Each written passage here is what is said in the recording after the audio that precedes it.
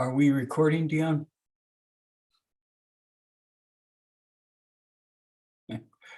Perfect. Thank you very much, Dion. Good morning, everyone, and welcome to the reconvening of the Colorado Parks and Wildlife Commission meeting, beginning here Thursday morning, the 18th of March.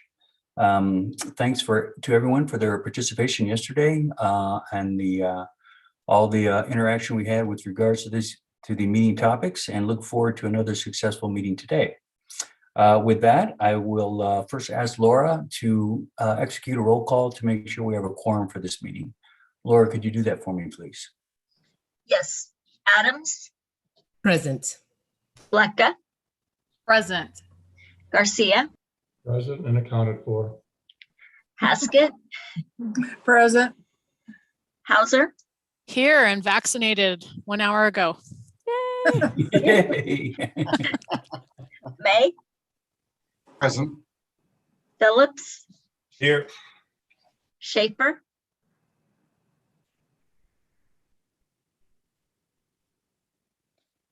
Touchton? Here. Vardy? Present. Chairman McDaniel? Present. You have a quorum. Thank you. I see Commissioner Adams has her hand up. Do you have a comment or question before we begin, Commissioner Adams? I do have a brief one. Please Is it okay proceed. if I share it now? Sure. Wonderful. I was reflecting on my comments yesterday, and I realized I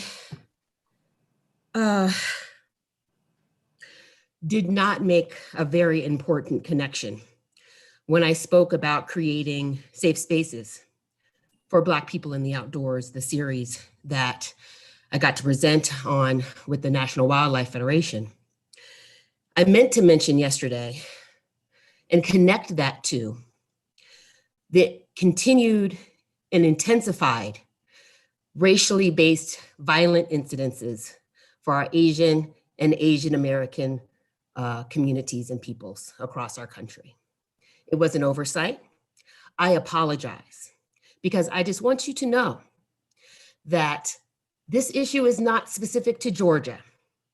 And when I ask questions about how we hold ourselves accountable, how we ensure that all of our stakeholders feel safe in our parks, I think of Zhao Zin Zay, who was punched in the face by waiting at a light yesterday.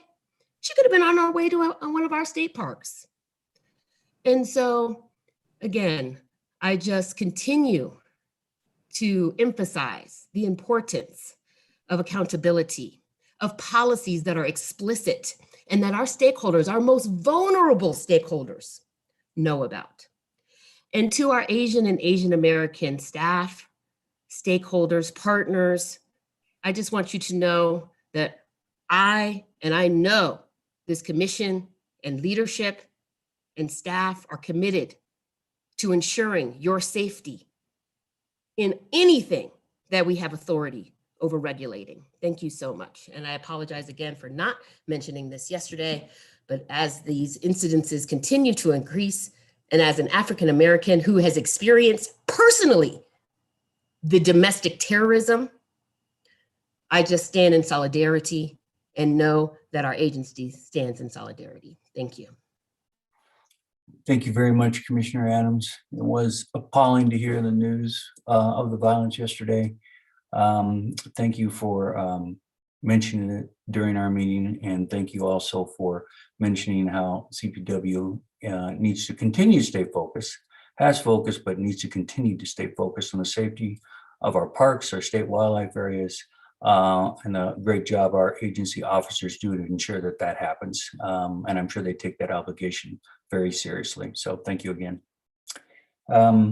With that, let's move forward to agenda item 21.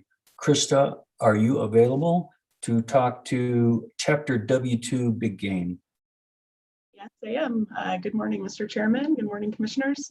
Let's start with agenda item 21. We have one issue paper for you this morning related to Chapter W2 Big Game, and it's related to prohibiting hunters from attaching objects to their bows or firearms that make a hunter look like wildlife.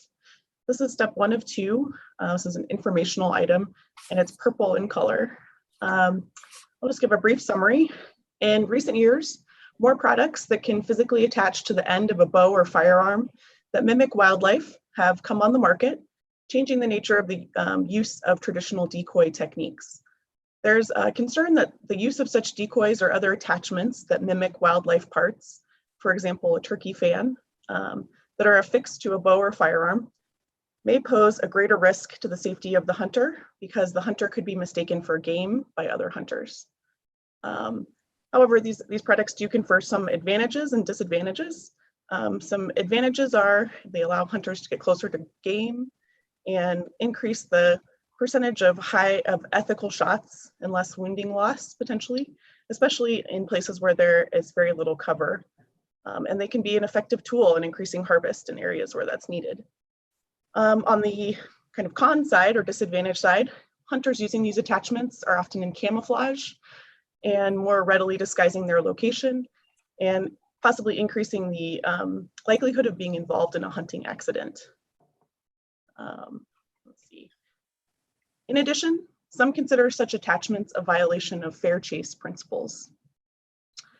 It's possible that the safety risk of using these could be mitigated by requiring hunters to wear fluorescent orange or pink clothing when using a decoy attachment on their bow or firearm. And it's also possible that the risk of hunting using one of these decoy attachments could be mitigated if a hunter's hunting on private lands where the densities of hunters are generally lower. So staff has presented this issue paper, and they presented also 4 potential alternatives. Preferred alternative 1 is to modify current regulations to prohibit hunters from using affixed decoys on public land. Alternative 2, modify current regulations to prohibit hunters from using affixed decoys statewide. Alternative 3, modify current regulations to impose a fluorescent orange or pink clothing or a hat requirement for hunters using affixed decoys. And alternative 4, maintain the status quo. And so with that, I think happy to take questions or open it up for discussion on this issue paper. Thank you, Mr. Chairman. Thank you, Krista. Before we begin, I wanted to make sure that we're always, as a commission, very transparent. This issue was brought to the agency by me. I'd learned about these decoys, saw this on both a show and read about it in a magazine, and my concern was with regards to the attachment to a weapon. And there are certain things we allow and then certain things we do not. So again, I inquired about this, and I asked or directed this inquiry to Dan Prinsloo. So I'd like Dan to also be transparent about how this was carried forward. So Dan, if you could speak to this first before we take commissioner questions, please. Absolutely. Thank you, Chairman. Good morning, commissioners. And I hope we have a great day here today on Thursday. So I appreciate that discussion, Chairman. And as you so eloquently brought that up, that you had a question about that. And for my staff, we decided we didn't think that was reasonable for a chairman to write an issue paper, that staff should probably do the heavy lifting on that, or light lifting, however you want to look at that. So this is at the issue stage. Actually, I couldn't remember. I learned something even this morning that I didn't think we'd picked a recommended alternative, but we did look at. So Chairman McDaniel asked about the fair chase. When we started to look at this and talk to other states, there's not much. Matter of fact, there's, I think, other than maybe a little bit in Kansas, no other state really has taken this on. We did have concerns or potential concerns about safety, and so both of those issues we combined, whether fair chase and or safety, and just really wanted to tee this up for the commission to have a basic discussion if there's any appetite to move this forward, or if there's an appetite just to leave it status quo. So anyway, that's how we got here. Thank you, Chairman, and looking forward to the discussion. Thank you, Director Prinsloo. So with that, I think we can begin our commission discussion. Start with Commissioner Touchton. Thank you, Mr. Chair. Um, I agree with the issue paper that, the two issues that leap out are fair chase and hunter safety. But there's at least in our proposed solution, as I understand it, which is to allow these things on private land and disallow them on public land. I think we're raising a third issue that I'd like us to think about, which is hunting on private land is already normally more successful. It's also more expensive, either for access fees or for outfitter charges. And if we then add a new, I don't know what you want to call it, a new tool that's only available to the private land hunters, I think their success rates will go up a little bit higher even. And we're creating almost two classes of hunters, those who can afford or have access to private land and those who don't. And so I don't like our preferred solution that's starting to distinguish between public and private land hunters and say some techniques are only appropriate if you can afford to hunt on private land. I'd rather, if we want to go down that kind of route, is distinguish this geographically. So it sounded like it was more valuable on the Great Plains, particularly for antelope. And maybe the safety risks are higher in more wooded areas. I'd actually be really concerned about using this for turkeys because you're often in a very dense and wooded area. But anyway, that is my thoughts. Is I don't want to create another distinction between public and private land hunters that prefers the private land hunters over the public hunters. Thank you, Commissioner Touchton. Commissioner Garcia. Chair. So my questions have to do with the safety concerns. First, do we have any confirmed reports of any hunting accidents, incidents in any way involving these types of decoys is my first question. And the second is, the preferred alternative said that it would modify to prohibit if a safety concern. And I'm not real sure what that sort of, if a safety concern means and how that would be applied. So those are my two questions around safety. Krista?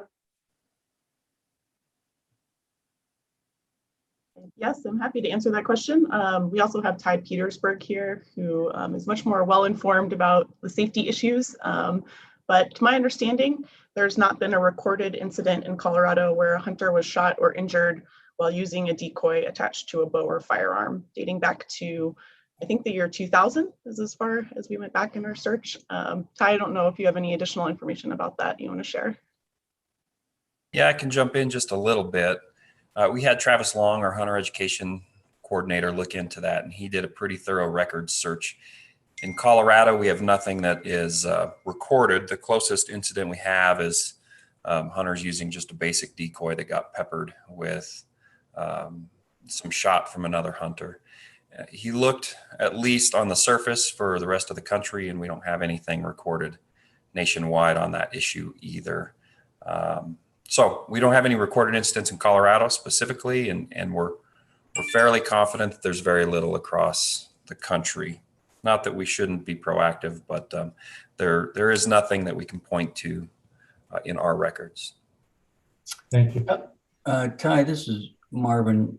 Before we go forward to Commissioner Haskett, could I ask you to follow up a follow-up question about that? Yes, sir. I'm trying to remember, you said peppering. I remember there was a fatality in Colorado turkey hunting. Again, not using this decoy. It was prior to this decoy being invented, I think, and sold at least a decade ago, maybe longer. But you can correct me if I'm wrong. I think the #1 hunting accident in the United States is falling out of tree stands, which I've done. Actually twice. So luckily not injured myself. But I believe the second is turkey hunting and people getting peppered by spray. So I don't think, I mean, the issue, I think with regards to safety is obviously it brings the decoy a lot closer to the hunter. And this is a pretty new device. So I just wanted to make sure that we qualify when the commissioners think about the safety aspect of it, which was not my primary concern, but I do think is a concern, that it's not necessarily, recent history that we'd look at. It's actually, across the United States, the number of accidents that happen. So would you have any statistics with regards to turkey hunting accidents in the U.S.? I do not have those. I apologize, Mr. Chair. We could probably check with Travis Long and see if he has anything specific. What I will say is the product that has kind of been brought to light here has been on the market for roughly a decade.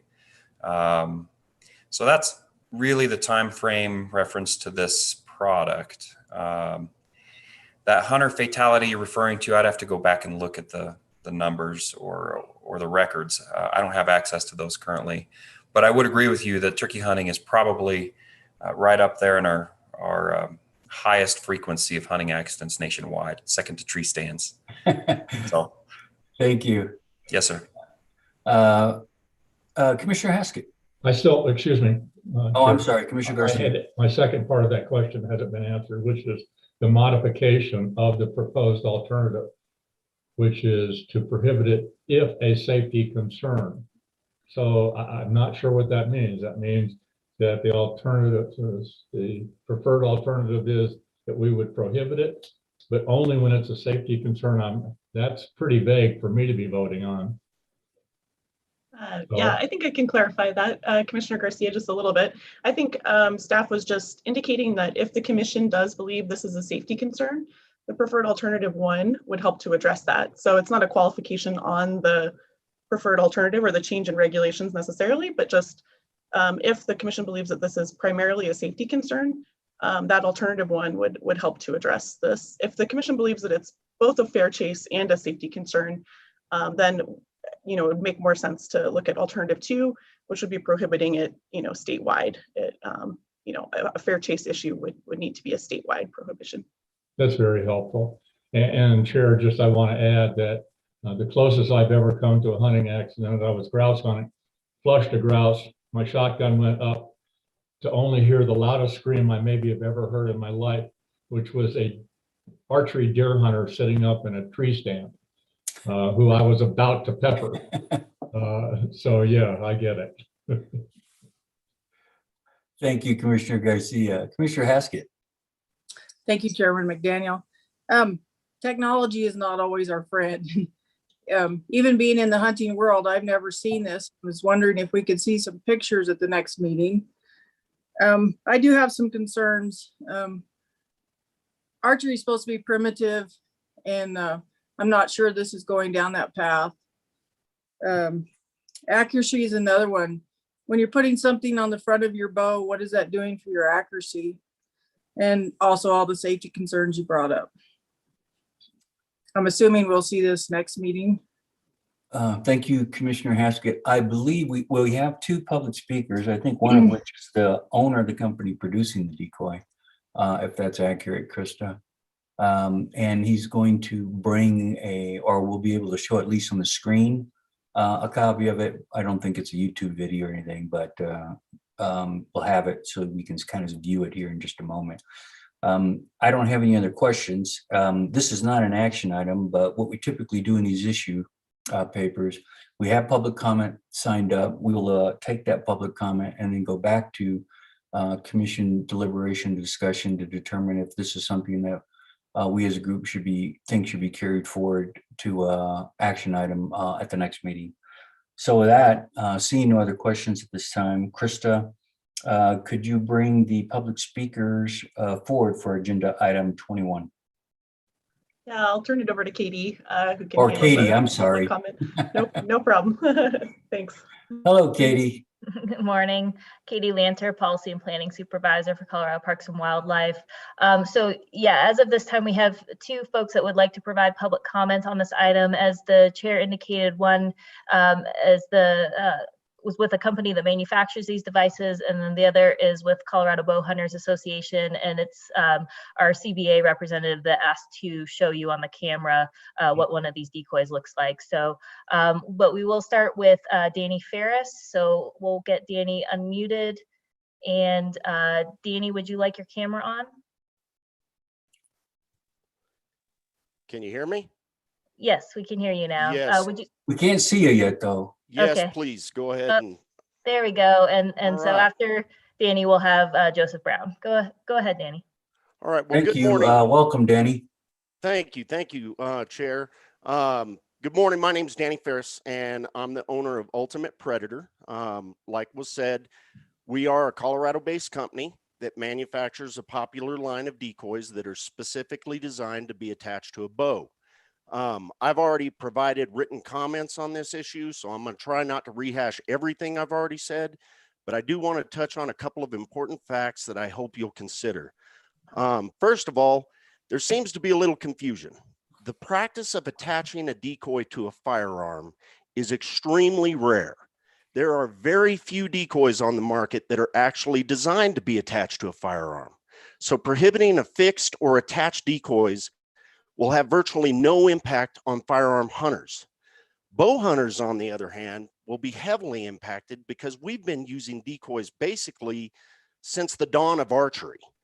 Early archers wore animal skins and antlers on their heads to get close to game. They did this for centuries. And now for the last 50 years or so, we've been using two-dimensional silhouette style decoys for the exact same purpose. The use of this style of decoy, whether it's attached to a bow, held by hand, or staked in the ground, has never been considered a violation of the rules of fair chase. And as you know, the Pope and Young Club, Safari Club International, the Colorado Traditional Archer Society, and the Colorado Bow Hunters Association have all taken the time to write you specifically in order to affirm this position. From a safety standpoint, this issue paper itself points out that there has never been a documented hunting accident involving this style of decoy. Our line of bow-mounted decoys has been on the market for almost a decade, and with tens of thousands of these units in the field, have never been involved in a documented hunting accident. And that's not just here in Colorado, that's anywhere. The fact is, this is a non-issue. And you've been contacted by reputable conservation organizations that literally speak for thousands upon thousands of hunters, each specifically stating that a rule change is both unwanted and unwarranted. Finally, it goes without saying that prohibiting the use of bow-mounted decoys would have a disastrous impact on my family and our Colorado-run business. So please carefully consider the public input you've received, as well as the complete lack of data indicating that this style of decoy represents any significant safety concern. As a couple of commissioners mentioned yesterday, you have far more pressing issues to deal with right now. So please see that this unsubstantiated issue is dismissed. Thanks again, and I'll be happy to answer any of your questions. Thank you, Danny. We do have a couple questions for you. Start with Commissioner Garcia. Hold on one second. I've lost my speaker for some reason. No, you haven't. Oh, we hear you. Hello? We hear you. Okay, I've got you. Hello. Okay. Commissioner Garcia with a question for you, Danny. Thank you, Chair. So thank you for coming and talking to us this morning. You're obviously very serious about this, so I want to lighten it up a little bit. I just had this vision of you with antlers on your head. Do you hunt with them? Yes, with antlers on my head or with our decoys? Yes. No, yes. I do not hunt Okay. with antlers on my head. Okay, just check it. Thank you, Commissioner Garcia. Commissioner Touchton. Yes, thank you.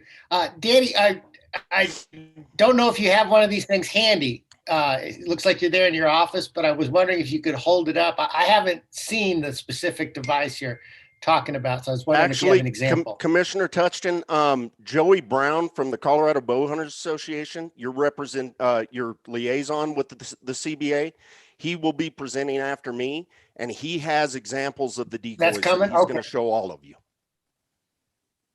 All righty. Thank you. Thank you, Commissioner Touchton. I have a couple questions for you, Danny. Yes, sir. First is, would you consider the decoy more concealment for the hunter, more attractant, or I'll call it, to lure the game in, or maybe a little bit of both? 9 times out of 10, what the decoy does for you, whether it's being handheld, staked into the ground, or actually mounted on the front of the bow. And when we say mounted on the bow, it's literally just like any other 2-dimensional decoy. The only difference is there's a little Velcro strap that you strap it onto the front of the bow with. 9 times out of 10, what it does for you is it gives you a few extra seconds to give the animal some pause, basically provide you with a little extra time to get an ethical shot off. There are times where an animal, especially during the rut or something like that, will actually come to the decoy, but that's kind of an exception to the rule. And believe me, as somebody who has scared far more animals with a decoy than I care to admit publicly, these things don't work every time. You still have to be a skilled archer. You still have to have good outdoorsman skills. You still have to be able to understand the body language of your quarry. You still have to be a good shot.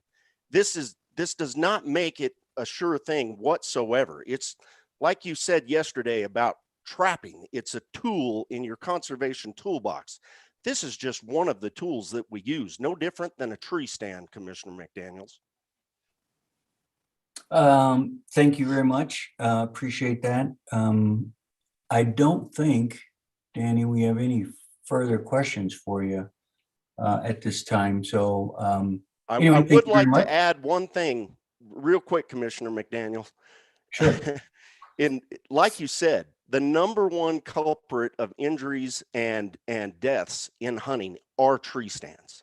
So we're not out there trying to terminate the use of tree stands. I don't think that we should be doing it with this tool either. Thank you. You just brought another question to my mind, Danny.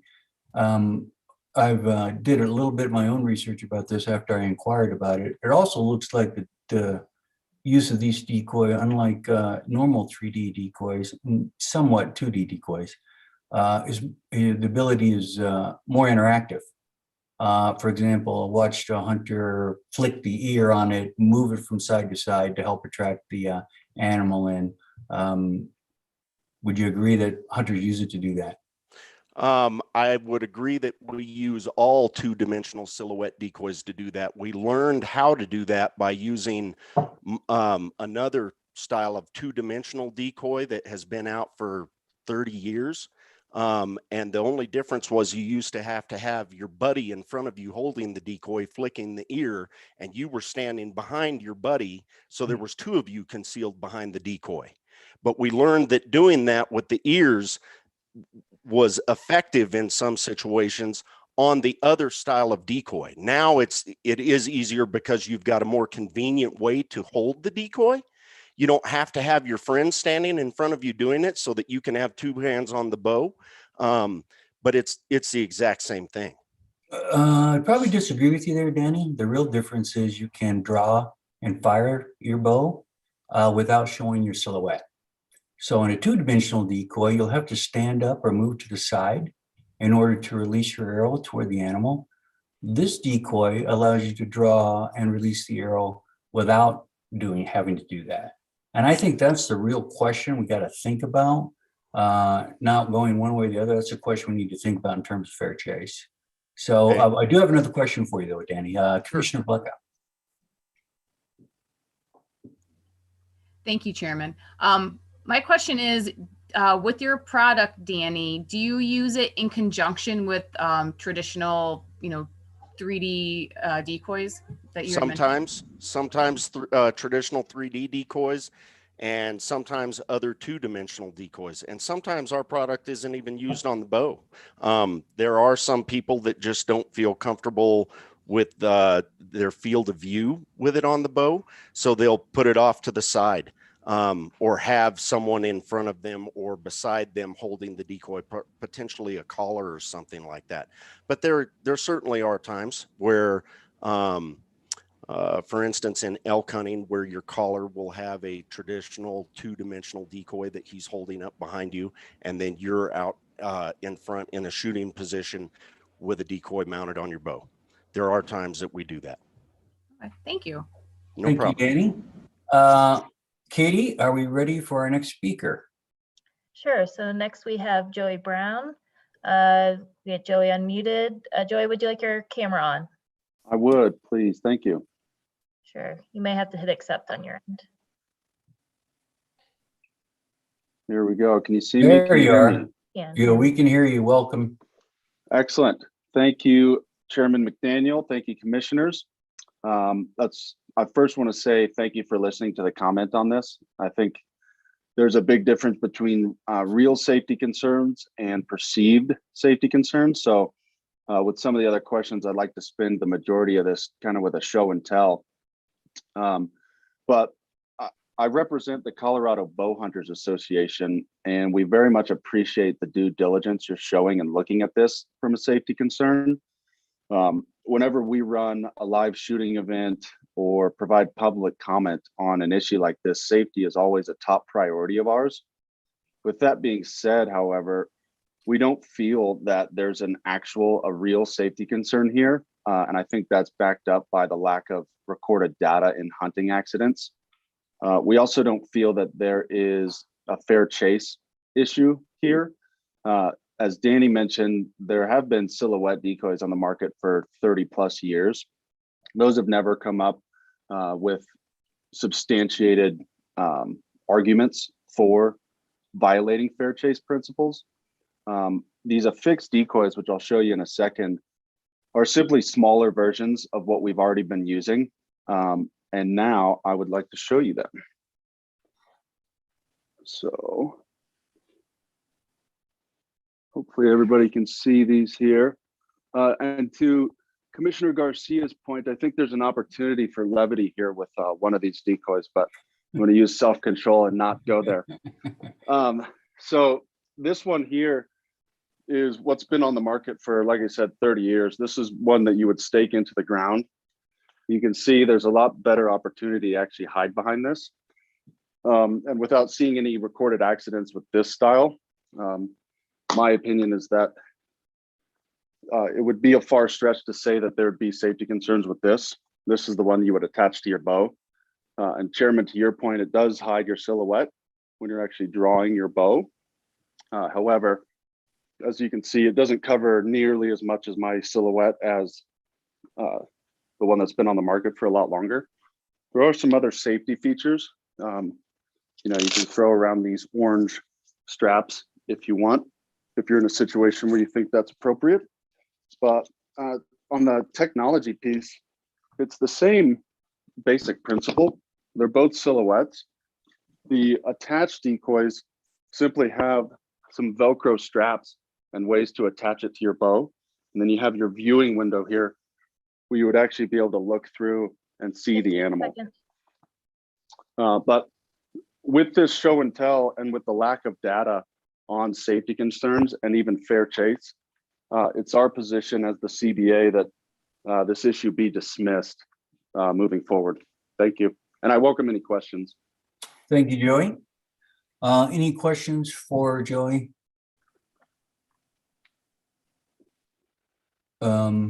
I'd only have one more of a comment than a question, Joey, but obviously the videos I've seen when I investigated this were most of the hunters were kneeling. And when you're kneeling, the decoy does virtually cover you.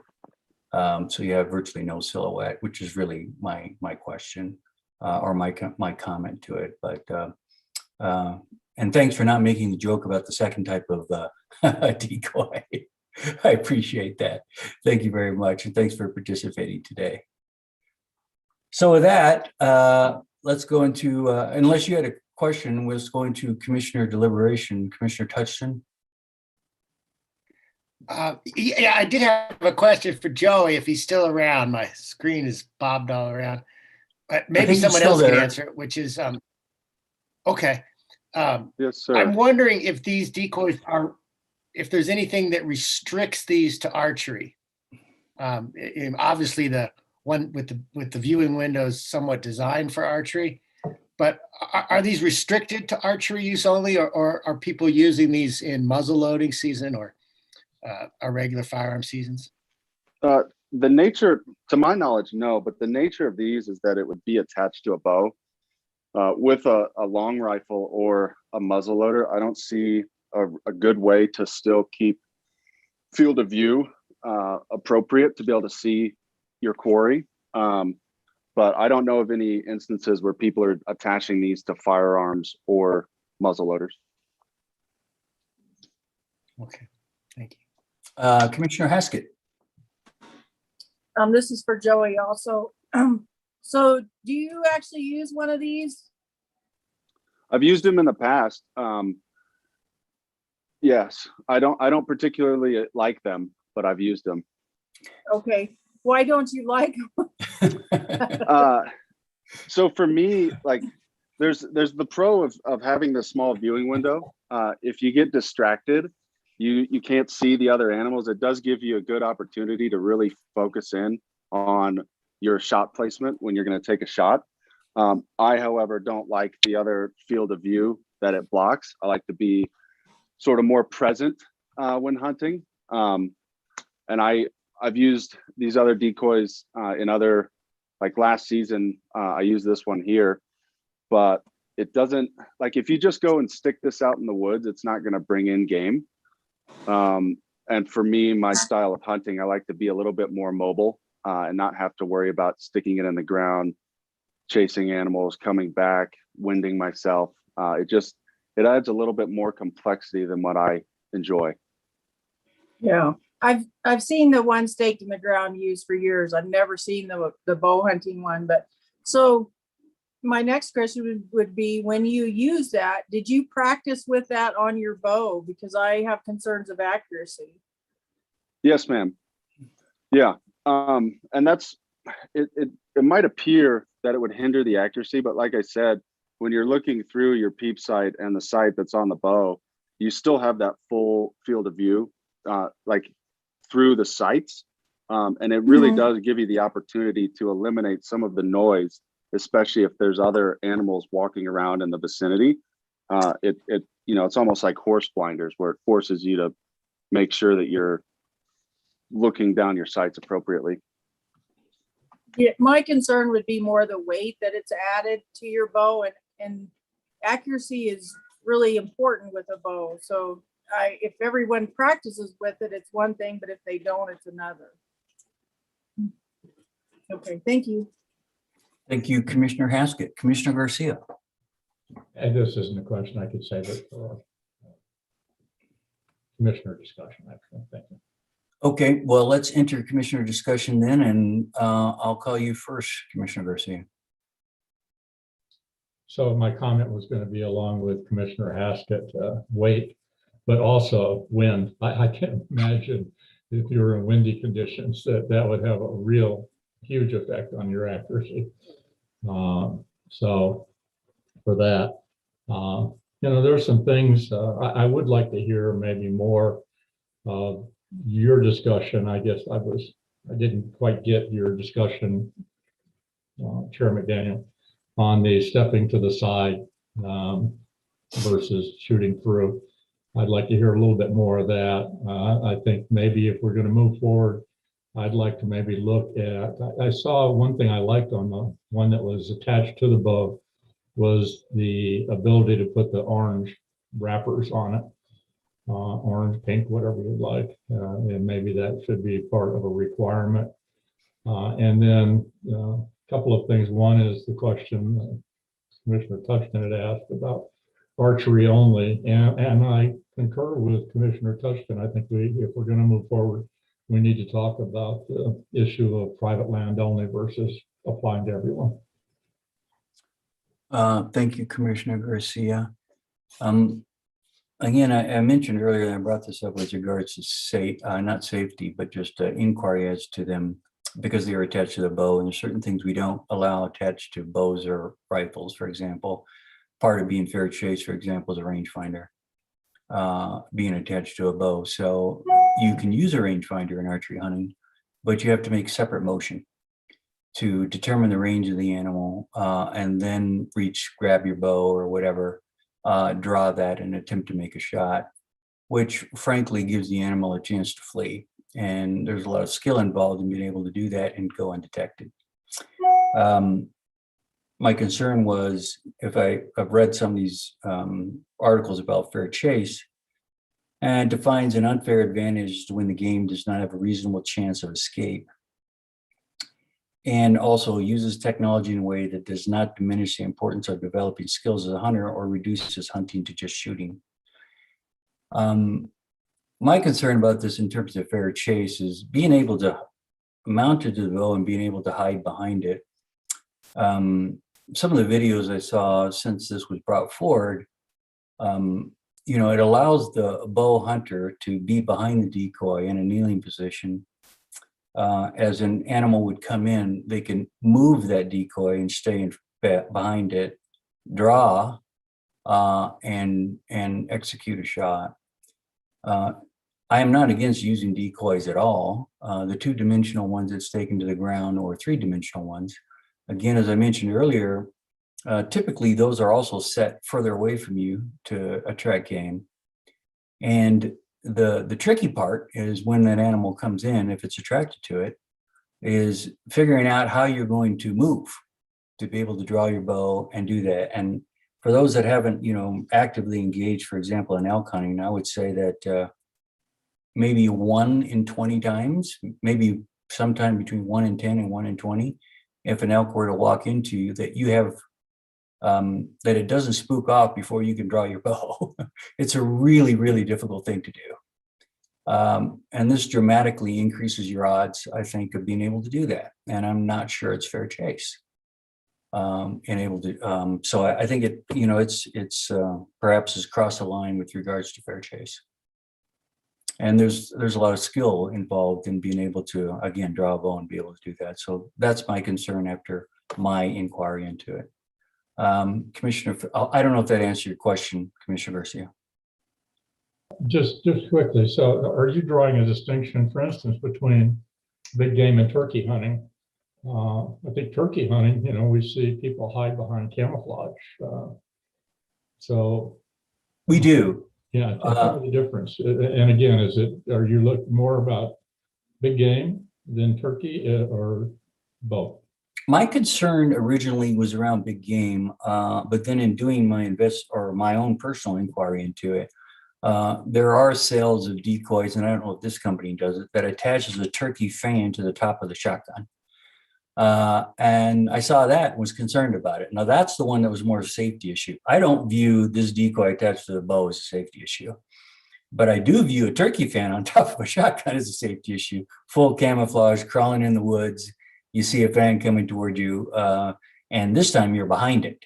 So I do think that's a concern. Commissioner Phillips. Thank you. That's helpful. Good morning. Thank you.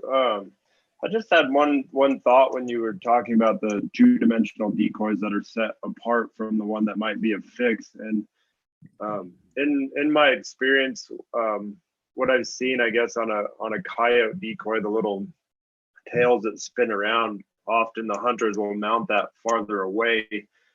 So the animals coming in, attention is drawn to that point and not focusing on the hunters. And I wonder if it would be the same for these decoys. If you have something mounted, they're going to be, all their attention is going to be at that singular spot, allowing more movement and room for error for the hunter to move and to draw. Whereas if you're behind it, it is concealing a large amount. But if you have anything loose or twigs snapping, anything like that, their attention is wholly on that target, which you're standing right behind. So that was just an observation, I guess. Thank you. Thank you, Commissioner Phillips. Commissioner Touchton. Thank you, Mr. Chair. You know, I tend to agree with the chair that there's some fair chase implications here. You know, to me, a lot of these new devices, it feels a bit like an arms race. And, you know, it's always very subjective and very personal where you want to draw the line of what's fair chase and what's not. But I think if we step back, there's also just a policy that we shouldn't always be looking to make hunting easier. You know, at least part of the joy, I think, for a lot of people is the difficulty and the frustration of all the ones that get away. And it also, I think, helps us as a department that success rates aren't that high. We get more people involved. We get more opportunities for people to spend time in the field. And so, you know, even one step short of whether you feel this is a violation of fair chase, I think just the policy toward the arms race of always having a new technology that makes things a little bit easier is not a path that I really think we want to go down in each instance. I like old school. I'll just speak in favor of old school techniques for a while. Anyway, that's my thoughts. Thank you. Thank you, Commissioner Touchton. Commissioner Blecka. Thank you, Chairman. I would just like to make the comment that if we do move this forward, I would like to see that the decoys stay for archery hunting only, that we don't keep anything or allow anything attached to firearms. And we do that in lieu of having the private versus public land designation. I think that needs to be taken out completely. Thank you. Thank you, Commissioner Blecka. Commissioner Adams. Yes, I concur with Commissioner Blecka regarding the private versus public. I know Commissioner Tuxton also spoke on this. And in addition, I'm still struggling around the tree stand.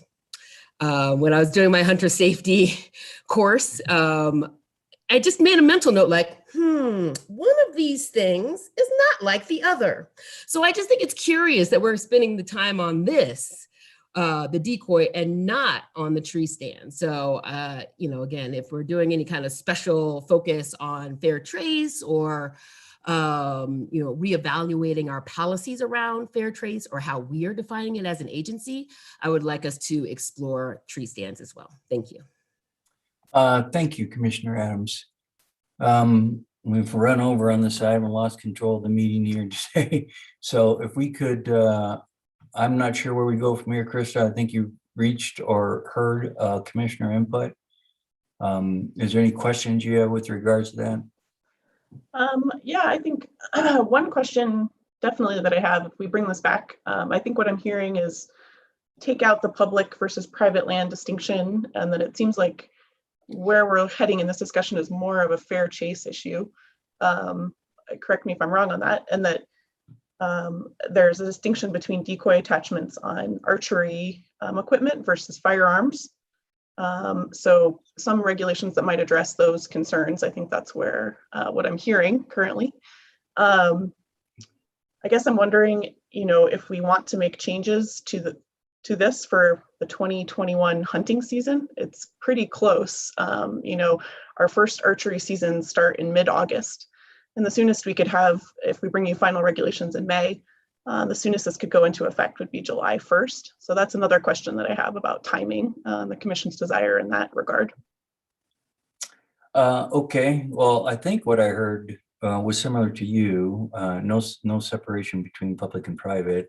Archery only with regards to, firearm only with regards to obviously strict prohibition on affixing decoys, and more comment regarding a prohibition with regards to archery.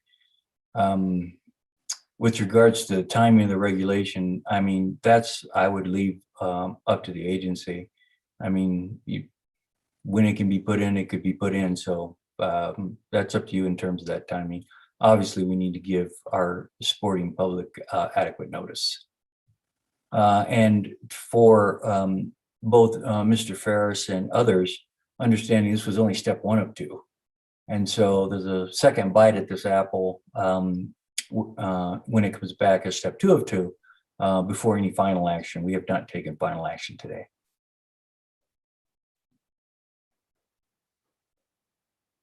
Anything else, Krista? Or can I move on to the next item? Yep, I think that sounds good. That gives us direction. We'll bring some final regulations back for you to debate again in May, considering this discussion. Thank you. Thanks.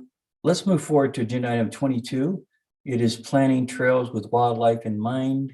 And we have, I believe, Fletcher Jacobs, who's the State Trails Program Manager. He's going to lead this. This is an informational item only. No action to be taken. So Fletcher, are you there? I am, Chairman. Okay, I'll turn the floor over to you. All right. Thank you so much, Chairman McDaniel, members of the commission, Director Prenslow. My name is Fletcher Jacobs, State Trails Program Manager. I'm here today with this information item on the Planning Trails with Wildlife in Mind document.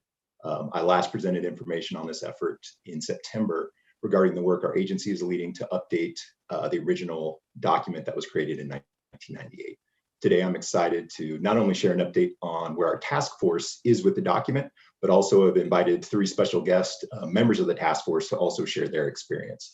And so just because of the fun magic of Zoom, I'll be presenting a slideshow, but just want to first recognize them. I believe they're all on the agenda, but Ann Lowe from the town of Breckenridge. Ann is the Open Space and Trails Manager.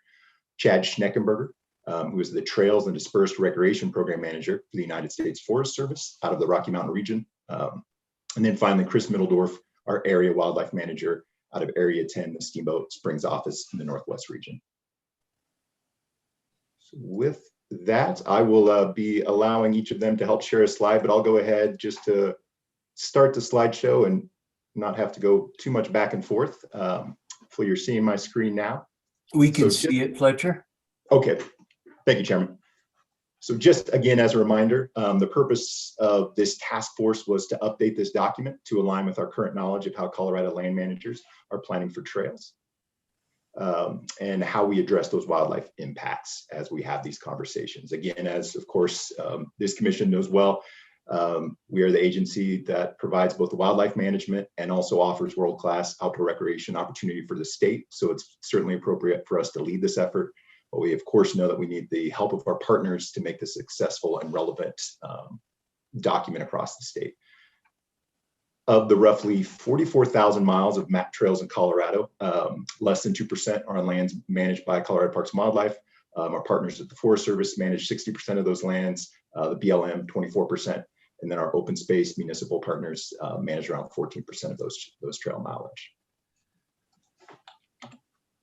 So I've shown this slide before, so apologies for that, but just as kind of a reminder, wanted to just reset the commission with this visual representation of the engagement work we've been doing to create this document. So the middle box here, the Land Manager Task Force, this is the group you'll hear from 3 of those members today. We convened this group last February, so started February of 2020. They were charged to develop the content and come to a consensus on sort of the final document. These people were all chosen based on working with our internal CPW staff, having conversations to identify representatives from land management agencies across the entire state and to include a mix of job duties. So we have partners from, of course, the Forest Service, BLM, National Park Service, United States Fish and Wildlife Service, as well as multiple municipal and county open space departments. And they range from, department directors to recreation officers, wildlife biologists, across, kind of, we wanted to have a good mix. Each of them was asked to represent their agency, solicit feedback from their colleagues on the various drafts as we went through this process. This team has now met 9 times virtually since last February to finalize this draft document. And we're very excited to have them kind of speak with you today about where we are. The box on the left is our stakeholder advisory group.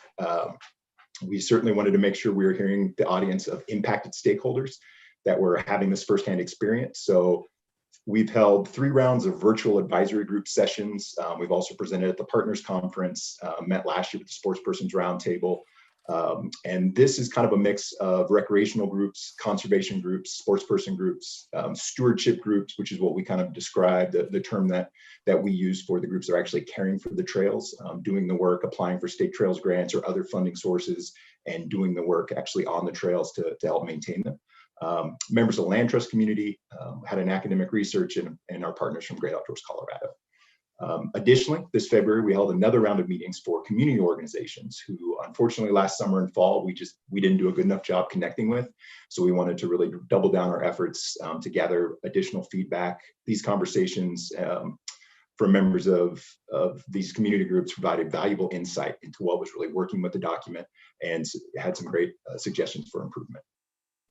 Finally, the box on the right is our technical oversight team. So this was our internal team, really a mix of regional field staff, wildlife biologists, AWM such as Chris, planning policy, resource stewardship, GIS, and our land use coordinators, who were really, the land use coordinators were just very actively engaged. It did the huge lift on helping us make sure we had the recommended best management practices that were really aligning with the best available science that CPW is currently active in. So this group has just basically met this entire time to help really provide this knowledge and content, review drafts, and make sure that the task force has the best available knowledge that they can as they're putting together the document. So with this slide, just wanted to maybe kind of do a bit of a reset. So in the commission packet, I shared the survey results and kind of the summary of feedback is what our facilitators called it, that they did the work gathering. We released the second draft in January to that advisory group, to our task force, to ask them to go get feedback from their colleagues, as well as, of course, our CPW internal team. And you're seeing just kind of some of the themes that we heard from that feedback session. You can see the full notes of what we shared in that information packet. But overall, we were very pleased to hear that a lot of folks commented on the improvement of the document, like the shortening, streamlining, really thought that it was striking a better balance in this conversation around recreation, conservation. And I think maybe most importantly, the comment that really struck with us was it was becoming a very usable document. So something that land managers felt they could hand off to groups that were approaching them about a potential trail project. And just as importantly, trail proponents, as well as our conservation partners who are having these conversations, thought it was a good resource to have these conversations, which was really, again, really the goal of what we were looking for.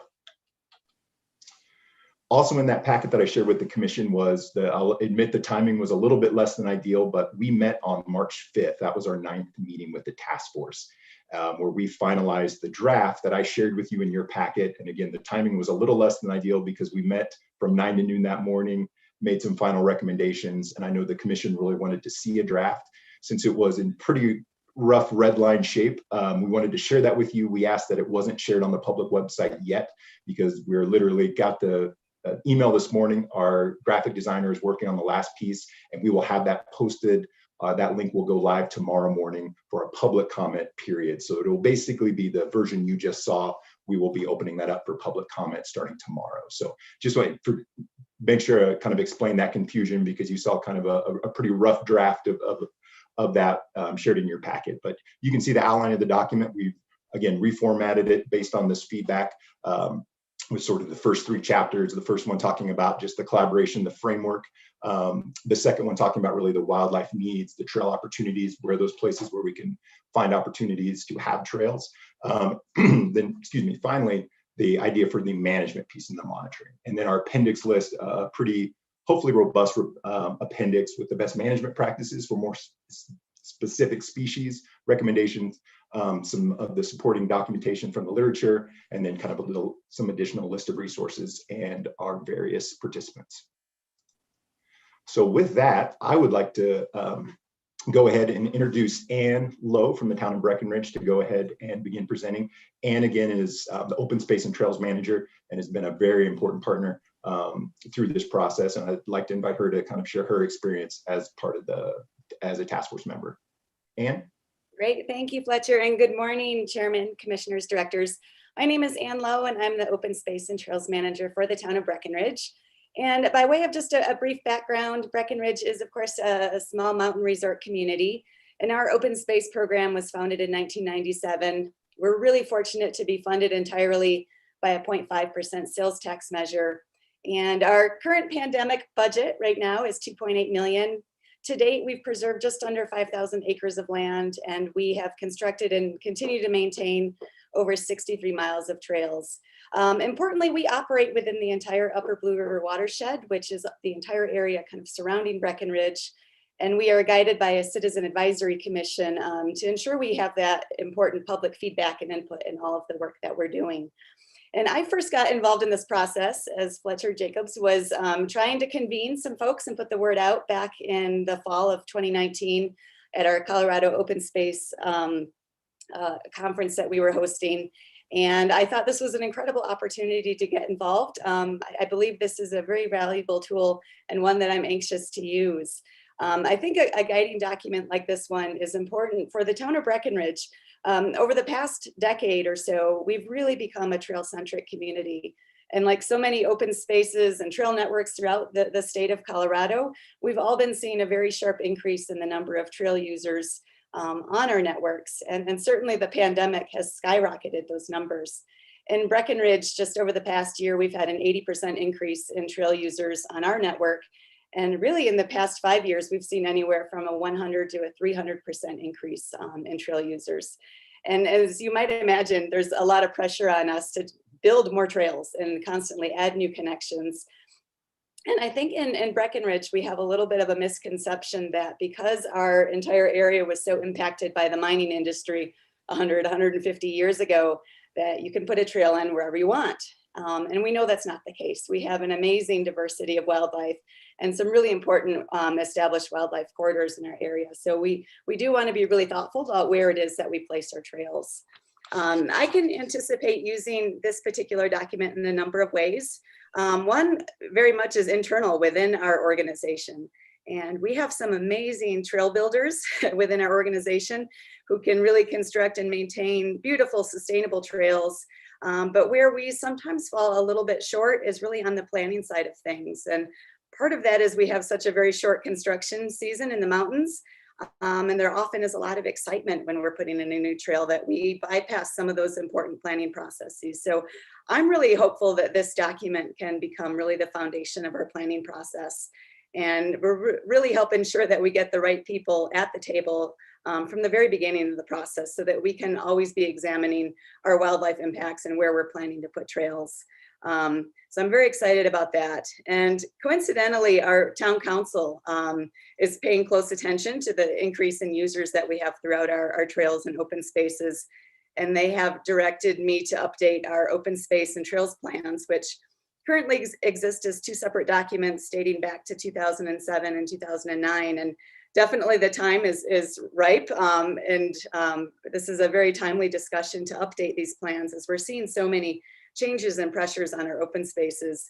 And I'm very much hoping that our council can endorse this document or at the very least incorporate it into our revised open space and trails plan that we're currently working on, because I do feel that this is a good foundational document that will really set the stage for the planning that we're doing for our trail network. And I think what I like most about this particular document is it really does encourage collaboration. And in Breckenridge, collaboration is absolutely essential. Of these nearly 5,000 acres that we've preserved and 63 miles of trails, the vast majority are actually co-owned by Summit County Open Space and Trails. And we made the decision many years ago to leverage our resources and stretch our dollars that much further. And so we really can't make decisions in a vacuum. Everything we do really has to be very collaborative. And as so many open space organizations, we're also struggling with this tension between, preserving land for wildlife and for conservation and dealing with these recreational demands that we have. So we're constantly trying to strike that balance. And I'm hoping that this document can really strengthen those conversations that we have around this issue.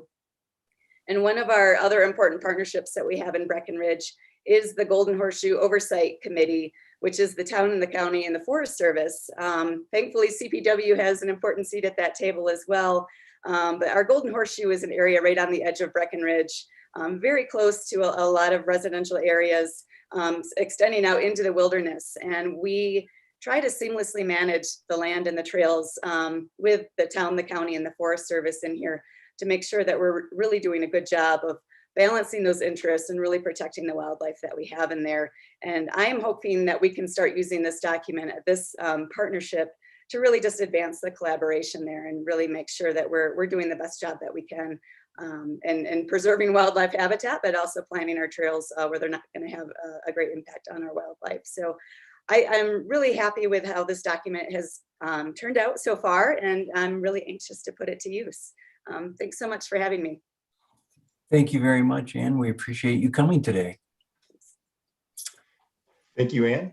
Next up, I would like to introduce Chad Schneckenberger. Again, Chad is the Trails and Dispersed Recreation Program Manager for the U.S. Forest Service, Rocky Mountain Region. Chad, are you on? Yeah, hi. Thanks, Fletcher. Appreciate that. Good morning, Chairman, members of the Commission, Director Prenslow. Appreciate you having me here this morning.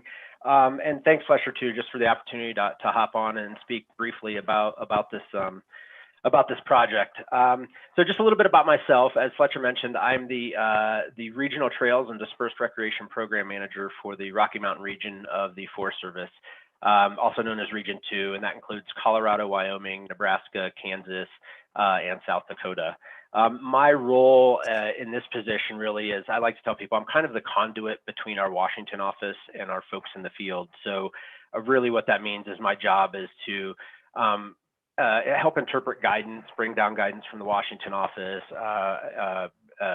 distribute budget, that type of thing. But more than that, really be a resource to our folks in the field, to be a representative for them up the chain towards Washington, and then just provide any support and resources that I can to them in the field so that they can effectively do their job. But most importantly, I think one of the biggest roles of my position is to work on partnership initiatives like this one, like being involved in this project.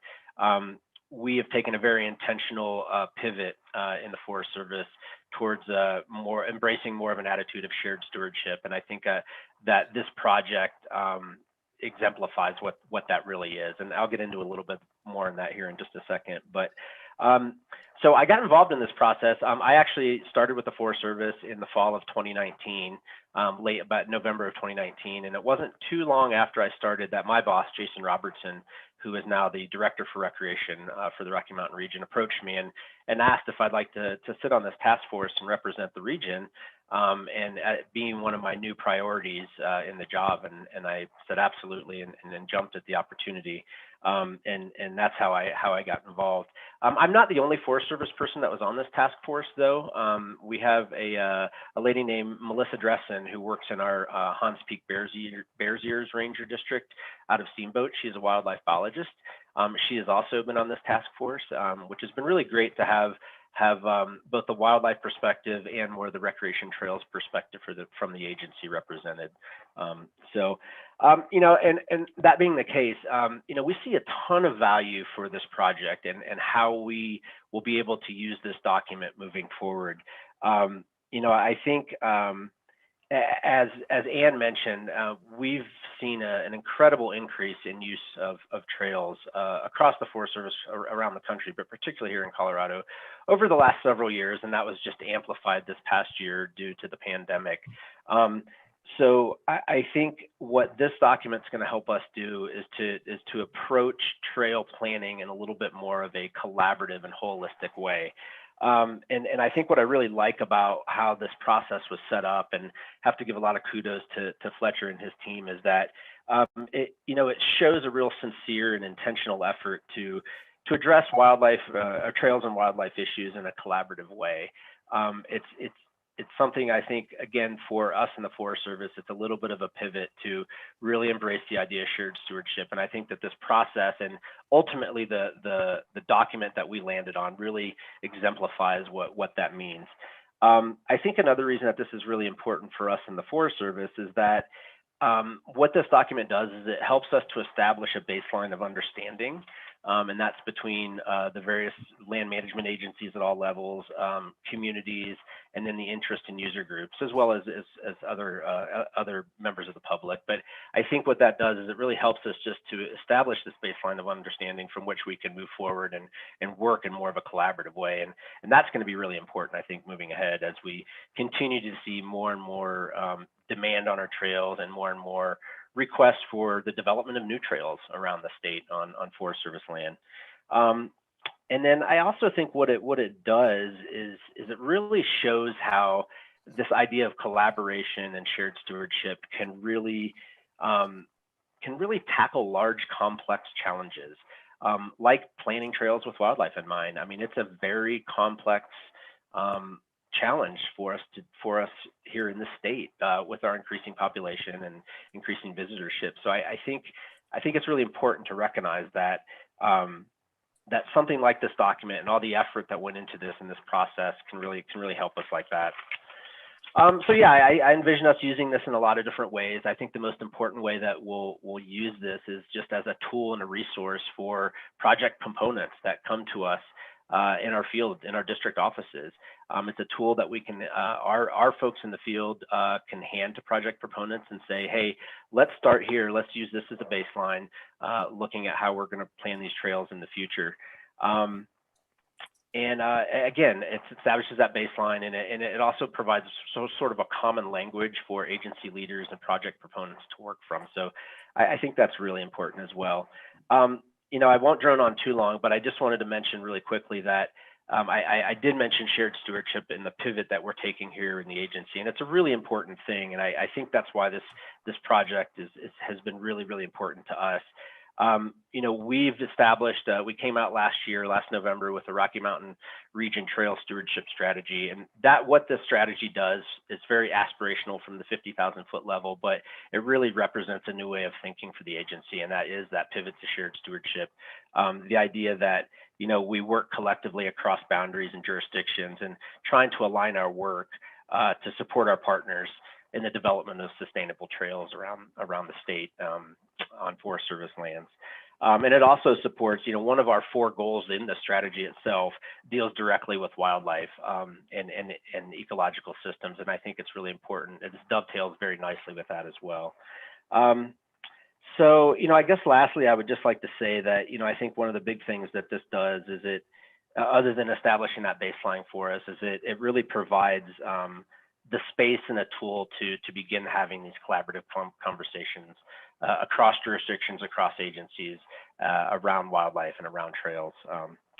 So, you know, I'll leave you with that. I just did want to mention this trail strategy. And also one other quick thing is that the Washington office of the Forest Service has rolled out an initiative this year called the 10 Years Trails Challenge. And really what that's doing is again, representing that pivot to more of the idea of shared stewardship for our trails. And it's a challenge to be more intentional about what we're doing and how we're going about that. And it's a 10-year challenge to get us going and really embracing that idea of shared stewardship. So if you hear that term coming out here sometime in the near future, that's what it is. And anyhow, I'd be happy to answer any questions about that or provide more information on anything on our end. But with that, I'll hand it back to you, Fletcher. Thank you, Chad. Appreciate you participating today. Thanks. Yeah, thank you so much, Chad. So our final presenter for today is Area Wildlife Manager Chris Middledorf out of Area 10 in Steamboat. Chris. Thank you, Fletcher. Good morning, Chairman, Commissioners, Director Prinsloo. Appreciate your time today. Chris Middledorf, Area Wildlife Manager up here in Steamboat Springs. Just want to give you a little bit of background. As a former District Wildlife Manager in Boulder County and currently the AWM up here in Steamboat Springs, I'm acutely aware of the demands on our natural resources and the importance of connecting people to the outdoors. Working through a number of different trail development proposals over the past 14 years, including the Magnolia Trails Project in Boulder County, and now the Mag Creek to Rabbit Ears Trail proposal here in Rowe County, has helped me fully embrace and really convey the importance of relationships, trust, collaboration, science, and the shared interest in stewarding our lands for all people and wildlife. And that should be the goal for how we collectively conserve Colorado's resources. Fletcher was nice enough to invite me last year in January to join this group with the external work group and the internal work group. That external group, as Fletcher mentioned, it consisted of local municipalities, counties, federal land managers, and of course, CPW. I was also part of the internal work group with CPW. My role was to help facilitate relationship development, listen to ideas and thoughts from both the internal and external work group, and to ensure those voices and ideas were being addressed in the document. I was also part of the external team to provide the perspective of CPW as a wildlife and recreation manager. This document is really important to me and our agency for several reasons. One of the biggest issues is balancing recreation and conservation. That's part of our mission, and balance implies equal weight between two objects. As Colorado continues to grow and develop, the challenges for finding a balance also grows. The document provides us all with a baseline to work with, which is just that starting point. From the new trail planner to the tenured wildlife biologist, the document lays out in common terms what steps we need to take together and to determine how, when, and where a trail is best designed and built. I anticipate using this document as a starting point and throughout the collaborative planning process of trail development. The document can be used with a variety of audiences, not just trail builders. I see the document as a step-by-step guide for wildlife and recreation managers to use with our local constituents and our community members. The document lays the foundation for planning trails wisely to avoid and minimize impacts to natural resources. As you've heard from all the presenters today, collaboration is absolutely the key to success, and this document really establishes that framework or that structure. These collaborative conversations need to start well before the planning process. This document was created from the input of many different stakeholders and agencies with different missions, different goals, but with common purpose to use our natural resources wisely for the benefit of people and for wildlife. The document creates the foundation for these collaborative conversations to occur, a document based on the most current and available science, and also a document that conveys the importance of fostering stewardship and a shared responsibility in providing opportunity for everyone to enjoy the outdoors, while at the same time minimizing our impact to these resources we care so much about. And I believe this is what collaboration is all about, working together to create something that benefits all. And again, I really need to thank Fletcher Jacobs. He has managed over 50 people for the past 12 months on this project, getting a variety of and diverse voices from across all of our communities in Colorado. So thank you for your time today, commissioners. Thank you very much, Chris. Yes, thank you, Chris. So finally, just kind of bring us to the next steps. As I mentioned earlier, our public comment period will open tomorrow morning. We'll get that link published on our website, so you can go to the CPW website under our Trails program. We will have the link provided there. We'll have that open for 30 days. We'll share this out with all of our various stakeholder groups and partners in this effort, so that way folks can fill that out and share that widely. We'll integrate that feedback and basically make suggestions, recommendations, finalize changes, and with our task force, we'll bring them back together, ask for consensus on any changes they think we need to make based on that public comment, finalize that, and then our goal is, our implementation date was June of 2021. 2021. So excited to announce that we are on track to meet that. So with that, I'd be happy to go ahead and obviously answer any questions that the commission may have, and certainly I know the task force members who presented today are happy to do that as well. Thank you very much, Fletcher. We do have a question, Commissioner Garcia. Thank you for your presentation and for all the work your groups are doing. I do have a couple of questions. One is, I live up in Grand County and right in the middle of the troublesome fire. And so we're paying particular attention to trying to have our trail work up there, take that into consideration. And I'm sure your group is as well, all the areas that have been affected by these fires, both past and future. But my biggest concern, and I brought this up at GOCO, and we're taking a look at it, is cement trails. I think you have some, is that fair to say? Is that true? Yes. Yeah. Yeah. And people don't realize that cement, concrete, is one of the largest producers of greenhouse gas in the world. And Bill Gates and others are working very hard to decarbonize the industry, but it's a problem. Cement alone accounts for at least 8% of the greenhouse gases in the world. And so I am pushing GOCO, and I'm going to hope to push you folks into saying, let's slow down on building cement trails. There's nothing wrong with a good old-fashioned trail. And I know there's some argument that erosion and some of those things make it almost impossible to have anything other than cement. But I would just ask that you make that part. I don't see it anywhere in any of your documents as a consideration or a concern. And I would ask, please, that you do take that into account and make that part of your consideration going forward. I appreciate that comment, Commissioner Garcia. And yes, we at certain points had some additional information we wanted to add in around types of trail, having that type of conversation of when various pieces are appropriate, and chose not to go too far down that road, but that's definitely something we can consider and bring to the task force to see how we would integrate something like that. So I appreciate that comment. Thank you. I tell you, it will affect my vote on some of these grants going down the road. I'm going to take a very hard look when we start giving money to building cement trails. So I just put that out there. Thank you. Thank you, Commissioner Garcia. Commissioner May. Thank you, Mr. Chair. Fletcher, being new on the commission and being new to this process, I just have a couple questions. One of them is, I know that there is much emphasis put on the impacts to wildlife. My question is, how much do you emphasize migration corridors and migration corridors that may be impacted by trails at the times of season that these need to be left exclusively for wildlife? Are trails closed, or is there an impact on migration corridors? Thank you for the question, Commissioner May. Yes, I mean, we definitely address that in a document and have that discussion. And I think that's part of the goal with the best management practices, is to start pushing and having these conversations about what the appropriate seasonal closures are, have some more consistent dates for seasonal closures for those migration corridor areas. So that's something we specifically talk about in Chapter 2, is making sure that if you're planning a trail, to figure out where that is on the landscape, how you would best address that if it's going through an area that has that migration corridor. Thank you, Fletcher. Thank you. Thank you, Fletcher. I don't see any other questions or comments for you at this point. Thanks to everyone for their presentations. Ann, Chad, Chris, thanks for all the helpful information today. With that, Fletcher, I think we can move forward to item 23, because I think you're still up. And it's the 2021 non-motorized trail grants recommended funding.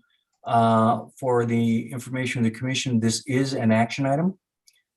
So with that, I will give you back the floor, Fletcher, so that you can begin this agenda item. Thank you so much, Chairman. Yes, happy to present this next item. Give me just 1 second. I'll turn my screen back on.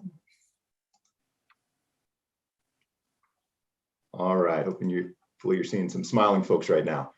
So again, Fletcher Jacobs, I'm here to present on the 2021 non-motorized trail grant funding recommendations.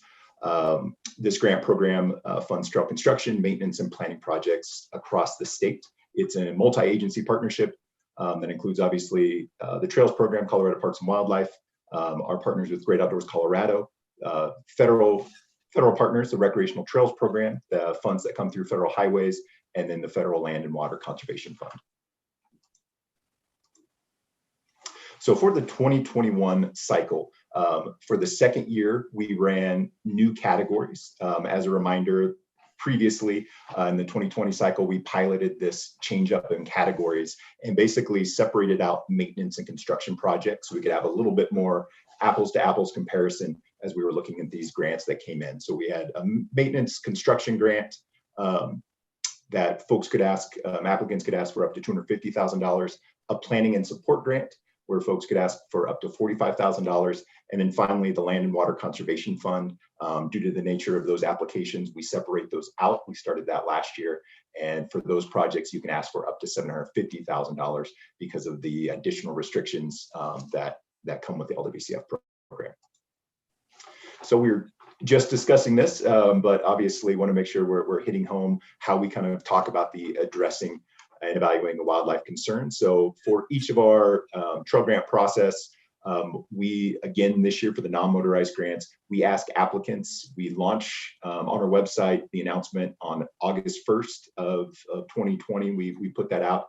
And then we ask the Tuesday after Labor Day, I believe it was September 3rd, we ask each of our applicants to reach out to their local area wildlife manager to discuss their project. So prior to the application date, which was the 1st of October, we asked them to send in a scope, send in a map to kind of get to what you just heard in the previous informational item, get ahead of these processes and have some collaborative conversation about their application and try to address potential concerns prior to that application period, give them a chance to strengthen that. So you can see what those conversations are about as far as, the habitat, the impacts, all of those pieces. Obviously, that's what we're hoping the handbook will help with in the future, is to help make those conversations even more collaborative and give our applicants even more information. But as we go through, you can see here at the bottom sort of our process. Each of our district wildlife manager, area wildlife managers work with the regional trails coordinators, the deputy regional managers to create a wildlife impact statement that was included in your informational packet. We also post that to the website. We want to be very transparent. So for when the public are looking at this, they have a sense of what our regional staff are seeing would be a potential wildlife impact for any of these projects. Those comments come to us, the State Trails Program. We pass them off to the subcommittee so they can review those, and we score those appropriately. Then it goes to our State Trails Committee. And then finally, we're here today with the commission to have asked for this funding approval. This sort of busy slide, hopefully I really just wanted to add additional slide this year to show what the difference was this year in application. So the blue bars here, that was last year's cycle, again, with the 3 construction, maintenance, planning support, LWCF categories. You can see we doubled from 26 total applications to 52 this year. And then here on the right, you can see last year we had a request of about 4.3 million total between those categories. This year, our ask was over $8 million. Obviously, well, we certainly would like to say we did more advertising and offered webinars this year, which we did to try to certainly let applicants know about this opportunity. Of course, the related impacts to COVID-19 and the increased recreation, we know played a huge role in that increase. So this slide here at the top, you can see it broken down by the categories, what our asks were. So you can see we had 11 construction, 21 maintenance, 16 planning support, and then 4 LWCF projects. You can see where the money request came in. And then here at the bottom is the source of funding. And I mentioned this at the intro to the slide, or excuse me, to the presentation, but Great Outdoors Colorado provides $1 million. We received just over $900,000 from that recreational trails program, which I think it's always important to mention is an excise tax on off-highway vehicle fuel usage. So it's actually sort of our motorized partners are helping pay into this system. And we utilized a certain percentage of that funding every year for our non-motorized trails projects. And then finally, at the bottom, you see the Land and Water Conservation Fund dollars that we're able to put to projects this year. This slide here is a map, including your action item, just so everyone can see sort of where the ask was coming from this year. We have it kind of broken out by color categories. And just getting right into the heart of things, because I know we're a little bit behind schedule. Here are the construction projects. You can see the top projects in white are the projects we're recommending for funding, all again in your in the packet that we presented. We're recommending these 3. And I think I would just point out how close our scoring was this year. We had some really compelling projects and applicants who did a really good job. We actually heard from our regional staff how impressed they were with the collaboration and the conversation starting earlier around wildlife impacts. And unfortunately, some of these projects that were very compelling projects just were under the funding line this year because it was so competitive. Here's the maintenance category. You'll see we're recommending over $1 million in funding for this year's category, which we're excited to see because we know that's been a big emphasis, not just for the commission, but for the State Trails Committee. And then this slide's a little bit busy. I apologize, trying to put it all in and minimize the slide number. You can see this year we're looking at 2 planning projects. And I did want to highlight here in the middle, the support category. Really, when we say support, these projects are projects that are helping our volunteer efforts across the state. So these are, in this case, 2 nonprofits who are looking to basically expand their volunteer capacity. We know nonprofits, of course, were hit especially hard by COVID-19 impacts, and trying to get more boots on the ground. The State Trails Committee thought it would be important to fund more dollars in that category this year. And then finally, at the bottom, you see our LWCF projects, and those 4 projects for just a little over $1.5 million. This slide very quickly is just the allocation. We have a lot of talk about the construction maintenance. I know last year there were questions about the amount of money going to construction versus maintenance. So we try to allocate this based on what the ask is. So for instance, this year we're recommending we fund 52% of the funding going to maintenance. And that's because that's where the majority of the ask was. You can see that allocation here on the right. Last year, again, the 2020 projects in blue, and then orange shows what the 2021. You can see that increase in maintenance from 600,000 to just over $1 million is our recommendation. And that's bringing into the home stretch. You can see here just a little bit more cleanly. We're recommending this allocation broken out between the categories for a total of 20 grants for just over $3.5 million. And here's just kind of a map that shows again where these projects would be funded if you accept this recommendation. So with that, I'll stop talking. I'm sure you've heard from me too much today, Chair, and open it up to any questions. Thank you very much, Fletcher, and appreciate it. We have some questions for you, so we'll begin with Commissioner Adams. Thank you. Good afternoon. Thank you so much, Fletcher. In the 2 years that I have had the honor of serving on this commission, I have continuously been impressed and appreciative of how you are continuously thinking about improving and strengthening the program.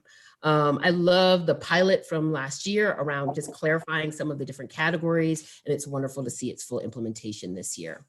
I actually had a question. I don't know if it's appropriate for you, but just in general, in my role as a volunteer lead for Outdoor Afro, I'm working hard to try and provide opportunities to engage our network members. And I know I've spoken frequently with the leadership at Outdoor Afro, Outdoor Asians, Latino Outdoors Colorado, Native Women's Wilderness, and Vibe Tribe Colorado, really trying to keep those folks engaged and informed. And so this goes back actually to an issue I raised a couple of sessions ago around stakeholder engagement. And so I noticed in your earlier slide that component and how critical that is.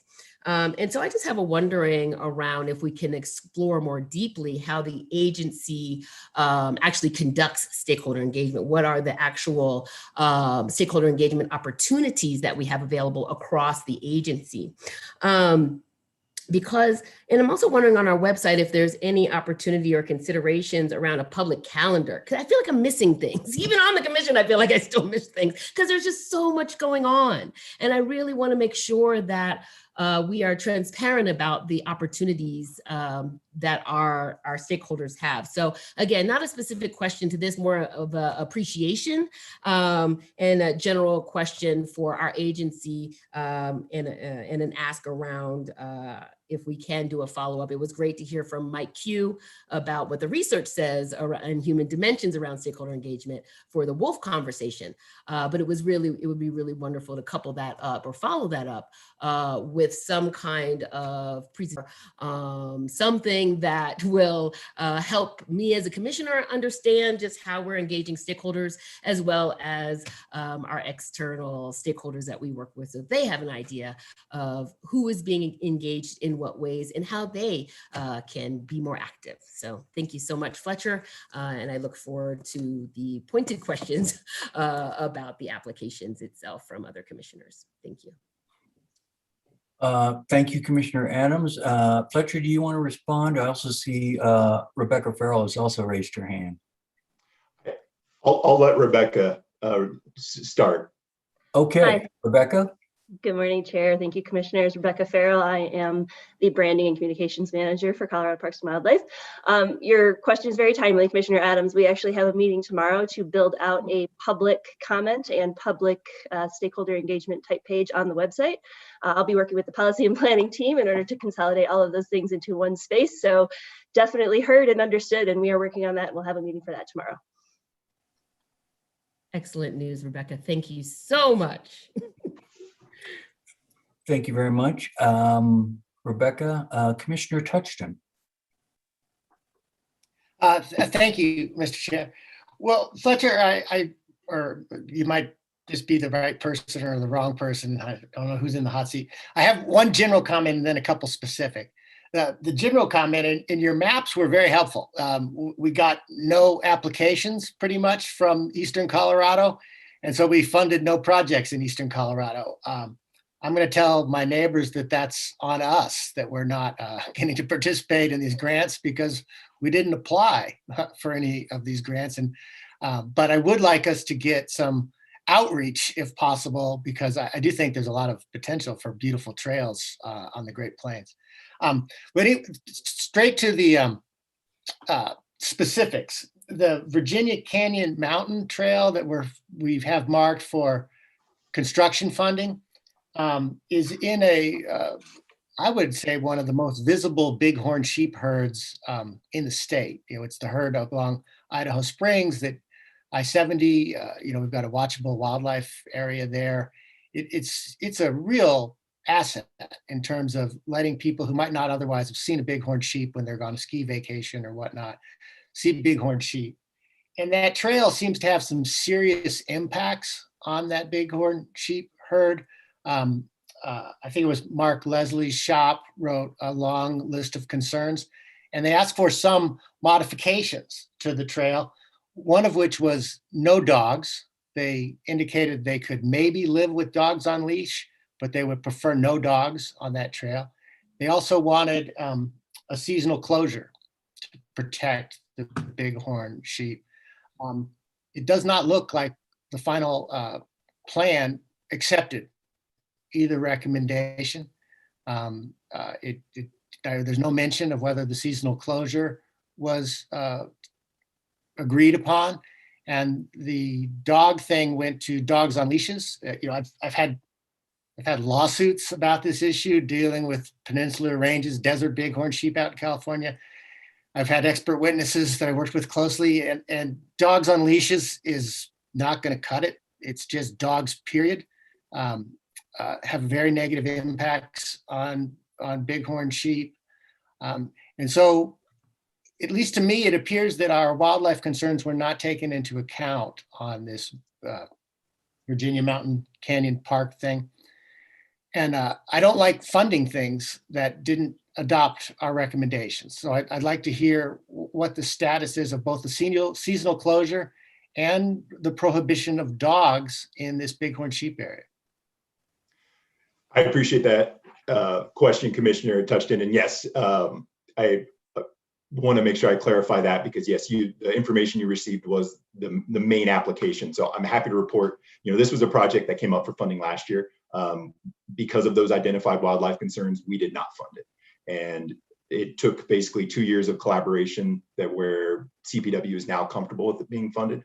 So specifically to your question, the applicant did agree to implement a seasonal wildlife closure from December through March, which was our ask.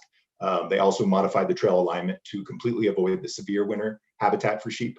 As far as the dogs go, I know that's yes, understand the concerns. There was an agreement that off-leash dogs would certainly not be allowed, but with a strictly enforced leash ordinance, our staff felt comfortable moving forward with allowing dogs to still be able to access part of that trail. Additionally, they also agreed, we had a couple other pieces in there around making sure the educational piece, and particularly I thought was exciting, the applicant is not just going to have a trail crew that's going to help educate users that come through, but they're also working with the local mountain bike club to find good solutions, and are going to have a volunteer bike patrol similar to one that's been very effective in Vail, to be kind of wildlife ambassadors and educate trail users that come through. So I'm happy to report that with those modifications, that our staff felt comfortable with this project moving forward. Commissioner McDaniel, may I address a little bit of Commissioner Touchin's question? Mark Sure. Leslie, Northeast Region Manager. Go ahead, Mark. I appreciate the questions, Commissioner, and I wanted to let you know that we did a field trip out there this winter to take a look at that project. I wanted to see it with my own eyes. I'd not been on the actual site, so I was up there with our area wildlife manager, Mark Lamb, district wildlife manager, Joe Walter, Ben Plankus, our trails coordinator, and we really took a look at this. And it's incumbent upon us to try to compromise where we can, especially on the Front Range. And I want you to understand that this is funding through our trails program. We don't have to fund this project, but in many of these instances, if we don't fund it, we don't have a seat at the table to make recommendations and have any impacts on trail alignment or those kinds of things.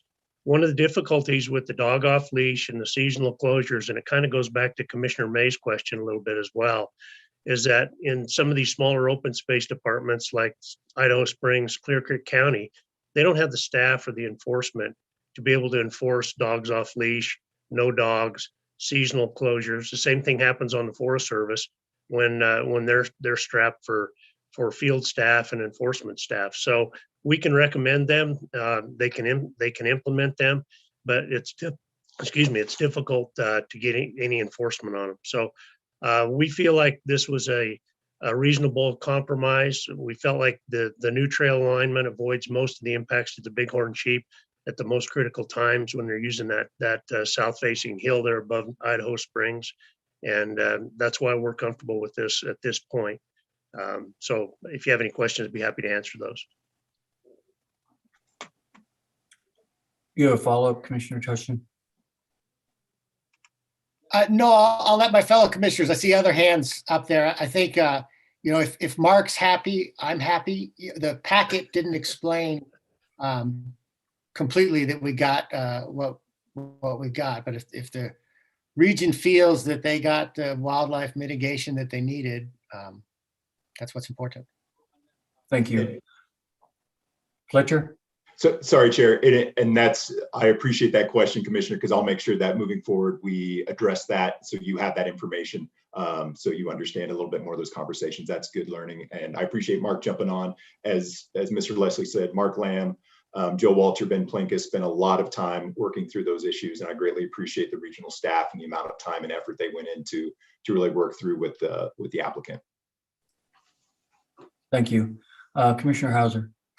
Thank you, Mr. Chair. Thanks, Fletcher. As always, these are exciting. It's a great list. It's fun to read through the summaries of the proposals.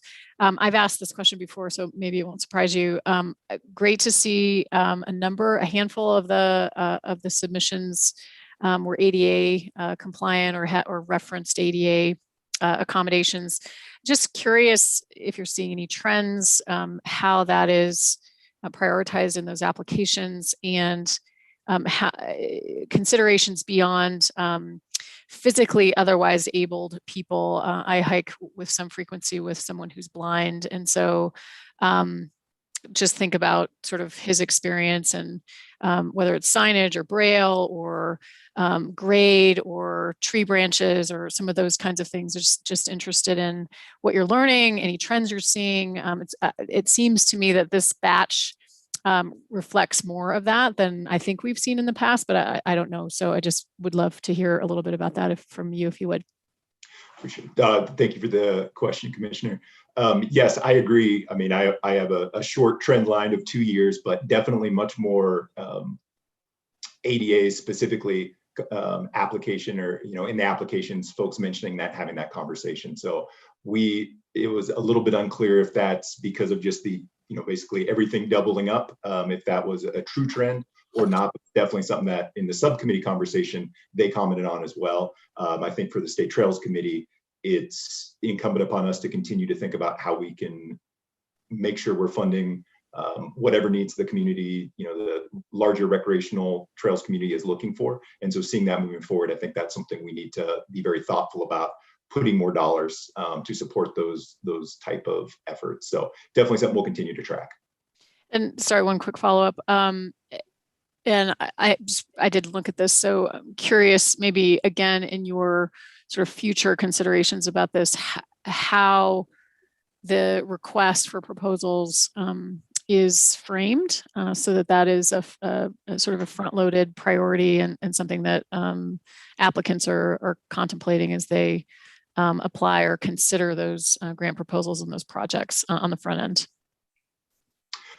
Thank you, Commissioner. I think that's a great suggestion, because looking at this year's, essentially half the ask was for maintenance, and I think a lot of that was because we framed our request for projects specifically that way, saying the State Trails Committee would like to see more maintenance projects. So definitely some language we can look to add in there to make sure we're meeting that need.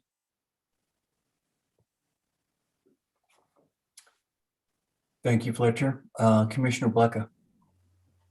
Thank you, Chairman. I've got a few comments to make regarding our conversations this morning with Fletcher and the Trails Committee and the program. As the liaison the commission liaison to the state trails program.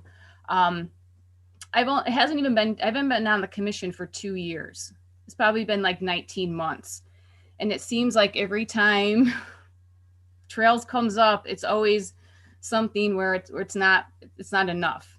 It's, you know, initially it was, we need to focus more on wildlife. And so they updated this document, this planning document, which is fantastic. It needed to be done anyways. And I understand the context around it and people can use it and whatnot. But then there was a discussion of we don't want to fund any new trails. I actually heard that from at least, well, one person's not on the commission anymore, but somebody else was like, why do we need new trails? Well, that kind of dovetails into Commissioner Touchton's comment of, well, we only had one application from the Eastern Plains this year. Well, we had one application last year too. And maybe it does have to do with outreach, but it also has to do with just, you know, recreation culture and what that looks like in these communities on the Eastern Plains. Now, yes, there's room for improvement with that, but you also have to realize with this funding cycle this year, we had, I believe, like $8 million in asking, of which we were only allowed to give out 3.5. And with the extreme, in my opinion, a very rigorous vetting process for these programs, that program or that project in Sterling didn't make it. In another year, that grading probably would have, but it's very competitive. And so we have to keep that in mind. The other thing I want to just touch on, because I wasn't able to comment at the time, was Commissioner Garcia's comment about using concrete, a material that's readily available on the Eastern Plains. We're not going to have dirt trails because they'll blow away, just like our roads do. And so I would like the commission as a whole just to be a little more inclusive in what they're asking the Trails Committee and the Trails Department to do every single time something comes up. It just seems like it's never enough, and they're working their tails off and they're moving stuff forward, and it's wonderful. But I think can you just relax a little bit? Can we think about, you know, we all don't live in the mountains. I'm not gonna be comfortable, you know, wheeling my mother in a wheelchair down a non-concrete path out in the prairie. You know, if we're talking about ADA, that's part of ADA compliance is a smooth surface or something along those lines. I know there's ways to get around that with gravel, but we also don't have humongous recreation departments that can go maintain gravel trails that have weed barriers and go spray all that stuff every year. So there's a lot of nuances in with these asks. And so I just want to put it out there that, you know, let's just think more broadly on these concepts before we ask our trails department, which is like 2 people or 3 people, I don't even know. I just talked to Fletcher, that we're doing a lot of work and they're doing amazing work. But I think in regards, oftentimes we overlook or expect too much. And I'll take comment on that. So thank you. Thank you, Commissioner Bleck. I appreciate perspective. And I do think that all the commissioners do sincerely appreciate the work of the Trails Committee. Know that it's a lot of work. And it's also really difficult decision. So appreciate your thoughts about that. Commissioner May. Thank you, Mr. Chair. One statement in the study that's really disconcerting to me is overall, the public and trail users are poorly informed on the potential impacts of non-motorized trails on wildlife and how these impacts can manifest themselves into complex management issues for CPW. Well, I realize that the Trails Committee and CPW has identified these problems, and there is already a mechanism in place to identify and mitigate the problems. But the problem I see is it goes back to the same comments we had yesterday on trapping. A very small percentage create problems for the majority. And I understand that we've identified the potential impacts and we have enforcement in place to do it. And my comment is, I just hope that we support the Trails Committee and the agency in making sure that these restrictions are enforced. because they're identified, we know it can happen. And rather than be reactive as an agency after we have the negative impacts, that we maybe get out in front of it and prevent those negative impacts from ever occurring. We've identified it. The committee is aware of it. So I just want to bring light to the fact that let's do everything we can to mitigate those before rather than after. Thank you. Thank you, Commissioner May. Commissioner Haskett. Thank you, Chairman McDaniel, and I'll be brief. I just want to say thank you. I think the Trails program is a great program. I've had the privilege of working with several different trail crews, and what we do, what GOCO does, it makes a big difference, and maintaining the trails we have right now is extremely important. So thank you. Thank you, Commissioner Haskett. I don't see any other questions or comments for you, Fletcher, or any of the other presenters at this time. Again, this is an action item for the recommended funding. So what I'll do now, there is no public comment that's been requested for this item, so you can come back before the commission for a motion. I'll read that motion. Is there a motion to approve the 2021 non-motorized trail grants funding as presented by staff? So moved. I'll second. Moved by Commissioner Hauser, second by Commissioner Haskett. Let's do a roll call vote on this one. Laura, could you execute that for me, please?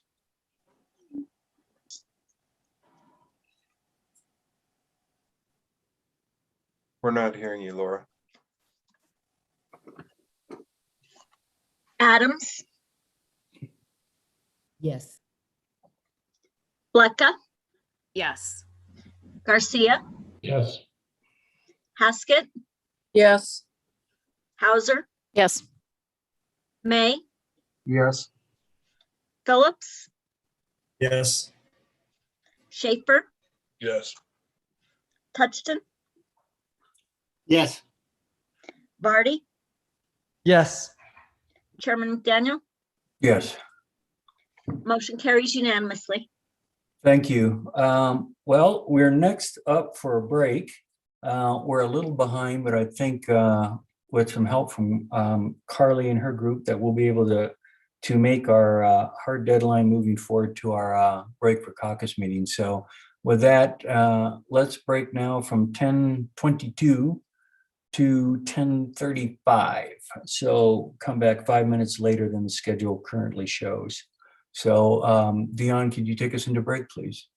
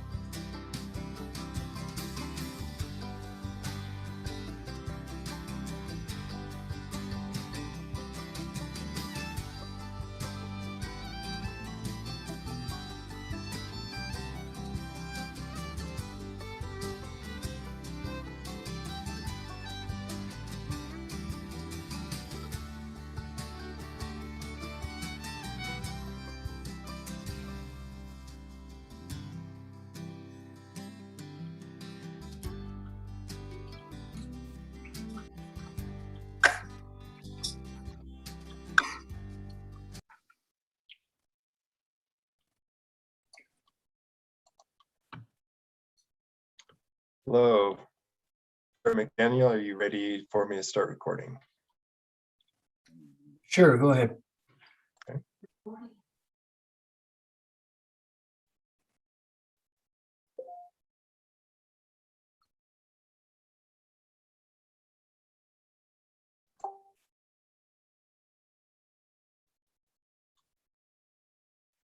And you're ready to go. Thank you, Dion. Good after, still good morning. I was going to say good afternoon, everyone. We reconvene our meeting after our break. We will move on to item number 24, which is the Colorado Outdoor Regional Partnerships Initiative update. And I believe we have Carly available. She's the Deputy Director. Carly, are you there? I am. I'm sorry. There you are. Yes. Sorry about that, Chairman. I will turn the floor over to you. Excellent. Thank you, Chairman, and good morning, Commissioners and Director Prenslow. I'm Carly Kunik, the Deputy Director here at CPW. And I wanted to give a brief synopsis of the Colorado Outdoor Regional Partnerships, which we know as co-op, and the Regional Partnerships Initiative before I introduce my colleagues, Mr. Dan Zimmerer and Ms. Jody Kennedy, who are going to provide some current updates and our successes.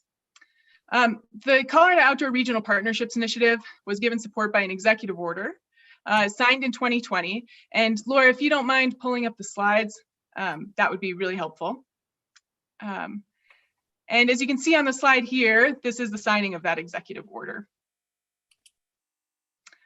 This initiative is also prioritized in one of DNR's wildly important goals.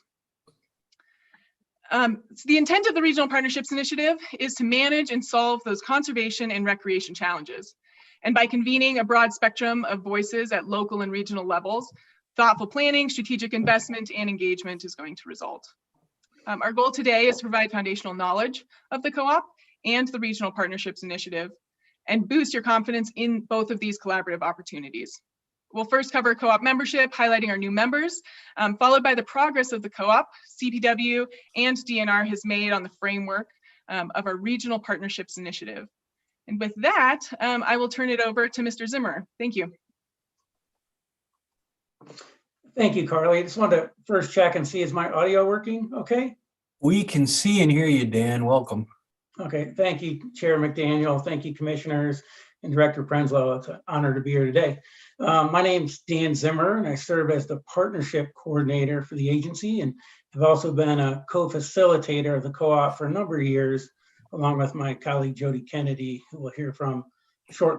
We'd like to start out, as Carly mentioned, with an update on the membership of the co-op or the Colorado Outdoor Partnership. That's how we refer to it in short as co-op. But we know it as something this body's interested in. It's been discussed here previously. But we've long known that we do need to adjust the membership of the co-op as a representation in this group was organically formed in conjunction with the Partners in the Outdoors Conference back in 2016. The signing of the executive order and the new direction for the co-op has provided this opportunity, and we're pleased to report today that we've taken steps to achieve this goal. We devised an intentional, open, transparent process that was publicized widely in December and advertised via the co-op's network of over 300 stakeholders, via CPW press release, and through our broad Partners in the Outdoors network. In addition to that, we reached out to our co-op members and asked them to in turn reach out to their networks and identify interested candidates and promote the process. We had a really strong response to membership and had over 175 applications to sort through. From there, selections were based on the applicants' recreation and conservation backgrounds, their ability to represent a broad statewide perspective, and supported the co-op's goal of increasing our demographic diversity, specifically racial, ethnic, gender, and geographic diversity.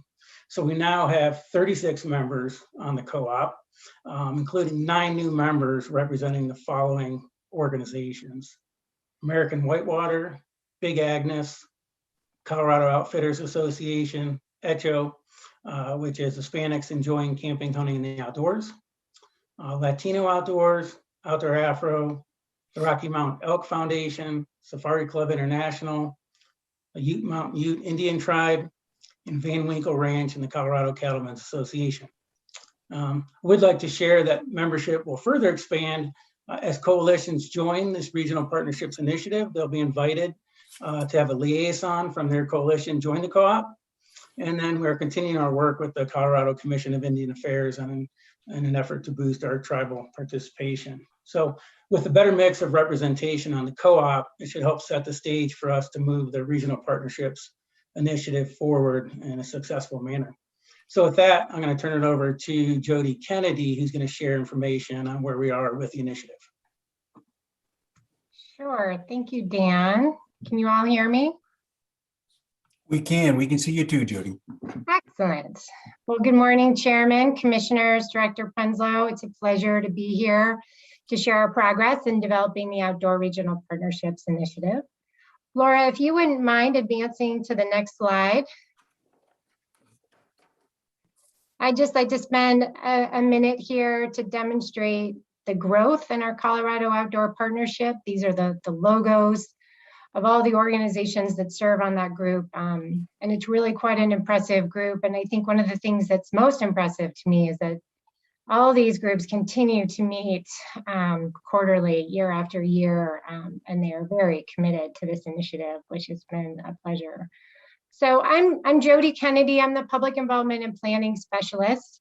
And with that, Laura, you can advance to the next slide. So to start, I wanted to walk through the general framework for the Outdoor Regional Partnerships Initiative. The co-op, as Dan discussed, is evolving and becoming a more formal advisory body to the state. By bringing together state leaders, this group is helping to articulate the state level vision and offer overarching guidance. Regional partnerships are then asked to identify what the local needs are and priorities for their areas to help advance the state level vision. And then when combined, these local and statewide efforts will inform the development of a statewide conservation and recreation plan. CPW's role is to provide leadership and scaffolding. We are working very closely with GOCO, who is a key partner and primary funder of this initiative. This slide also highlights that we are working with the commission and the importance in keeping you all informed throughout this process. And as articulated in the governor's executive order, CPW is also collaborating with a state interagency council. This council brings together state agencies, including the Tourism Office, the Department of Local Affairs, the Department of Agriculture, the Department of Transportation, CDPHE, and the Outdoor Recreation Industry Office, and really offers an opportunity for our state agencies to talk to each other and collaborate with each other and explore opportunities to align our work in support of the Outdoor Regional Partnerships Initiative and ultimately in support of implementing this statewide plan. You can go to the next slide. Central to this initiative is that organizations and coalitions who join the regional partnerships effort are working toward a state level vision. This vision was captured by the co-op in the statement that in 2050, Colorado's people and economy thrive because of our healthy lands, water, wildlife, working farms and ranches, and improved outdoor recreation, hunting, and angling opportunities for all. As this initiative grows, the statement may evolve, but the core tenets will remain unchanged, along with a commitment to upholding Colorado's outdoor principles and to strive toward building partnerships that reflect, respect, and value the demographic and cultural diversity of our state. In 2021, we are seeing that our wildlife and outdoor recreation experiences are already being impacted by the growing pressures on our landscape. By 2050, Colorado is projected to have about 8 million people live here. The situation we face is similar to the position that we are in with water, where we face a future with more people and needs and a supply that cannot keep pace. Building off the model of the state water plan, this initiative offers resources to local governments and organizations to convene land managers and outdoor recreation interest groups and conservation groups to develop local solutions and to inform a statewide plan. Next slide, please. So in regional partnerships, we are looking for coalitions that meet a suite of criteria that will help advance the state level vision. First is the commitment to identifying the public and private land conservation needs for ensuring healthy lands, water, and wildlife. Second is the commitment to identify outdoor recreation needs for maintaining and improving outdoor recreation experiences for all people. Third is the commitment to bringing together government, including the relevant federal, state, local, and tribal representatives, as well as interest in conservation, agriculture, and outdoor recreation. And fourth is the commitment to linking with other coalitions across the state to form a framework and to compile local and regional plans into a statewide plan for conservation and recreation. Throughout this work, we expect coalitions to engage with the broader public and to capture community input in their areas. Next slide, please. Today, CPW is making the final preparations to announce a first round of applications for interested coalitions to apply for funding through the Outdoor Partnerships Initiative. You can expect to see an announcement by the end of March. Over the following 2 months, CPW will offer webinars and education opportunities for interested parties to learn more about this initiative. Statewide and regional staff will be available to support coalitions interested in applying. The deadline for this first round is May. These applications will then be reviewed and scored based on the criteria by CPW staff and the co-op executive committee. We anticipate a director's decision and announcement of funding recipients in June, which is in time to meet the DNR wildly important goal to have at least 3 regional partnerships adopt the state level vision. In this first round of funding, we are looking for 2 primary types of applications. First is support capacity and administration for new or just forming coalitions. And the second is to support local and regional plan development. This can include research and geospatial analysis to help inform their plans. Next slide, please. Looking ahead, with the support of the regional and statewide partnerships, CPW will begin development of the statewide conservation and recreation plan. Please hit click. Central to this plan is the advancement of a state level vision, as you heard, that will be demonstrated by progress toward measurable objectives. The co-op, DNR, and CPW are collaborating right now and putting the final touches on these elements. Click next. Next, regional partnerships will be tasked with developing the key planning elements for their areas. And these should identify the needs and objectives for conservation and outdoor recreation, and then identify the priority projects and actions for those areas that will help advance the state level vision. Click next. And then finally, our final point is that CPW will be working with GOCO, DNR, our interagency council, to be providing resources and technical assistance to support our regional partners and the development of the statewide plan.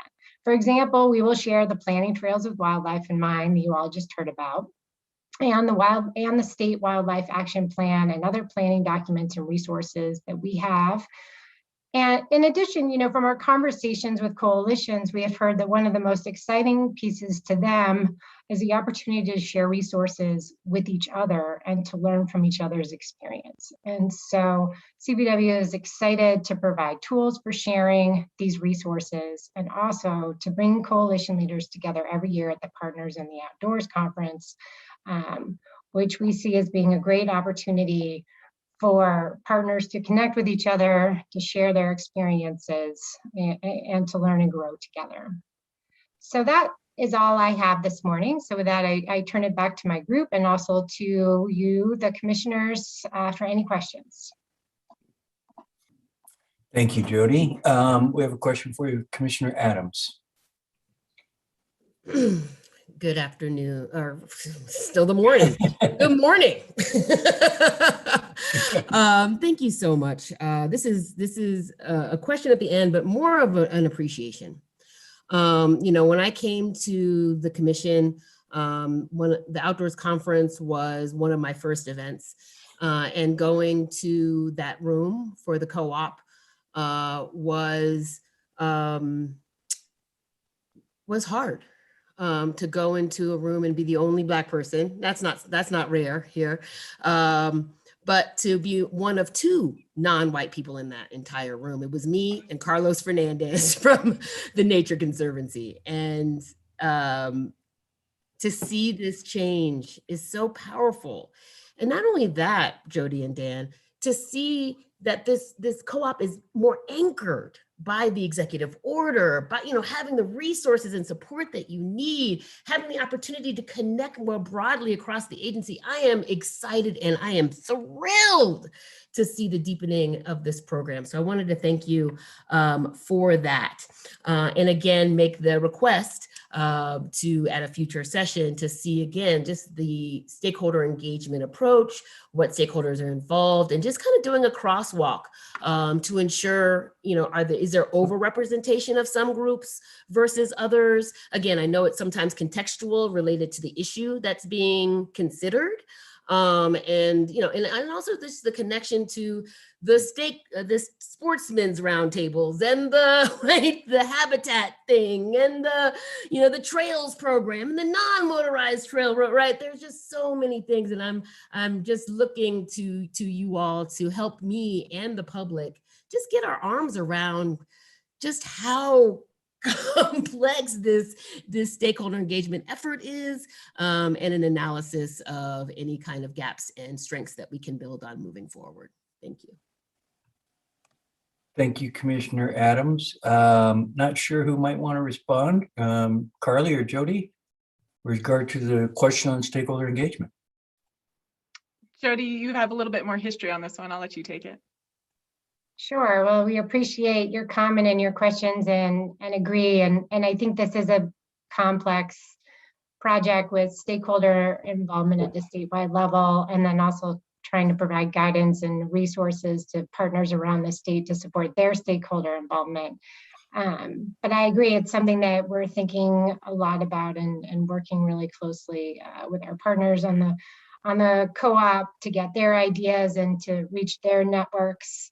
And so I just agree with what you said, and we'll be working more on that in the future. And definitely that is how we see this effort playing out. While there might be coalitions who are sort of central to digging into issues, developing strategies and solutions, those coalitions are still going to be responsible for reaching broader communities and making sure that communities are engaged and aware of what's going on. Awesome. Thank you, Jody. And to my question about having some kind of, it was wonderful to talk about decoys earlier this morning. It would be wonderful to hear or get more clarification, not from you in this moment, but just as a commissioner, how do I request deep dives like we did this morning on decoys into this question around stakeholder engagement and really doing a session. It was, as I said, it was great to hear from Mike Q on human dimensions and the theory. And I would love to couple that with what it actually looks like at CPW. So again, happy to follow up with you. Of course, our director, Dan Prinsloo, our chairman, Marvin McDaniels, and anybody else that I need to figure out how we can move deeper in here. Because as I said, I am experiencing stakeholder fatigue. And I definitely want to make sure that we mitigate this. I actually talked to Secretary Haaland about this yesterday, this need, this wonderful move towards stakeholder engagement, but the need for interagency collaboration to ensure that the most historically marginalized are not being oversampled and are being appropriately compensated for their time. Thank you so much. Thank you, Commissioner Adams. Just before I move to Commissioner Schaefer, I have captured multiple requests for things, future agenda items. I'll be discussing those as we close our meeting tomorrow, real quickly, and what the process will be as we carry forward. With that, I will move to Commissioner Schaefer. Thank you, Mr. Chair, and thanks for the presentation here. I have a handful of questions that hopefully aren't terribly laborious here. I believe on one of the slides I saw that planning framework was being created and that would be provided to the partnerships as part of this grant application process. Is that right? Just a quick request, if you could share that planning framework with us, that'd be great to have an idea of what these partnerships are being tasked with answering as part of the grant process itself. And that leads me into this question of who are the existing partnerships and what actually is the criteria of what is a partnership? Sure, I can take a stab at that. So the partnerships, I mean, currently there are a lot of coalitions around the state that are doing work that we think exemplifies what we're looking for in this initiative. And so we are reaching out to them and working closely with them. That said, they are not formally members of the Colorado Outdoor Partnership Initiative at this point. Our announcement that we plan to release hopefully next week or the following will be an official way for them to formally apply to join the Outdoor Partnerships Initiative, or to communicate interest to us that they would like to join. And, you know, there are several models we can promote. I mean, we had a meeting just earlier this week with several coalitions. I think Envision Chaffee County is one that we look to a lot. They're about to release a recreation and balance plan, and it's going to be presented at the Partners in the Outdoors Conference. I really encourage you all to watch that presentation. I think they offer a really strong model for what it can look like when a local community pulls resources together and partners together to think about how they can accommodate recreation growth in a way that really thinks about how they can conserve their wildlife and their natural resources and kind of those core features of that community that they all care a lot about. And so the criteria that we're looking for in coalitions that we sort of been running by these existing coalitions, like Chaffee County, Gunnison County has one too. There's one called NoCo Places in along the Northern Front Range and Arapahoe National Forest. There are several others across the state. I hope when we come back and present to you again in the spring, we will be able to say these coalitions are formal members of the Outdoor Regional Partnerships Initiative, and then we'll have their logos on board. And at the same time, we'll be inviting them to join the Colorado Outdoor Partnership, which will be really exciting to see that kind of progress. But essentially the criteria that we're looking at in partnerships to become a member is, first, they have to be committed to this state level vision. They have to be committed to conservation of our resources. They have to be committed to outdoor recreation and thinking about outdoor recreation in a lens that's about, you know, opportunity and access, but about doing those in a manner that's going to conserve our wildlife resources and also think about the strains on our recreation infrastructure and the experiences of our outdoor recreation users. So there's a lot of pieces there. I think the second big criteria is that they have to demonstrate that they're bringing diverse partners from broad interests together to the same table. As you know, as partners who have come to us early in this process and asked us to kind of be a convener and a facilitator of this initiative, you know, we heard that there are groups that are really focused on a particular trail network, or there's groups that are focused on a wildlife corridor project. You know, the few groups that actually make sure that the wildlife interest and the conservation interest, that the private and public land interests are really sitting down together all at the same table with local government present, with the Forest Service and BLM and other relevant land management agencies. You know, those coalitions are a bit rare, and those are the ones like Envision Chaffee County that we're looking to as a model. So I would say that's the second criteria, is that they have to demonstrate that all those voices are at the table and are present. And I think equity, diversity, and inclusion also needs to be a key piece of that, and thinking about how these plans are going to impact all of our communities and people in state. And then the third criteria, and I'm oversimplifying, and Commissioner Shaver, we'd be happy to provide you our background information and our state planning elements. And we're happy to share all that information with you. But in generally speaking, the third criteria is really that we're asking these coalitions to be part of this statewide framework. So while we want to support them in their local planning effort, whether it's for their county or it's more regionally based or forest based, we'll be asking them to develop a plan for that area, but then also to think about how they fit within this larger statewide framework. So again, looking at the water plan as an example, you have 9 river basin roundtables, and they've all developed plans for those river basins. But then the state has been able to ensure that each of those plans have some common elements that can all then be pulled together into a statewide plan. And then that statewide plan really exemplifies what we need to do at a statewide level. So what are our priority projects from the statewide level? What are our funding needs from a statewide lens? You know, we really hope to pull those pieces together into that statewide plan. Does that Thanks, answer your Jody. question? Somewhat. I do want to provide a comment there. Something you mentioned at the end, you know, the state water plan was really informed from a pre-existing process that created the Interbasin Compact Committee and the Basin Roundtables. There was a lot more connection and formalization in that process from the CWCB.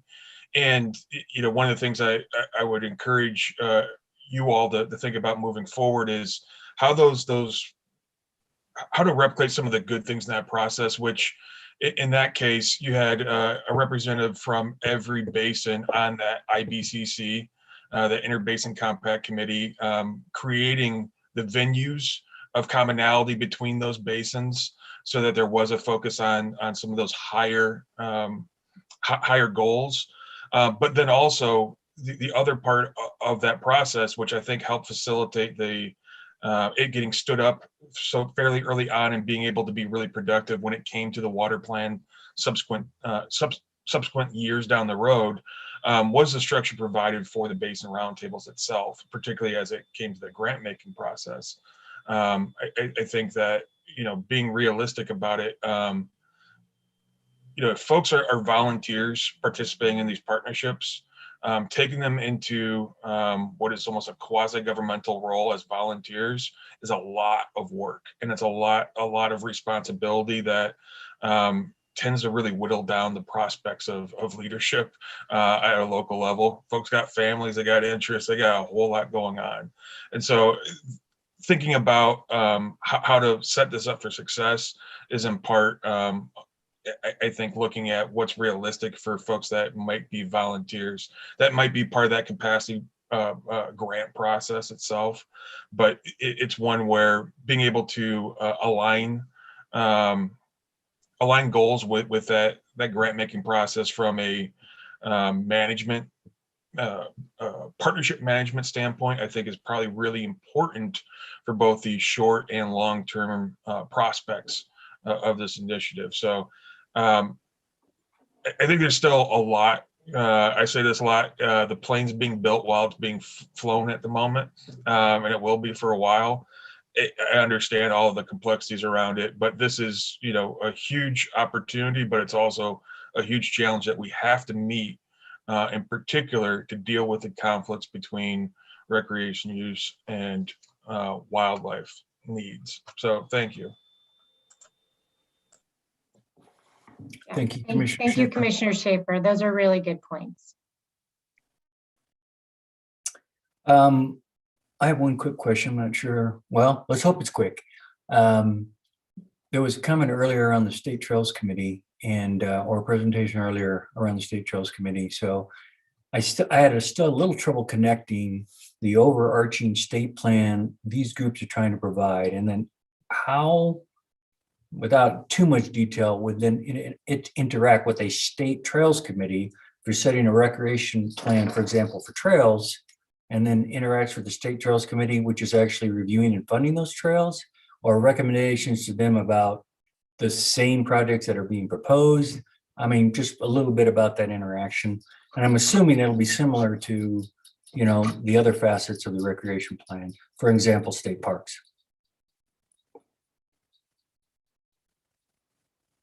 I don't know. Shouldn't have asked that question, Jody or Carly? No, I have a tendency to just sort of jump in and start talking. So I wanted to give others an opportunity if Dan or Carly wanted to answer.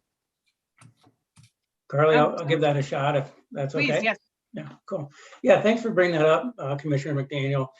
One thing I'd say is we have been working closely with Fletcher and his task force on these two initiatives. And I think as you dig into the Planning Trails document, you'll see that the regional partnerships work is woven into that.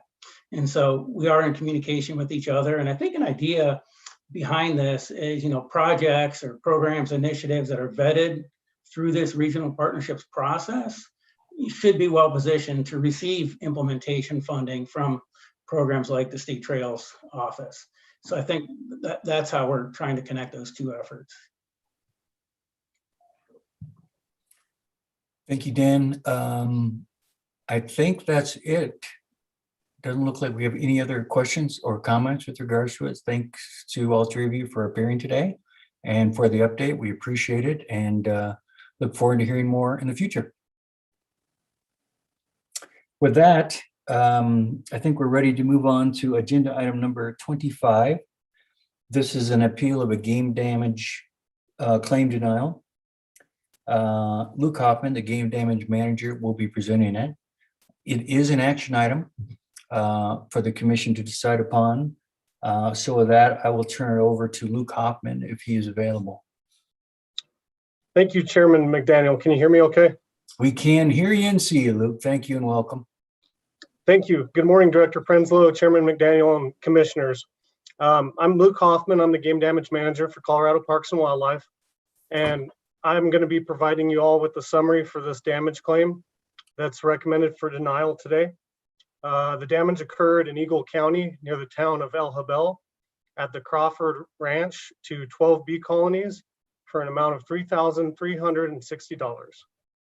It is worth noting that CPW has provided over $27,000 of fencing materials to this claimant since 2004 and provided over $18,000 in damage claim payments since 2008, with no previous claim denials for this particular claimant.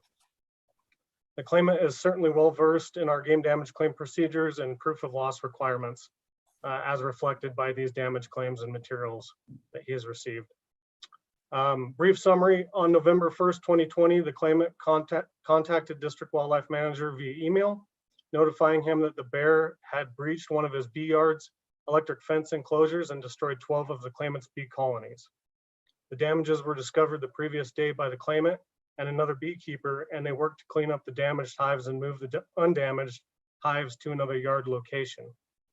No damage photos were taken when the damage was discovered by the claimant to document any tangible evidence that a bear was in the area or responsible for the damage per regulation number 1741. Since the claimant does not possess a phone, emails were exchanged between the claimant and DWM, which were included in your materials for review. The DWM provided the claimant with claim paperwork electronically and made multiple efforts to meet the claimant or his claimant's designee to conduct an on-site investigation. However, the claimant did not meet with the DWM for an on-site inspection until November 12th, 2020. During the on-site inspection on November 12th, the DWM did not observe bear hair in the fence, damage to the fence wire, bear tracks or scat, or any damage to the fence itself, and determined there was neither a preponderance of evidence nor tangible evidence that a bear had damaged beehives as required by regulation 1740 and 1741 that are necessary to support a claim for damages. This was documented by photos taken by the DWM at the time of the investigation that were also included in your review materials. It's important to note the claimant did not submit photos with the claim paperwork that was submitted on November 10th, which was 2 days before the on-site inspection occurred. However, the claimant did submit photos in his request for review materials that show damaged hives, bent fence wire, and what does appear to be bear scat. It's not very clear when these photos were taken by the claimant, since they were not included in the emails to the DWM or in the claim paperwork itself.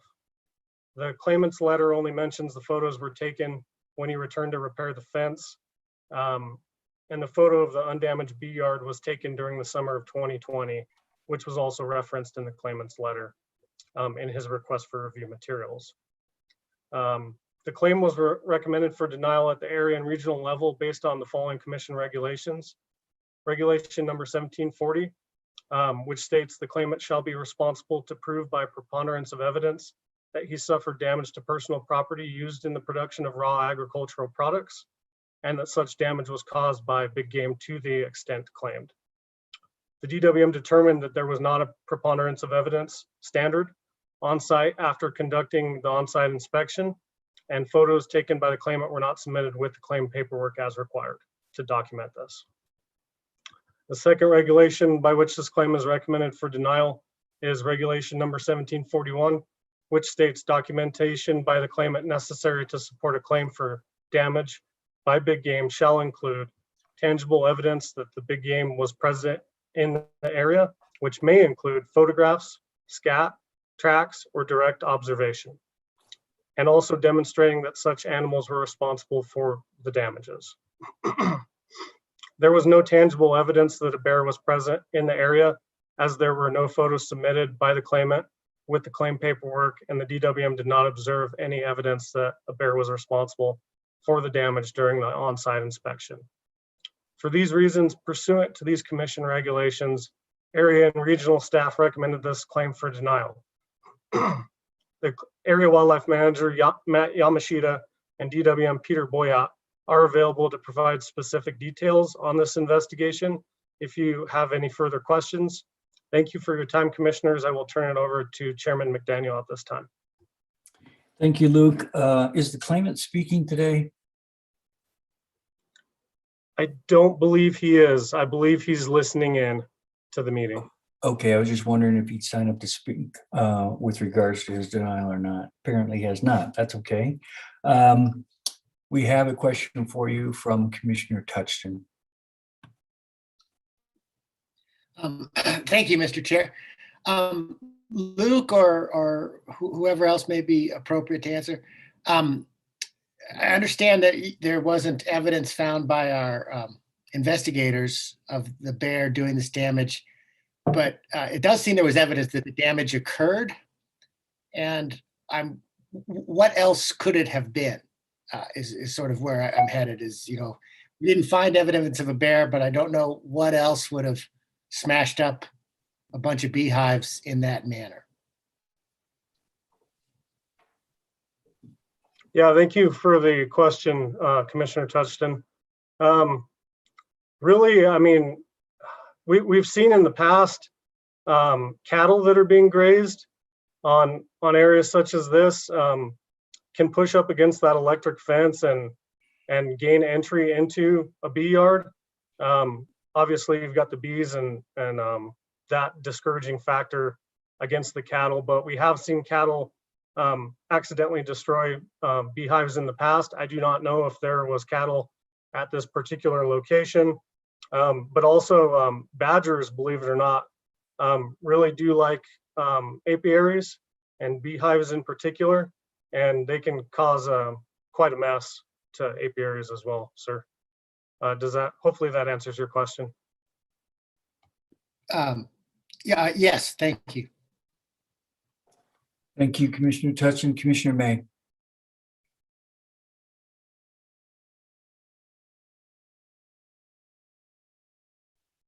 Thank you, Mr. Chair. Luke, could you repeat again how many dollars worth of fencing and mitigation that the agency provided for this?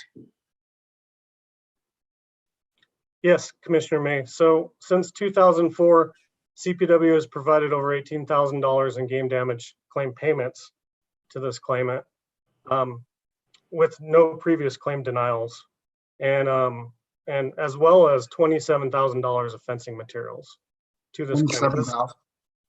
Correct, sir. Yes. This claimant is a very big commercial producer, and he has yards in multiple locations spread out across the West Slope. So does CPW provide fencing materials to all of his yards or just ones that we've seen here? We provide fencing materials as much as we can at the discretion of the DWM and the AWM in areas where bears are known to be or could be, and weighing the cost benefit analysis of whether damage could occur and whether we should provide those fencing materials. And in most cases, we do provide fencing materials. Our fencing materials for a small 8x8 apiary yard run about $250, and a beehive these days, a single beehive can run upwards of $280. So it's a fair shake, so to speak. So we would rather fence places and prevent the damage from occurring rather than pay game damage claims, if that makes sense. As I understand it, Luke, the claimant is responsible for installing and maintaining the fences. Is that correct? Yes, sir. It is correct. So all persons who receive electric fence materials are required to maintain those materials in a current state of repair to prevent access from big game from occurring. And that's actually referenced in regulation number 1722B. So it is in regulation that they have to maintain those materials. As I view the photos that were submitted, it seems to me, coming from a livestock perspective, that the way this fence was installed around these hives is exceedingly insufficient. Animals could literally reach across to get to the hives. And I just wonder, does that meet CPW specifications for adequate mitigation? It seems to me like the fences should be farther out away from the hives. Do you have any response to that? I do, Commissioner May, and that's a great question. So we recommend, the game damage program recommends at least 3 feet of distance between the apiary fence itself and the hives in order to not allow that bear to reach those hives to cause damage. In your opinion, did this reach that requirement? It's really hard to say, Commissioner May. I wasn't there. I didn't get to see it. By the photos, it could have been, certainly. I'm more concerned about the summer photo that was submitted and the undergrowth around the fence and creating a ground out issue, which doesn't really take much. You as a producer and other producers know that. It doesn't take a whole lot to ground out an electric fence or reduce its voltage to where it's just not effective for a bear to enter. We like to recommend at least 7,000 volts to turn back a bear. And that's what's been shown to be effective. These fences can run upwards of 9,000 volts.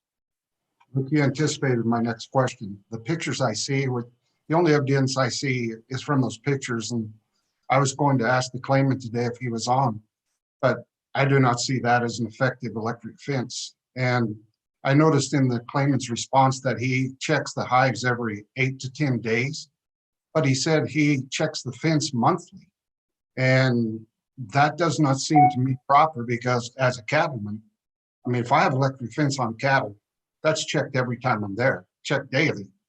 But I wondered if you had a reason for why the fence wasn't checked every time somebody was at the hive, which would have been 8 to 10 days, rather than checking it maybe every third time that the hives were visited.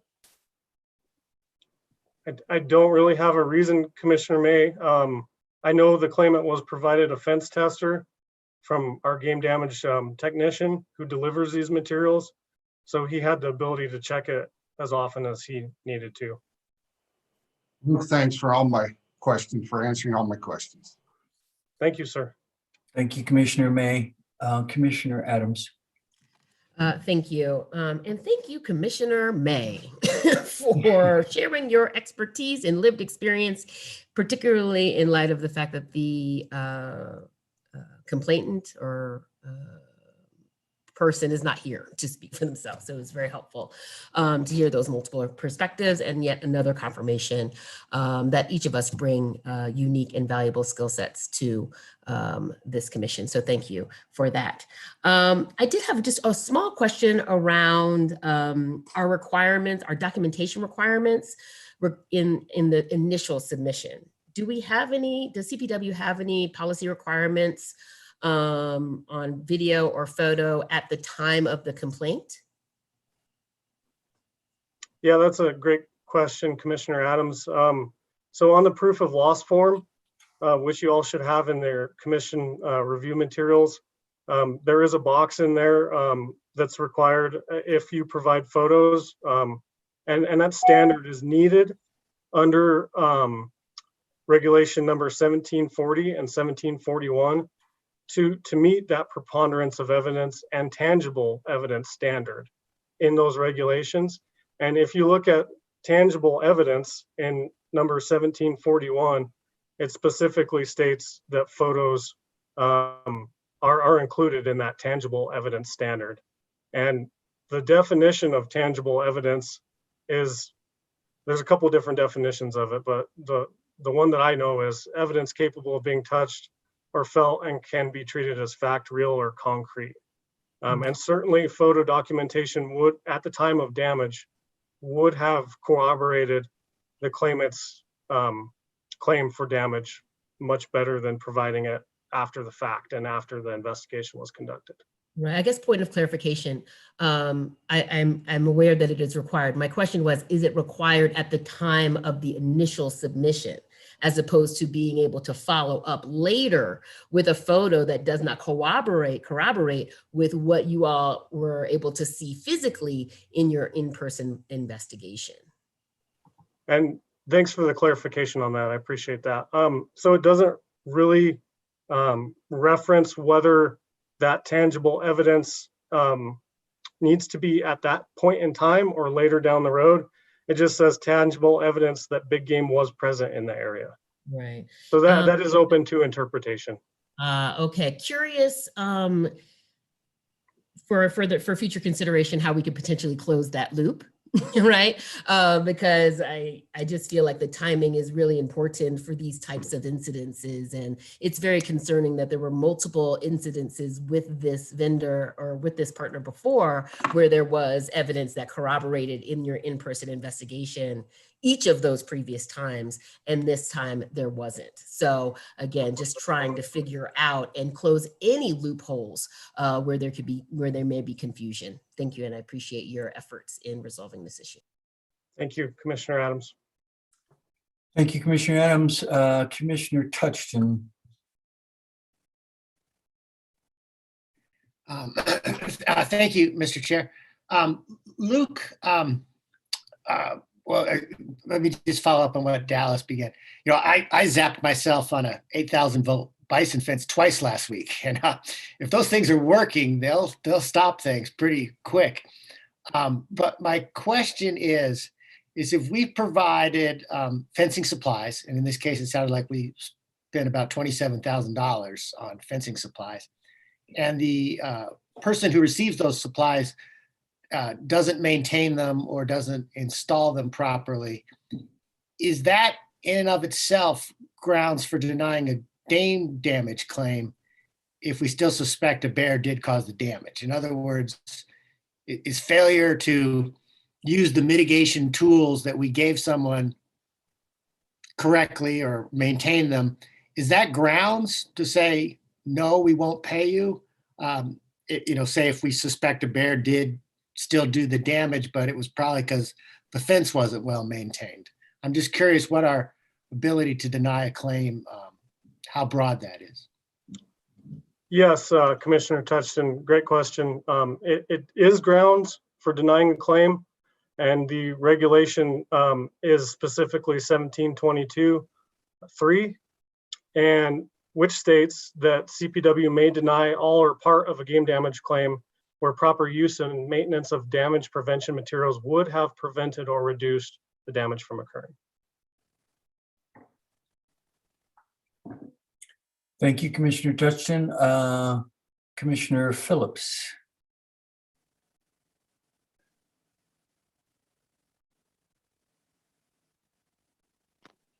Sorry, let me switch away from headphones. Can you hear me now? No, not really. Oh, there you are. Now we can hear you. Sorry about that. I was looking at this a few days ago and saw something and then just found it again. And it says on the denial form that the fence does not appear to be built to the specs. I know whenever we get fencing material from the NRCS, U.S. Fish and Wildlife, CPW, there's always clear specs that it has to fall within. And the fact that we've given this person so much money already, and in this specific instance, it's not built to specs, it's kind of a no-brainer for me. The other thing that looking at the pictures and whether they're the pictures of the damage claim, a lot of the wood appears to be pretty rotten. So I don't know if wind could have been a factor in this and then gotten trampled by something else. I just don't know. But to me, there's a lot of things kind of stacking up, and without photos or CPW presence closer to the time of incident, it's hard not to agree with staff and deny this claim. Thank you. Thank you, Commissioner Phillips. Apologize, I saw Director Prinsloo had his hand up, but it looked like he took it down, but I wanted to ask you, Dan, did you have a comment you wanted to make? Yeah, I was thinking about Commissioner Adams' question about timing. And so, there's a, I don't know how versed the commissioners are on damage procedures, but there's a requirement to notify in writing by 10 days. There's lots of different requirements. I guess there is no, and that's what I was trying to think about how to answer that question. Luke answered that, is that I guess there's a presumption that when you're required to do it within 10 days, the pictures or the evidence would be date stamped to the, to the time of potential destruction. Not, you have 90 days to finish a claim in theory, but it wouldn't behoove you to send pictures in or take pictures 90 days after the event. So anyway, I think Luke answered that question. And that was kind of, just thought I would try and be helpful. Thank you, Director Prinsloo. Seeing no other comments, on this is an action item, as I had spoken about earlier. And the claimant choosing not to speak today, and there's no public comment with regards to it. So at this point, I'll ask, is there a motion to uphold the recommended denial of this claim? So moved. Commissioner Touchton, second. Second. Second, Commissioner Phillips. Let's do a roll call vote, Laura, on this one, please. Okay. Adams, Yes, I deny this claim. Blecka, Yes. Garcia, Yes. Haskett, Yes. Hauser, Yes. May, Yes. Phillips, Yes. Schaefer, Yes.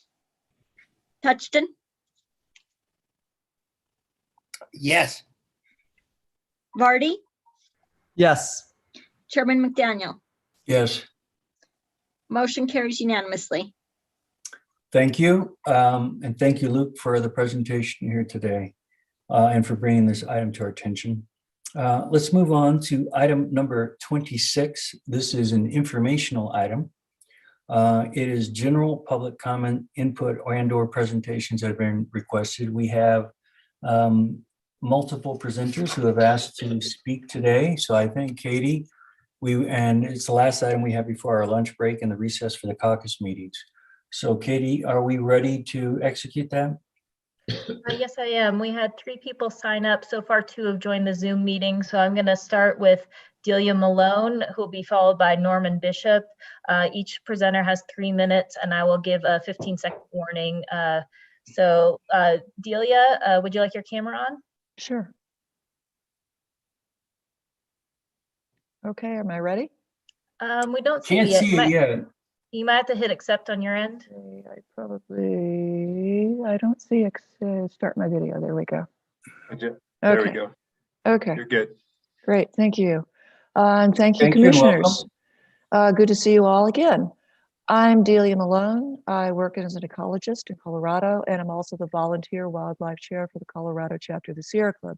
We support the restoration and protection of gray wolves in Colorado. Education is key to conservation and protection. Nowhere is this truer than in the effort to recover gray wolves to Colorado. Providing evidence-based fact and peer-reviewed science and public acceptance of that information is, in my opinion, the only sustainable way forward. Acceptance of science is the only way to change the attitudes that engendered that venge-filled carnage that occurred in Wisconsin just a few weeks ago when hunters on snowmobiles during day and night and with packs of hounds killed 216 wolves, 1/4 of Wisconsin's wolf population in just 60 hours.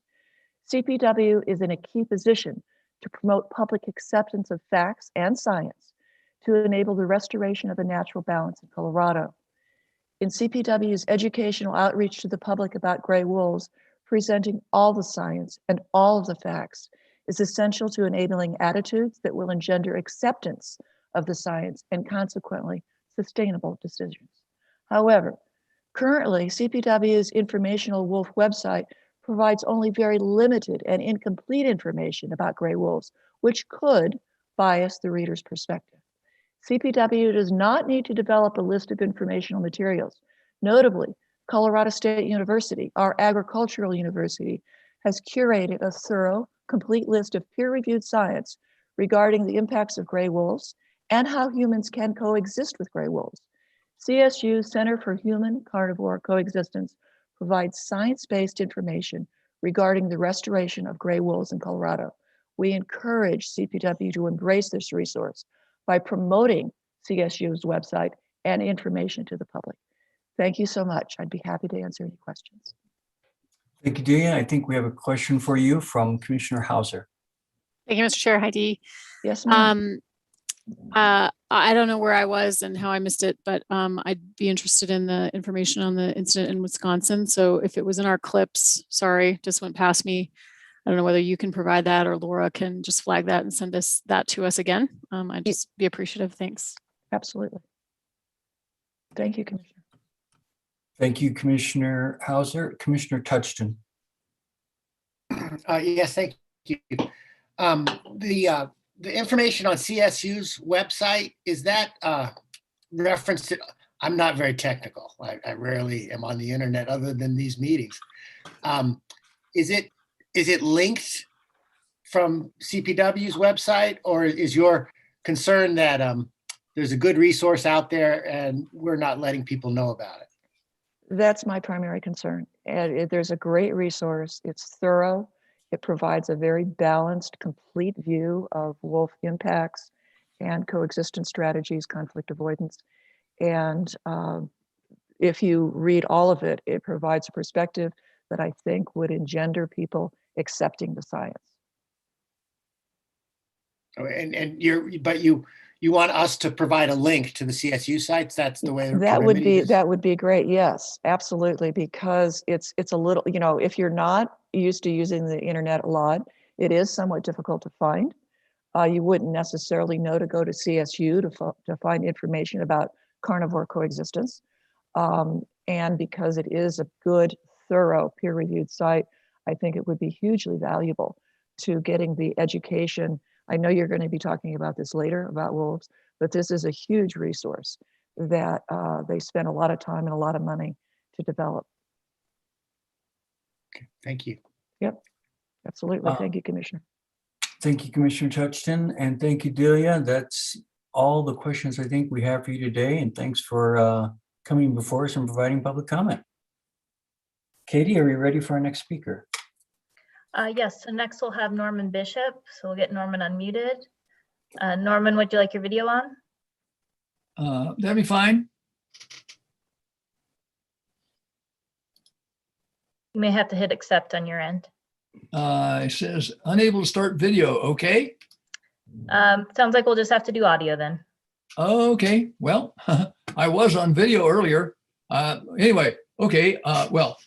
Morning, Norman. We can hear you. This is Chairman McDaniel. Sounds good. Thanks. Okay. Well, I would simply applaud what Delia just said. I'm pleased to see that CPW is beginning to work on public education about wolves. I'm looking forward to what Ms. Truitt has to say. I've been doing wolf education since about 1985. I assume the website is one of the educational products. The list of citations, as Delia mentioned on the website, is grossly incomplete as it applies to what we have learned in the last 35 years in the Northern Rocky Mountains. Accordingly, I have sent to wolfcomments@state.co.us with copies to CPW staff a number of examples of educational materials that need to be added to make the list more useful to Coloradans. I hope those can be incorporated into the website long before the stakeholder process begins to decrease speculation and to increase understanding of what is involved in restoring and living with wolves. My best wishes for your success. I stand ready to help anytime you have a question and no ready answer. I don't claim to have all the answers, but I probably know where to find them. My email address is nabishop@q.com. I invite your correspondence. Thank you. Thank you, Norman, and good to hear from you again. I think we have a question for you, so if you could hold on, or maybe it's a response. Lauren Truitt, I see you have your hand up. Thank you, Chair. Commissioners, Lauren Truitt, the Assistant Director for Information and Education. I appreciate both comments that have been made about the information provided on our website, but do want to provide a layer of clarity of what information is provided and how it was curated. A lot of the information provided on our website has been heavily reviewed by CPW staff to ensure that the agency wasn't tipping a scale during the ballot initiative and the voting process. As an entity and a lead in this wolf restoration effort, the information that we wanted to provide to the public would not put the agency on one side of the spectrum or the other. So that information that is currently on the website was purposely reviewed for a very neutral stance, the stance that the agency took throughout the last year. As detailed in later agenda topics, we will be going into our furthering and expansion of our education efforts. But I just wanted to be clear of why the information on our website is what it is and how it was selected on behalf of representing this agency's stance throughout the last year in the ballot initiative process. Thank you, Lauren. I think that concludes any questions we might have for you, Mr. Bishop. Thanks for presenting today. And I think we had one more speaker, Katie, or did they not appear? We had one more signed up but have not appeared, so I think we're done with public comment. Okay, well, thank you very much. And thanks to the public for signing up. I do have one hand up to comment, I believe, on this. Jake Matter.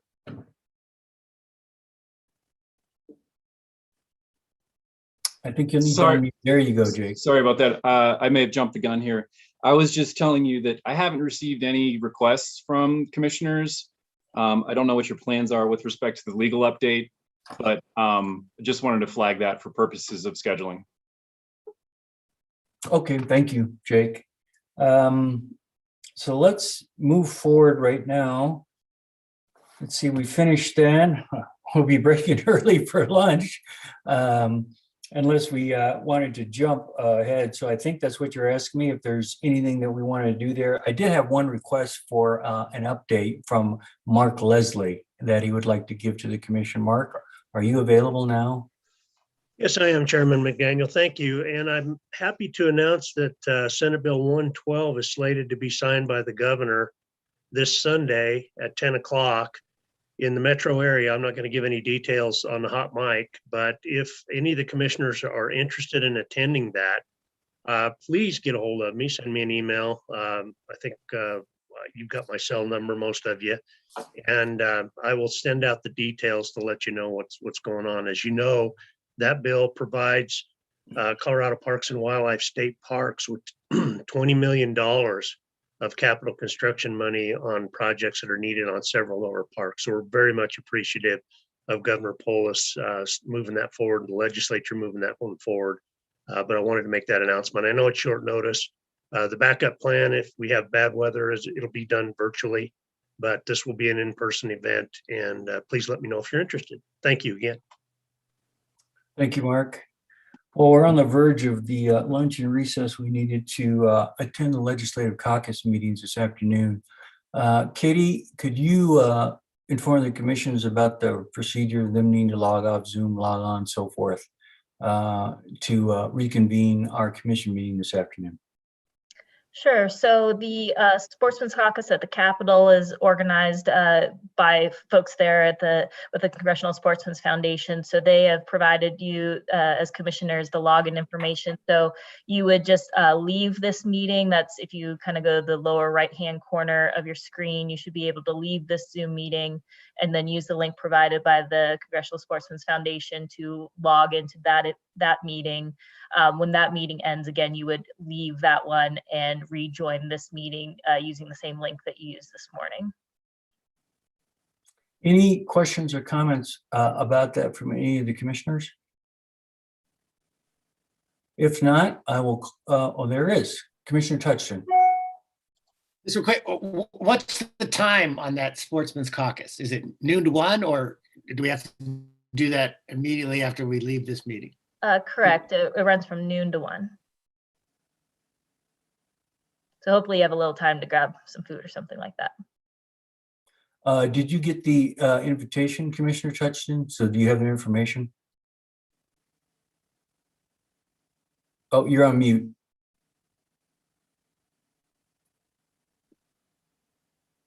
I believe so. It came from Dan Gates this morning. Is that the one? Yes. Okay. Thank you. Well, with that, I will call for a recess. We're going to recess for our meeting here of the Parks and Wildlife Commission. We'll reconvene at approximately 1:15, or not approximately, right at 1:15, and pull back our till we can complete our meeting of March 18th. So with that, Dion, can you take us into break?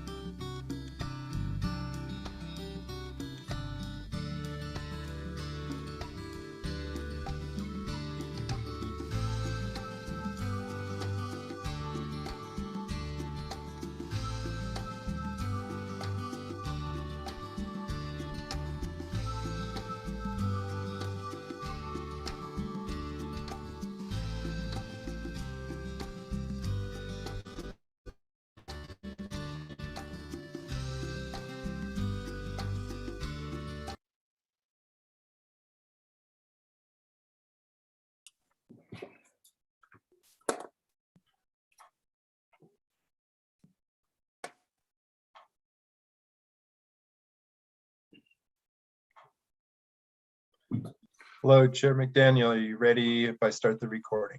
I am. Please begin. You're good to go. Thank you, Dion, and welcome everyone back to our March 18th Wildlife Commission meeting. We're going to reconvene on item number 27, which is Jake Matter, our Assistant Attorney General, and our legal update. So Jake, is there any update you'd like to give in addition to the materials that were provided to the commissioners? No, sir, I have nothing. Perfect. That's what we like. No burning legal issues for us. I'll now ask if any commissioners have any questions of you, or any commission discussion or questions of Jake Matter. Looks like you're off the hook today, Jake. That's got to be the best legal update I've heard in 3 years of commission meetings. Anyway, thank you very much. But don't go far because we are not done for the day yet. Still might need your counsel. Our next item, we'll move to item number 28, which is the wolf update. We have, I believe, leading it, I'm not sure if it's going to be Eric or you, Reed, that's going to lead us through a variety of items. So who am I handing this over to at this time? I believe that you're handing it over to me. Oh, okay, Eric, sounds great. Sounds like you're the man of the hour here, so I will hand it over to you to begin. And thanks and welcome. Great. Thank you. Thank you very much. Good afternoon, Mr. Chairman, Commissioners, Executive Director Gibbs, Commissioner Greenberg, and Director Prenslow. I'm Eric Odell, a Species Conservation Program Manager with Colorado Parks and Wildlife. And I've been with the agency for over 20 years. Right now, my responsibilities include the coordination of programs relating to carnivore species that are of conservation concern. And as you might imagine, with that description, much of my time these days is occupied with wolves. And so I'm here today to talk with you about the 2004 findings and recommendations for managing wolves that migrate into Colorado. And this document is sometimes referred to as Colorado's Wolf Plan, Wolf Management Plan. So as we begin the process now to fulfill the planning requirements from Proposition 114, we thought that it would be valuable to reflect on some of the wolf management planning that the agency has already completed. So in part, this will give an understanding for where we've been, and importantly, for what additional detail we need to have developed. So this document in its entirety was made available for your in the mailing for today's meeting, and it's also posted on the state's website at the address on this slide.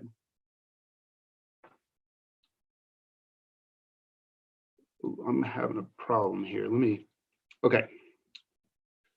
So again, what we are embarking on to fulfill the requirements of Proposition 114 is not Colorado's first effort at wolf management planning. So I'm going to spend the next 20 minutes or so today talking about some of the details of the 2004 plan. First, I'm going to talk about why this plan was developed. I will then describe the process that was used to develop this plan. And I will talk at a relatively high level to describe what the plan does consider. And finally, and very importantly, I'll talk about what the 2004 plan does not consider, but that we will be addressing in the current effort. So the focus of the working group was on the state management of wolves that naturally migrate into the state after the federal government removes the wolves from the protections of the Endangered Species Act.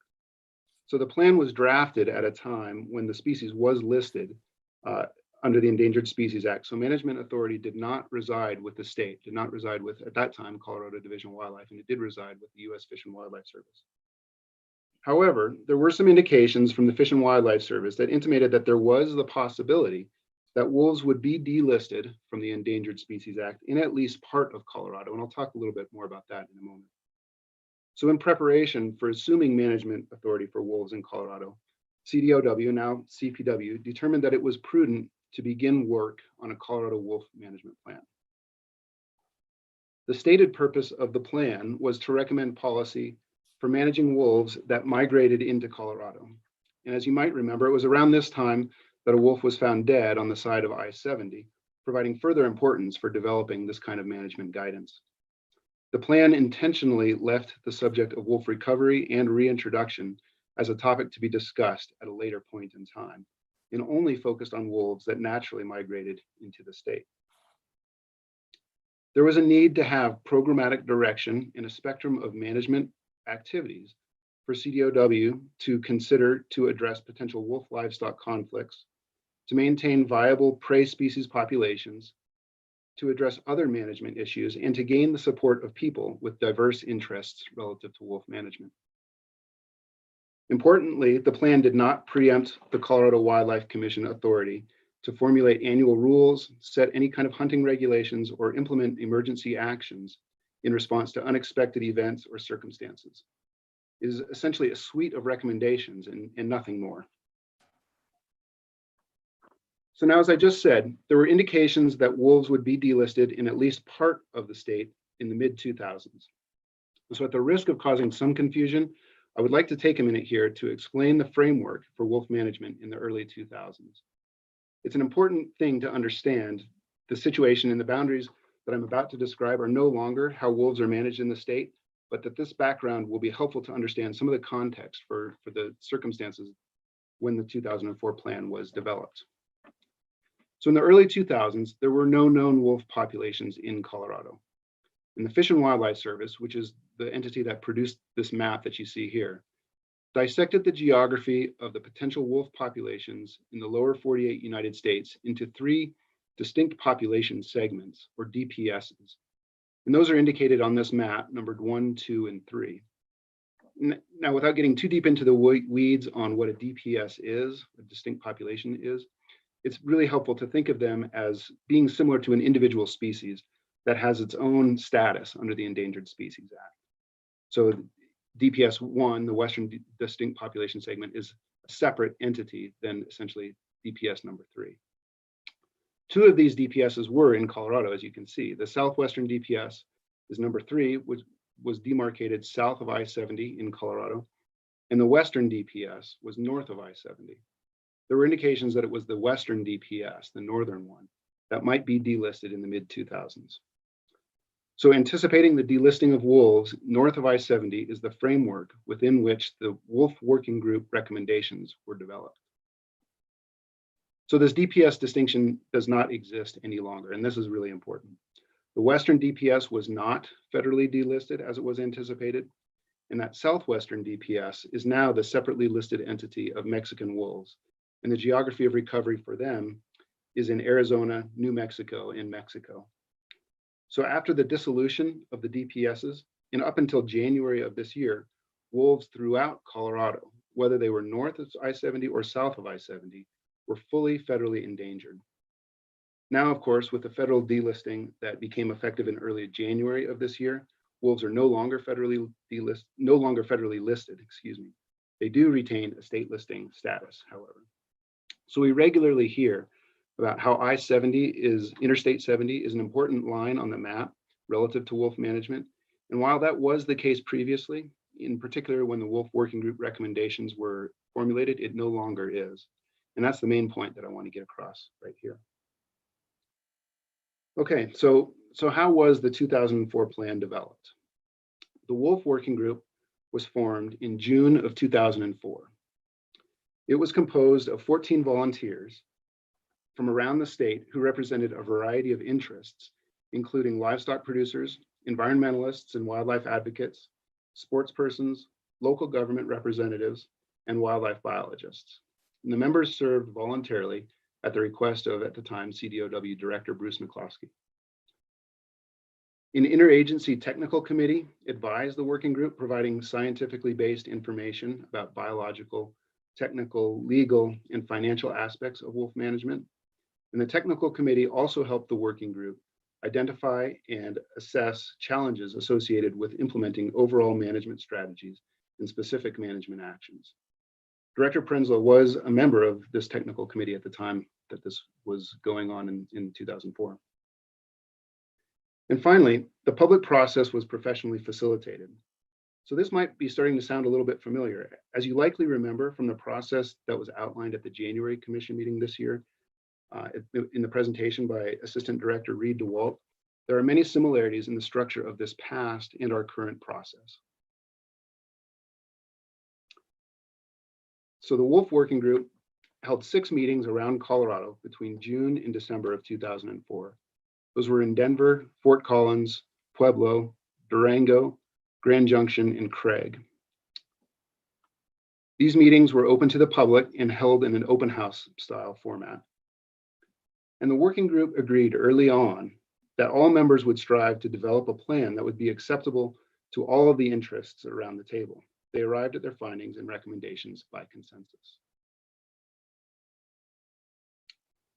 So with the delisting of wolves in early January 2021, this year, Management Authority did return to the state, and we were able to begin to implement these recommendations for the first time since they were finalized 16 years earlier. The plan goes through and enumerates 70 separate recommendations, and I'm not going to go through all 70 of those recommendations here, but I will read a select few of the specific recommendations to provide a flavor for the level of prescriptiveness that they provide. These recommendations may provide a good foundation for the technical working group and the stakeholder advisory group as we embark on our planning process this year. And as I read these, just to avoid any confusion to the public that may be listening in, note that at the time the agency was Colorado Division of Wildlife, or CDOW, and of course now we are Colorado Parks and Wildlife. Some of these recommendations are philosophical and some are descriptive. They are separated into the broad categories of management. Within this section, here are 3 separate recommendations that I'd like to share. First is that migrating wolves should be allowed to live with no boundaries where they find habitat. Wolf distribution in Colorado will ultimately be defined by the interplay between ecological needs and social tolerance. Second, if wolves are causing problems, manage to resolve that problem. When negative impacts occur, they should be addressed on a case-by-case basis, utilizing a combination of appropriate management tools and damage payments. Allow the take of wolves to manage depredations. Flexibility should be maintained in the array of management tools available to accommodate changing circumstances over time. And these management tools include a variety of lethal and non-lethal methods. And third, wolf monitoring is an essential component of this plan. Monitoring can be conducted with different types of technology and at varying levels based on the local needs and CDOW discretion. Another broad category that provides some recommendations is within information and education. And the recommendation that I'd like to share with that is that the CDOW should develop and implement an information, education, and public outreach program to parallel wolf management activities in Colorado. Fairly simplistic, but important. Within the damage payments for wolf depredation, here are 2 recommendations that are the most prescriptive. The CDOW should operate a wolf damage fund for livestock losses. Funds should not be derived from sportsmen's dollars and should not encroach upon other game damage payment programs. Payments should cover 100% of confirmed losses and 50% of probable losses. The second recommendation is that the CDOW should manage wolves so that livestock producers and sportsmen do not bear the cost of having wolves present in Colorado. Within the category of prey populations, conservation, and management, here are 2 recommendations to share.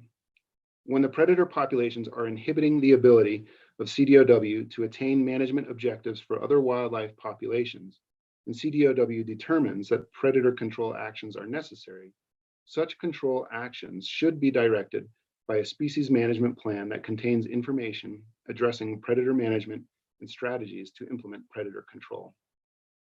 And second, the CDOW should, over time, bring the wolf into existing management programs and policies for other carnivores, such as mountain lions and black bears.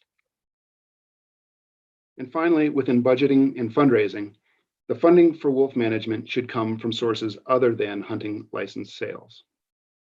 So this is just a sampling of the 70 recommendations outlined in the plan, but it does give an understanding of the level of prescriptiveness that the plan provides. The Wolf Working Group's recommendations were adopted in their entirety by the Colorado Wildlife Commission at its May 2005 meeting and reaffirmed by the Colorado Parks and Wildlife Commission at their meeting in 2016. This is the plan that's currently in place. The stakeholder advisory group and the technical working group that we are in the process of forming will have to decide how this fits into the new larger plan that we are currently in the process of developing. The goal of this plan was to manage wolves within the constraints of the ecological, social, and political landscapes of Colorado. Fundamentally, recognizing that wolves would have both positive and negative impacts, the working group agreed that wolves in Colorado should be managed flexibly and with an impact-based live and let live approach. Wolves that cause no problems will be left alone, but wolves that are having a negative impact on livestock or ungulate herds will have to be managed or removed on a site-specific basis. This was to occur within a paradigm that would allow managers to learn from and respond to a variety of positive and negative impacts that may have arisen with the presence of wolves in Colorado. It was anticipated that as circumstances change and Colorado's specific experience is gained, the tools available to managers would be refined. So there are many elements that will have to be addressed in the current wolf restoration and management plan that were not considered with the Wolf Working Group recommendations. The Wolf Working Group recommendations did not consider anything with respect to potential reintroduction, as I previously said. Fundamentally, for us now, a reintroduction plan needs to be developed. As I described when I presented in January, this will include the identification of the source site for wolves, arranging to capture them at their locations and work through the appropriate veterinarian checks and travel logistics. We'll have to determine where wolves should be released, and this will incorporate both biological and social considerations. We will have to determine how many to release and over what time frame, and funding sources will have to be identified and secured for the reintroduction itself, as well as the long-term management of wolves in Colorado. The establishment of recovery goals and what metrics demonstrate success will have to be developed. The Wolf Working Group recommendations did not consider population sizes, distribution, or other metrics that would indicate when a sustainable population has been established. Monitoring will lead to assessments of success and ultimately achieving the goal of establishing a population of gray wolves in Western Colorado. While the Wolf Working Group did recommend that CDOW should bring the gray wolf into existing management framework for other carnivores such as mountain lions and black bears, there are many specifics that remain to be developed in more detail in this regard. Specific depredation program considerations and development will have to be further developed. This will likely include investigation procedures, payment, funding, and other considerations. And regulatory assurances whereby we ensure that there are no restrictions placed on land, water, or other resource uses by private landowners will have to be developed and secured. And of course, funding. Funding will need to be identified and secured as well. While many of the potential funding sources identified in the Wolf Working Group recommendations are still relevant to some of the management issues, they are unlikely to provide the scale of funding that will be necessary to carry out the responsibilities outlined in Proposition 114. So this will remain an important topic to address in the restoration and management plan.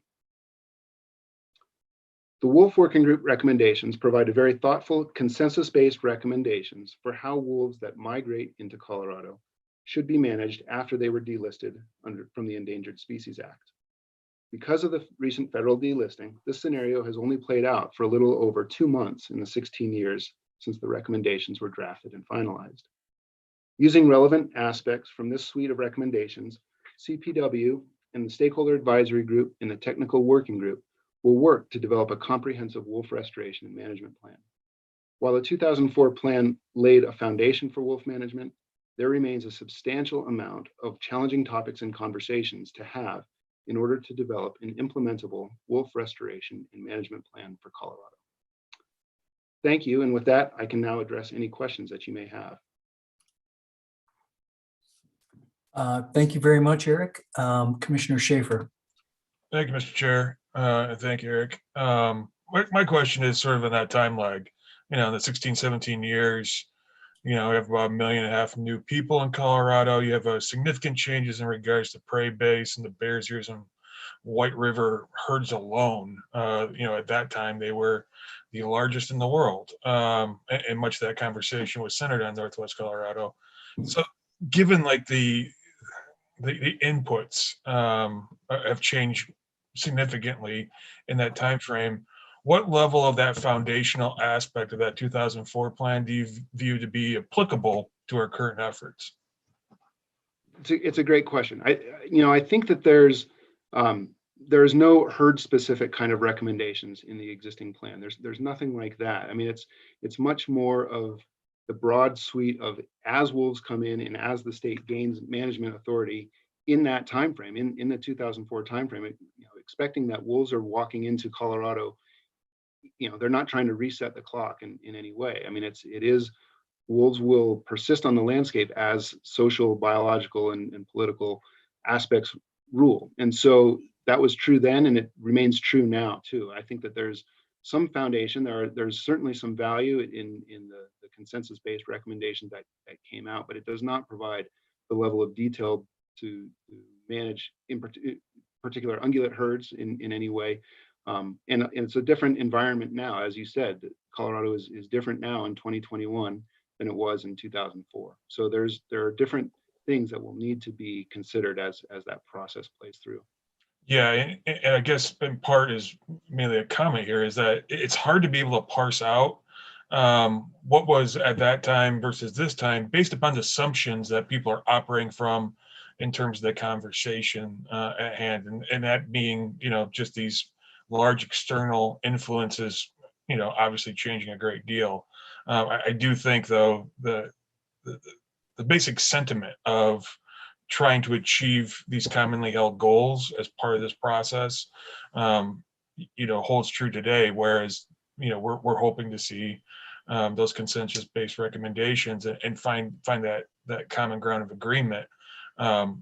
It just, to me, like, it's also one where sort of taking a step back and going, wow, things have changed a lot in a relatively short amount of time. That's interesting. So thank you. Good points. Thank you, Commissioner Schaefer. Commissioner Touchton. Thank you, Mr. Chair. Eric, let me back up a little bit. In 2004, when this plan was written, it seems that, one of the reasons people put all the effort into it was that they anticipated wolves naturally coming to Colorado, and that we wanted to be prepared to manage them when they got here. And that was 16 years ago, and the wolves never showed up. And I'm wondering why, if you have theories about why we never received the natural wolf migration that this plan anticipated happening, which I think sort of led to the ballot initiative to jumpstart a natural process that never got off the ground. Yeah, I don't think it's accurate to say that wolves never showed up here. Wolves clearly have showed up here. All of the photos in this presentation are of wolves that did migrate down into Colorado. A pack established, as you know, up in Moffat County a bit over a year ago. We've had individuals, one starting in 2004, the one that was found dead on the side of I-70, one in North Park, and this one here that we recently collared in early February. And those are the ones that we know of. There were likely others too. Certainly it's not been, it hasn't been lots of wolves, lots of packs establishing, but they have made their way down into the state. Why they haven't made their way down is a bunch of different factors. I think management policies in other states affect that.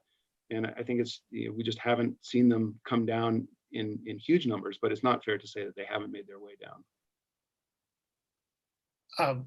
Just real quick, I mean, yes, random individuals have made it here, but we've never had a population or reproduction or anything resembling a population. And I'm wondering, if you have a theory as to why. It sounds like you would blame Wyoming's wolf management strategy for that. Well, again, we did have a pack in Northwest Colorado, and there were genetic analysis on that pack showed that there were siblings in that pack, indicating that reproduction had occurred. Whether it occurred in Utah or Colorado or Wyoming, we don't know. It was an extreme part of the state. So there has been reproduction somewhere in this general area, in that general area. And so why we don't have more of those happening, I don't know. Part of it could be some of the social acceptance, some of it could be management in other states.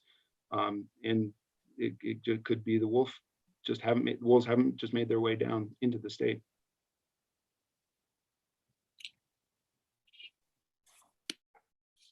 Thank you, Commissioner Touchton.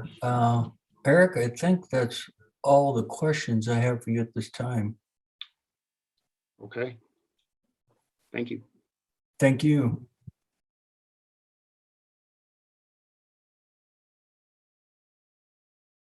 So Reed, are you up next? Yes, good afternoon, Mr. Chair. There he Can you is. Hear me okay? Welcome. Good afternoon. Good afternoon, Mr. Chair, Director, Commissioners, everyone else. Reed DeWalt, Assistant Director of Aquatic, Terrestrial, and Natural Resources. Here today just to provide a brief update as to what we've been up to since the last time we met to discuss this important topic. To say that we've been busy is probably an understatement. So it has been hectic and full-time, and we've just been at the work of this wolf initiative. So lots going on, and I thought I would just take this opportunity to update you on several of those items. So I'll start with the request for proposals for the external facilitator. That opened March 8th, and it actually closes tomorrow. And so we have announced that and are accepting proposals right now. We expect to start reviewing those proposals next week and into the first week of April, and to have that person on board by May 1st or the first week of May. So that's record speed for government to get something like that done, and we're excited to have that occurring now. So, and just a reminder to folks that if they have not gotten their application in to do so before it closes tomorrow. And the next item is in regards to the stakeholder advisory group. The application process for that is open. We announced that March 10th via widespread press releases, social media, and other outlets. And that application process will be open until March 31st.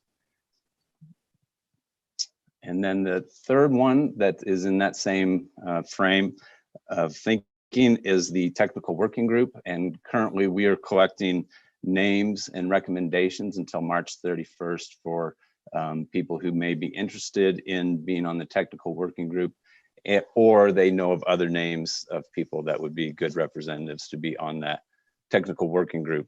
And a reminder again that we're looking for people from outside agencies or scientific experts to help us with the scientific planning aspects of the initiative. We want to make sure that we cast a really wide net, so we are encouraging people, if they have names of people that they would think would be a good fit on that group, to please submit that to the common email of wolfcomments@state.co.us, and we're going to be collecting those names until March 31st as a reminder as well. So I'll stop right there. I see that there may be a couple questions, and I do have a few other things to update the commission on, but I'll stop, and if there are questions on those three things, I can answer those now. Sure. Commissioner Garcia. Good afternoon, Reed. Just curious, maybe if you could tell us how many people are applied for facilitator? Thank you, Commissioner. I do not know that information. That is at our DNR purchasing level, and I am not privy to that information right now. We'll have to wait until we see the applications, and then we'll have that information. So sorry, I can't. I don't know that information. Thanks. Thank you, Commissioner Schaefer. Thank you, Mr. Chair. Good afternoon, Reed. Could you maybe walk us through a little bit of we've got the next steps in regards to these application periods. Can you give us a little glimpse of what we can expect after those application periods close for the working groups and the RFP, and particularly what our role is and what it will look like from your point of view?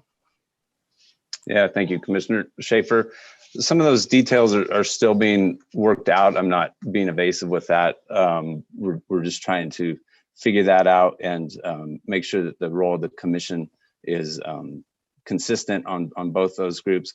I do think on the stakeholder advisory group, we'll have an internal CPW panel at the direction of the director to weed out what we expect to be, or not weed out, but to review what we expect to be a large number of applications before we move forward there. So I think that will really drive the process when we see how many people we have there, and then we anticipate working with the chairman of the commission to and the director as to commission involvement going forward. We're struggling a little bit with making sure that representation of the commission is consistent and open, but also should those be meetings and decisions on those stakeholder members be open and, or should they be more at the director and chairman level? So I hope that makes sense and answers your question. As for the technical working group, what we anticipate is that my staff will review those from a expert level and just recommendations that we've seen and do a resume review there, and then take those to the director as well as the chair. Thanks, Commissioner Shaver. I'd add a comment to that, Commissioner Shaver. I think I actually, I wanted to applaud Reed's effort with regards to that. This is an example, I think, of where the agency is really working with the utmost speed to move this forward as expeditiously as possible. So rather than designing the entire process right at the beginning, we know we need a SAG, we know we need a technical working group, we know we need a facilitator. Get those applications completed, define the requirements, begin that process, and then simultaneously work on a selection process and how we put that together. So I think it's great that you all did that. And I appreciate that you still have to work out some of these details on actual selection, but it was a great way to pick up some time. So very good job, Reed. Thank you, Mr. And I think that's all the questions I have for you. So why don't you continue? Okay, thank you, Mr. Chair, and for your additional comments. Another thing I would like to update the commission on is that on March 11th, Executive Director Gibbs sent a letter to the Ute Mountain Ute Tribe and the Southern Ute Indian Tribe, inviting them to participate in our planning process in any manner that they see appropriate. Rather than designate which group they would be on, we reached out to them and just invited a conversation as to where they would like to participate in the planning process, or even if they would. So that we're expecting those conversations to occur here in the next couple of weeks as well. And I see that garnered a few hand raises. I don't know if you want me to continue, Mr. Chair. No, why don't we go ahead and take the questions as we go along here, since there's so much and such extensive material, Reed. So appreciate that. Commissioner Touchton. Thank you. Well, Reed and Director Gibbs, if you're online, I really appreciate the letters to the Ute Mountain Ute and the Southern Ute, and particularly letting them decide which committee or both would be appropriate for their participation. My question is there are a lot of tribes that were historically present in Colorado. They don't have reservations here or necessarily a land base any longer, but I'm fairly certain they still have ties to this area, and maybe individuals still live here or visit here, and they might, feel equally strongly about this. And so I'm wondering if we could also write out to Cheyenne, Arapaho, Kiowa, Comanche, Apache, the nations that had ties to this area, and cast that net a little bit wider.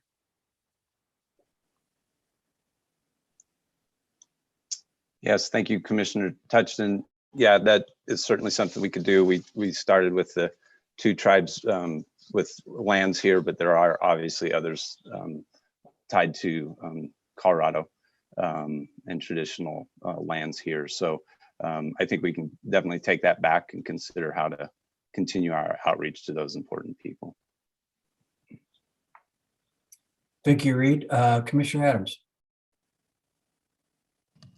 Yes, hello, Reed. Thank you so much for that valuable update. I have two questions. The first is around, I may have missed it, so I apologize, but Because just curious if you were checking references. I know that you mentioned resumes, but just curious if you were checking references before it goes to the director level review as a part of that process. And then the second question is about how the agency is assessing the cultural and linguistic competence of the applicants, as well as their expertise and experience working with racially and ethnically diverse groups. Thank you. Thank you, Commissioner Adams. Remind me of your first question. I had it on my mind and then you got me with your second one. The references on the resumes and information. Oh, yes, thank you. Yeah, if we do have references submitted, we will review those as well. I can't remember if it was part of our application. I remember reviewing the application, and I don't know if Katie wants to help me with that question or not. Oh, yeah, that would be great. Point of clarification, there was not a requirement on references, checking references? I'll defer to Katie on that one. Okay, thanks. Katie Lancer, Policy and Planning Supervisor. The application, we wanted to make it accessible to many folks, so we tried to keep it pretty short and simple. But the instructions also talk about that we can request additional information, after the initial round of application review. So yes, if there's interest in having references as one of the ways to help narrow down the group, we can certainly do that moving forward. Thank you. I very much appreciate that. And again, an evidence-based practice, and it's going to be critical to make sure that we confirm that these individuals have the expertise and experience that they claim to have. Thank you so much. Thank you, Commissioner Adams. I think that's the only questions I have. Reed, you want to continue? I'm sorry, my latter question about. Oh, I missed that one. The second question. And thank you. And can you restate that, Commissioner Adams? I'm sorry. Or no problem, it would be my pleasure. Since we know this work is going to expand beyond our traditional stakeholders and really doing an extremely deep dive, which is just so wonderful, and build on the rich history of this agency. Curious how the agency, if there's any criteria related to ensuring that applicants have demonstrated cultural and linguistically competent practices with their other projects that can demonstrate their capacity to work with racially and ethnically diverse groups, as well as those from different geographic communities, obviously, and the many different diverse dimensions that exist and are represented here in Colorado. Yeah, and to be honest, I don't have an answer for you right now. I think it's something that I could work on with staff. I'm obviously not an outreach specialist or a communication specialist, so I would defer to those on the call that are, but I think it's maybe one where we need to do our homework and get back to you as well. Unless Katie, I see Katie coming on and she may have an answer. Well, all I was going to say is that part of the vendor selection process for the facilitator, at least, is we have to outline the criteria that we'll use. So I don't know, Commissioner Adams, if you were asking more about with the facilitator or with the stakeholder advisory group, but we do have to this RFP that has gone out for the manager of this process. Right. So we do have the evaluation criteria are defined within there, and we can share that, what the request for proposals looks like, so you can see what those are spelled out there.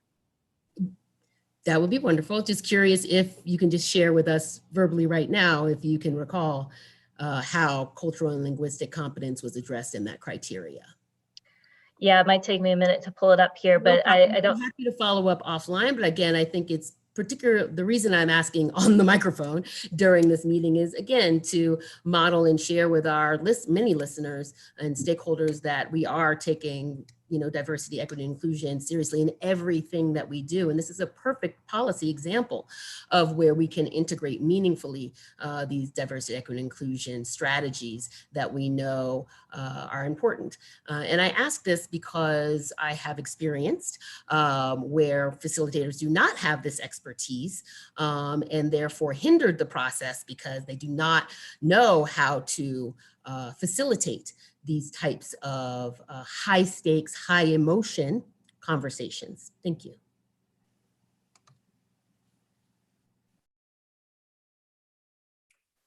Thanks, Katie, and thanks, Commissioner Adams. Again, I think I don't see any other questions. So Reed, you want to continue? Yeah, thank you. And I'm about done. The next thing I want to update the commission on, we had a good amount of discussion at the last meeting, had to do with the educational series for the commissioners that we were planning. And we are continuing to work on that and develop the agenda for that.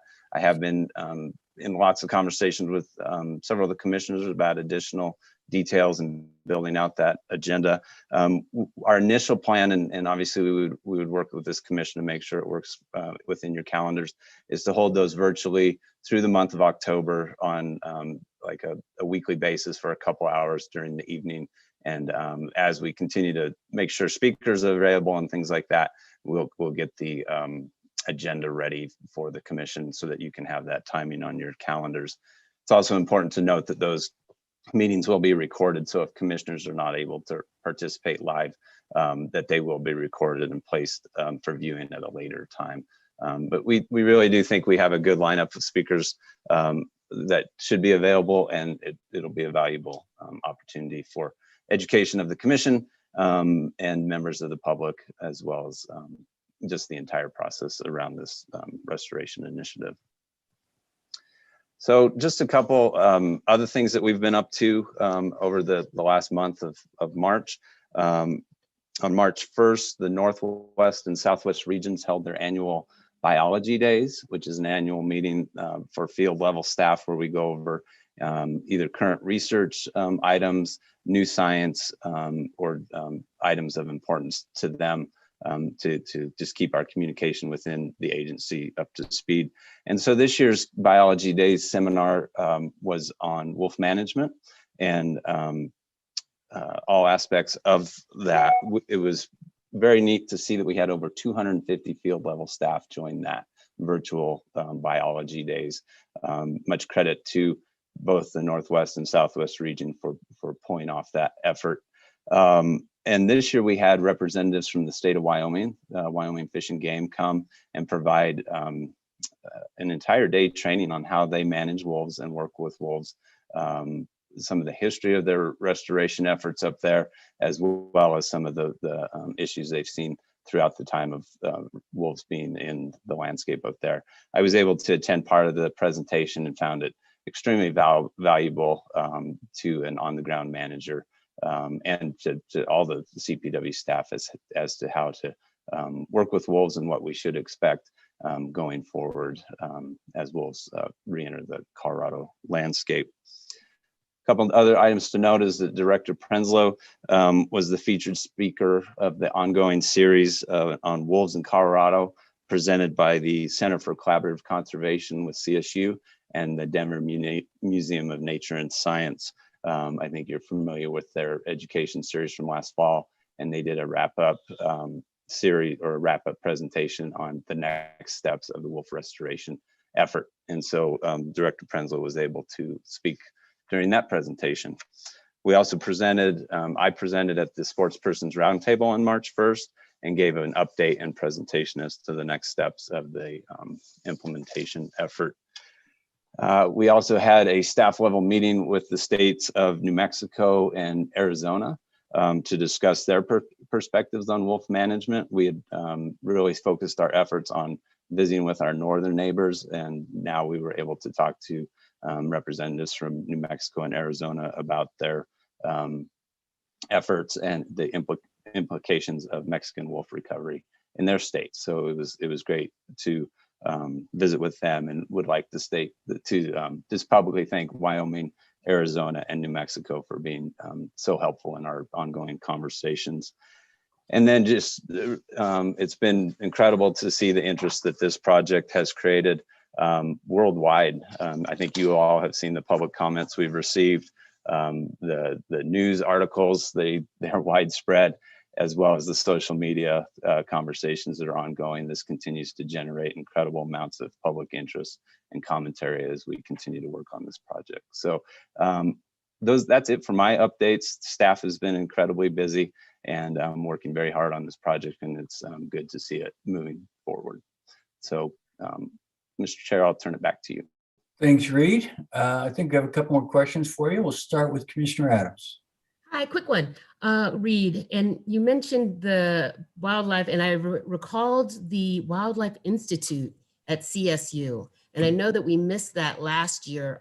And for those new commissioners, apparently commissioners have access to a week-long wildlife management intensive that CSU offers. Unfortunately, last year, due to COVID, that did not happen, and I have not heard any updates on the status for this year. I feel like it happens actually around March, so the fact that I haven't heard anything is quite telling, but just wanted to double check, because again, I'm noticing this rich opportunity. Yes, wolves, and as we know, are absolutely important, but they're not the only wildlife that is managed at CPW, and I would hate to over-educate myself in one area that is not connected to the broader wildlife management work that we do here at the agency.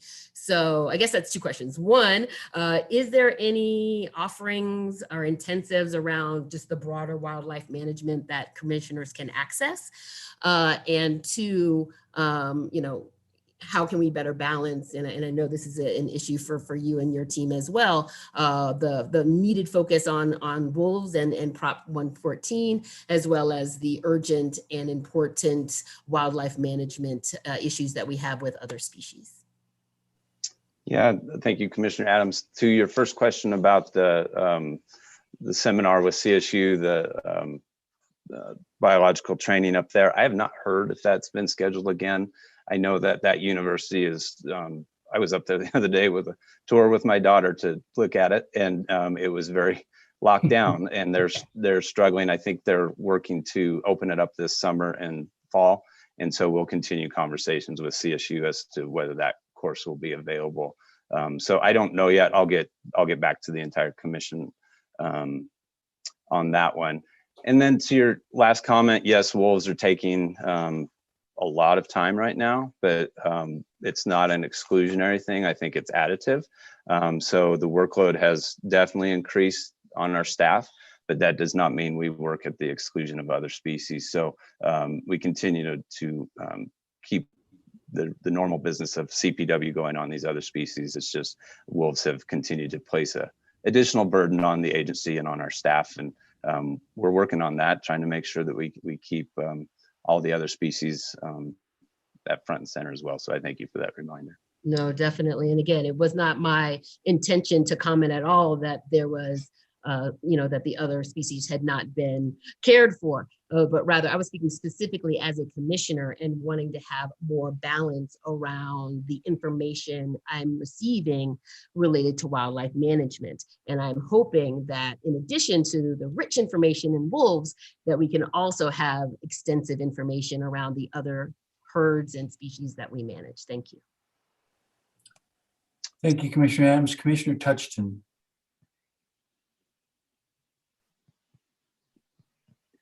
Thank you, Mr. Chair. And Reed, and this might actually bounce back to Eric. I didn't know where else to ask this question. The ballot initiative says gray wolves. Technically, I read Mexican wolves would qualify as satisfying the ballot initiative. I think there are some things to be said in favor of looking at Mexican wolves. But we seem to have focused on Northern Rocky Mountain wolves as our source. I'm just wondering where that decision will get made, if that about which wolf. I think Eric called it which donor population, but there's I view it as an even more threshold decision about, do we go with Northern Rocky Mountain wolves? Do we go with Mexican wolves? or the map that Eric put up, which was the Fish and Wildlife Service's old position, was that Colorado should have both. And the dividing line between the two species was I-70. So I'm just wondering how we'll go about making that, what I view as a very threshold decision about which wolf or wolves we'll focus on. Yeah, thank you, Commissioner Touchton. I'll answer part of that, and then Eric can further describe that map that he put up, because I think there's some clarity that needs to be made there. I think that decision needs to be made fairly soon, but I think it's a decision we need to have with the U.S. Fish and Wildlife Service in the room and CPW as to if Colorado even fits into the recovery planning of that species. It's our belief that Colorado does not represent historic range for the Mexican wolf. And I think Eric has written papers to that effect that I'm sure you're probably familiar with. So I think that decision will be made at high levels within the Fish and Wildlife Service recovery plan. Both Albuquerque and the Denver offices will be in that decision, as well as CPW. I think we need to jointly make that decision. Eric, is there other things that you would like to add to that? I think the only thing that I would add to that is that at that time, with that 2003 map that I put up there, it was Canis lupus, gray wolves in their entirety was what the listed entity was. That's what the Fish and Wildlife Service was trying to recover. And they were trying to recover individual distinct population segments of the gray wolf. Since that time, they've listed the Mexican wolf as a separate entity. Mexican wolves are throughout the rest of the lower 48, it's Canis lupus. It's the northern gray wolf is what's listed. And so what is not communicated in that 2003 map is that Mexican wolves are now their own entity for which the Fish and Wildlife Service has the recovery responsibility for protecting and maintaining that genetic subspecies, genetically unique subspecies. And so it's a different mindset. It's a different philosophy in recovery between 2003 at that time and currently. And as Reed said, that the historical range for Mexican wolves clearly did not come into Colorado. Eric, could I ask you to further give me a little more information? So that, are you saying the Mexican wolf is still endangered and would require federal application for reintroduction? Yes, it would. The Mexican wolf is federally listed, and the recovery plan in their 10J is all limited to that Arizona, New Mexico area. So any involvement any extension of that would be a process for sure. Thank you. I wanted to make sure that our listeners understood that. Commissioner Garcia. I think Eric, Commissioner Touchton had asked not just about the Mexican wolf, but also the species of the North American gray wolf. And I think Commissioner Touchton, Eric talked to us once before about some of the genetic reasons for not going, for instance, to the collecting wolves from Minnesota, Wisconsin, for example. I think he's covered that for us before, but if that's what you were looking for, Commissioner Touchton, I'm sure Eric could cover that again.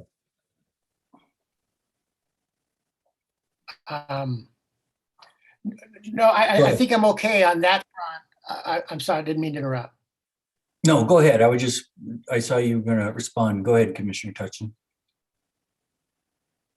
No, I'm okay on with the information that Eric presented before, and Commissioner Garcia was reminding us of. What I was, there was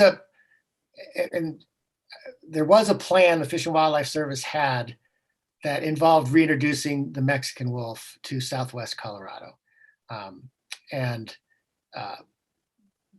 Mexican wolf is more in peril than the northern gray wolf. It is eligible for 10J designation. It's also a little bit smaller wolf, which would make some people happy. But I wasn't putting my imprint on one side of this debate or the other. But the point that Reed made was what was key to me, which is we should officially make this decision soon about which direction we're going in and which wolf we're focusing on reintroducing, because it seems to be one of the very first steps is, are we going down a Mexican wolf path or Northern Rocky Mountain wolf path? And it would change our involvement vis-a-vis the Endangered Species Act and the U.S. Fish and Wildlife Service. Thank you, Commissioner. Excellent point about that. Commissioner May. You're on mute, Commissioner May. Thank you, Mr. Chair. I have discussed this at length with staff, and some of the information that I've received, I've tried to study the situation with the Mexican gray wolves and northern wolves. And one thing that I have found fascinating, almost every time I've studied the Mexican gray wolves, any research or any peer-reviewed research I come across includes papers that were published by Eric O'Dell. So I just want to make the point that I think we're extremely fortunate, the staff we have available to us and the scientific plan that they're taking towards this. I really look forward to the educational series that we will have.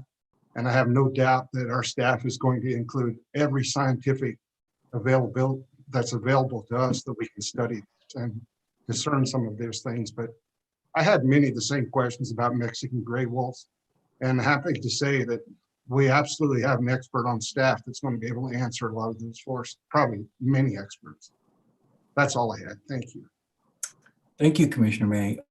Director Prinsloo. Yeah, Chairman, I might add a little bit. We do have an expert on staff, which I appreciate, Eric, and I think Reed addressed that, but I'll just reaffirm. So this commission currently does have the ability, obviously, under Amendment 14 and your rules to discuss and will bring in northern gray wolves. This commission does not have the authority to bring in Mexican wolves. It's a fully endangered species, and the habitat within the recovery plan is south of I-40. So it does not mean we're not going to have that discussion, but we will not be in a decision point by ourselves as a state on that subject on Mexican wolves. I just wanted to make sure the commission understood that that's not within our wheelhouse. So Reed, are you complete now? We move forward to Lauren Truitt. I don't see any other questions. Yes, thank you, Mr. Chair. I got a note here that I misspoke on something I need to clarify. When I was talking about the educational series, I mentioned that they were in October, and I meant to say April. So I just want to make sure that's clear for the record. We're not looking forward to doing those in October. We'll be doing those next month. But thank you all, and thank you to everyone that we've met with between meetings. The input that we've received so far has been tremendous and very helpful. So thank you, and just appreciate the time. Thanks, Reed. Lauren, are you there? Yes, Chair, thank you. Mr. Chair, Commissioners, Director Prinsloo, Lauren Truitt, I'm the Assistant Director for Information and Education, and I want to thank you all for your time this afternoon. I'm just going to provide a really high-level overview of some of our efforts with regard to wolf education and outreach as we progress through this restoration process. Reed had mentioned the commission webinar series that we will be producing and going through in this next month. Concurrently, our education team is going to be producing a lot of additional material really geared for the general public, geared toward our educators and interested parties. So from an education perspective, outside of these commission webinars, we are working with the same experts that we will be bringing in front of this body, as well as others, to build out our education opportunities. We're currently reviewing what education materials other states and entities have already created. I'm a big believer in working smarter, making sure that we're being efficient and effective with what has already been produced, and then how we adapt that for the Colorado public and the agency needs. Really looking at Project Wild education material focused on K through 12 education, and then any other materials that have been created in the education space. It is important to us to make sure that we're providing a broad range of information as well as education material to meet the needs across the board. I think it's been mentioned before, but I really want to highlight how fortunate we are as an agency to have incredible professionals in the education, communication, and marketing fields. The depth and breadth of the experience that our professional biologists, our wildlife managers, our human dimensions specialists also extends to our education and communications team. The professionals that we employ are a dream team. I feel very fortunate to work with and for the people of this agency. Right now, our staff are focused on how we can better meet the needs of the public through interpretive programming, non-formal education opportunities within the programs that our agency already hosts. It had been mentioned before, I believe in our February meeting, is making sure that we are doing targeted stakeholder education opportunities. So an arm of our efforts focuses on community-focused education webinars. We'll also be producing a formal education toolkit. This toolkit is geared toward K through 12 educators, as well as meeting the needs of our higher education students. Our goal is to make sure that all of these materials align with the Colorado education standards, so that easy integration into the classroom supports the educators in their current workload, but that this is a supplemental that they can add in to really gear toward problem-based learning. Our education team has created a wild classroom series, which is a distanced learning module to meet the needs of current COVID times, but also expand our staff capacity. We have a small but mighty education team, so really trying to use the technical tools available to us to meet the needs across Colorado communities and make sure that this information is accessible to anybody who is interested. So in addition to our wild classroom, our focus is on these problem-based learning solutions. It is a model of learning that is very enriching to our curriculum and our student experience. So students will go through these program modules. They will learn about the variety of complexities that come with wolf reintroduction and management, as well as focusing students' learning on a variety of stakeholder perspectives, employing critical thinking, collaboration, and self-directed learning. Our hope is that in the end of going through these problem-based learning modules, that students will be able to articulate their learning path, to be able to understand a variety of perspectives and areas of management needs, and be able to relay this and articulate this to their peers, their parents, administrators, and professionals. With that, we are also looking at scalability of this learning opportunity, is that students are now becoming the teacher. They're being able to teach their peers of what they learned, help educate their parents and their community around them. So we're really looking at how we enrich the programs that are already in place. Our communication and marketing teams are in the process of creating social media-based education series. These are going to be about 60-second, 120-second quick learning, two-way communication style video series. Our hope is to intake public input, questions that we've received from the public, questions that our staff have received from the public, and be able to create those two-way learning dialogue opportunities, but also extend that through the next few years as we learn more, as the process progresses, as well as our public learns more. Our goal is to meet the needs of the people where they're at in their learning path and provide the resources needed to expand that learning. In addition to the learning-based materials and the education-based materials, we're also focused on our website. And I know that was brought up this morning. I'm really proud of the team and the amount of work that they've put into the education materials currently available.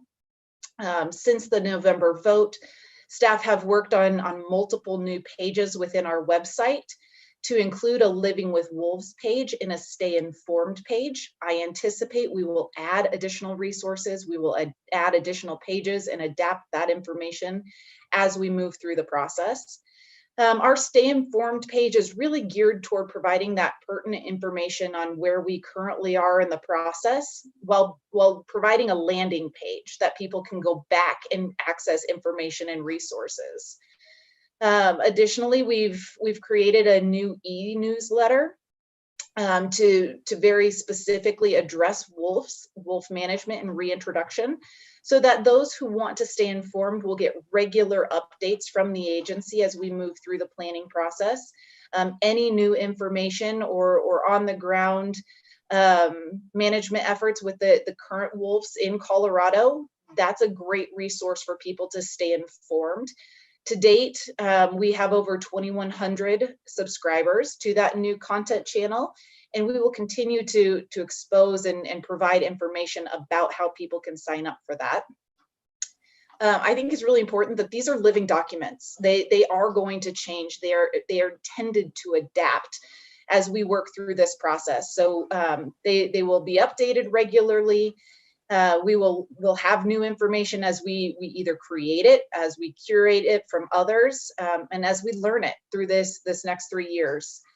I would be remiss to not publicly thank my team, the region teams, those who have been working kind of behind the scenes nonstop on this topic. As has been mentioned, and Commissioner Adams, I appreciate your acknowledgement of that this is one new species for us. We still have 960 others that we are managing and making sure that their habitat, that they are still being focused on. We have an incredible recreation system that we are managing. So this is just an added duty to staff's plates. And I think it is really important that our staff understand how appreciative we are of the amount of work that they've taken on.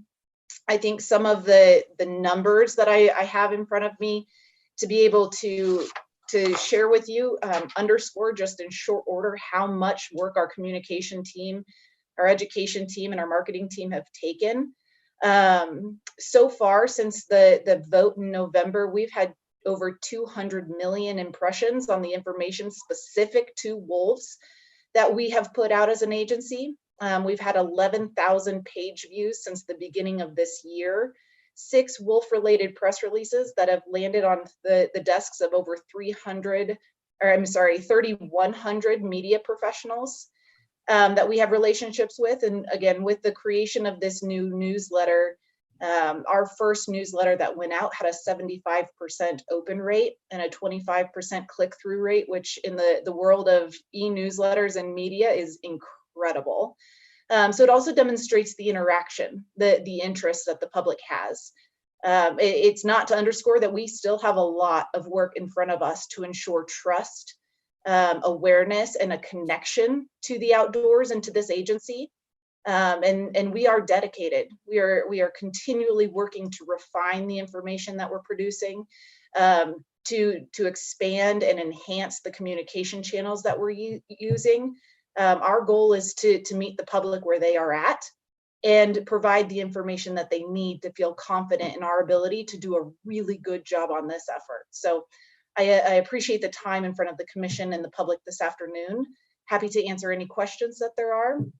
Thank you all for your dedication to this effort. Thank you, Lauren. We'll start, we do have a couple questions. We'll start with Commissioner Schaefer. Thank you, Mr. Chair, and thank you, Lauren. Sounds like y'all been a little busy. Given this very robust process and program that has been put together and the opportunity at hand, I'm just wondering, has there been any exploration of being able to include sort of the social dimensions aspect to figure out that you sort of hit my point on the head earlier of sort of the awareness, trust, aspects of this, to be able to measure where these communications, whether it's specific tactical, tactics being used or methods, what works well, what doesn't, and how to be able to apply those lessons to the broader communications that you guys do. It seems like this is a big opportunity to be able to do even better and more well down into the future. I appreciate your question, Commissioner Schaefer. And yes, absolutely. There is a tremendous amount of opportunity for us to learn from this process on what channels work, how people receive information, how they retain and digest information. We are working with our human dimensions specialist, Dr. Hortouch to understand how we can put together really short surveys that go out with some of our communications so we understand and get that two-way feedback from the public, from the communities across Colorado. Our goal is to make sure that those who want information have it, that it is informed by their questions and informed by the communities that are not only impacted with this, but the specific communities across Colorado. And I think, again, it was mentioned in February, is that we need to make these stakeholder specific. And so part of our communication strategy is to also break down this information by the stakeholders we are trying to communicate with, where you have that broad scale umbrella, and then you get very targeted on the information that people need. But with that is that two-way dialogue of how is this information coming across? What more can we do? What more do people need? And how do they need it delivered to them? That's just super exciting to hear. This is one of the aspects that, most folks aren't thinking about within this process, but this is something that is one, it's worth a lot of money if you were to pay someone to do it. But it's going to help inform the work for decades to come. So it's hugely important. I'm glad that you guys are on the ball. That's great. Thank you. Thank you, Commissioner Schaefer. Commissioner Adams. Yes, thank you so much for the robust presentation and approaches that is differentiated. Thank you. Commissioner Schaefer asked my first question around how are we assessing what our stakeholders already know. And it sounds like that the curriculum will be informed by the questions that you have already received. And I'm assuming you'll do a crosswalk if there's any gaps. So then that got me to the next question, which is what, oh gosh, I hate when I can't read my own handwriting. What is, would it be possible to get a list of the stakeholder categories? I just really appreciate us unpacking that. I often hear this term thrown around and it's very rarely like actualized. And so again, I just appreciate this agency, you and your team's efforts in bringing language and transparency to what we mean as an agency by stakeholders. And I look forward to that crosswalk of that to the stakeholder engagement work that we were talking about earlier. The second question I have is related to the development of curricular materials and instructional approaches. And I agree 100% that our CPW staff and is absolutely excellent. Everybody that I've met on the education team thus far has been incredibly knowledgeable and experienced around how to educate a variety of different types of identities and peoples around these issues of our lands, wildlife, and the management. I would be remiss if I did not mention that our team does not reflect the racial and ethnic diversity of the state, of our state constituents. And so I urge us to consider a collaborative model where we identify and work with perhaps some consultants from some of the many partners that we have to co-develop those curricular materials and instructional approaches to ensure that they are racially and ethnically responsive, culturally and linguistically responsive. And again, I think this will be a wonderful pilot and exemplar as you're thinking about how the WOLF-specific education programming can transfer and strengthen the rich work that you're doing in other areas. Thank you. Thank you, Commissioner Adams. Lauren, did you catch those questions? I'm not sure that I caught the questions, but I caught a couple key points, Commissioner Adams, if I may just kind of relay those back, is that we are and can provide those stakeholder specific groups that we are kind of targeting for this initial level of material building and communication. Obviously, that's going to that'll deepen as we work through the process based on some of those immediate needs, and then our kind of short-term, medium needs as we move through this. So we can certainly provide that to the commission. I also heard the co-development of curriculum, and I will provide that feedback back to my team as they start working through this. I've got a very robust spreadsheet that our education team has put together with a pretty aggressive timeline to make sure that we are getting this material out by the August start date of this next calendar year. So I will certainly pass that feedback along and make sure that we are incorporating broad public input and partner input in how we develop that curriculum. Awesome. Thank you so much. Thank you, Lauren, and thank you, Commissioner Adams. I don't think there's any more questions for you at this time, Lauren. Reed, Lauren, Eric, does that conclude your Wolf update here for item number 28? Yes, thank you, Mr. Chair. That concludes our Wolf update for this meeting. Okay, well, I would now, it was an informational item, but I'd open it up to any commission discussion with regards to the item.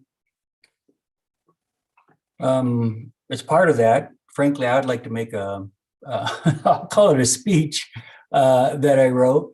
I think it's really important for us to make. I wanted to take a moment, and I've got it typed out here, so if you don't mind, I'm going to read a little bit too. I want to take a moment to address some recent coverage of our commission's decisions with regard to the planning process for wolf restoration. After the last meeting, there was some reporting of our meeting by National News Services, various other media. One of the articles was titled Nice and Slow, which I believe is the farthest from the truth. I'd like to be very clear, this is my belief that the commission's intent and the direction we provided CPW staff. Our schedule for reintroduction of wolves in Colorado, pursuant to the ballot initiative approved by the voters of this state, requires this commission and this agency to comply with multiple objectives. Now, first, our initial schedule approves bringing wolves to Colorado no later than December of 2023. Now, this is an aggressive schedule, and it'll take a monumental effort to do so. No state I'm aware of has completed this process in 3 years from the time of their decision to reintroduce wolves to that reintroduction.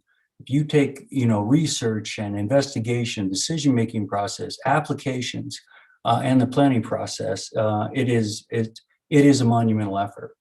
There are many, many challenges ahead of us, but I'm confident it can be accomplished with a lot of hard work, which you've heard CPW staff talk about doing. It can be done correctly, efficiently, expeditiously in that time frame. And I think any news or articles that state we are slow walking this process are incorrect.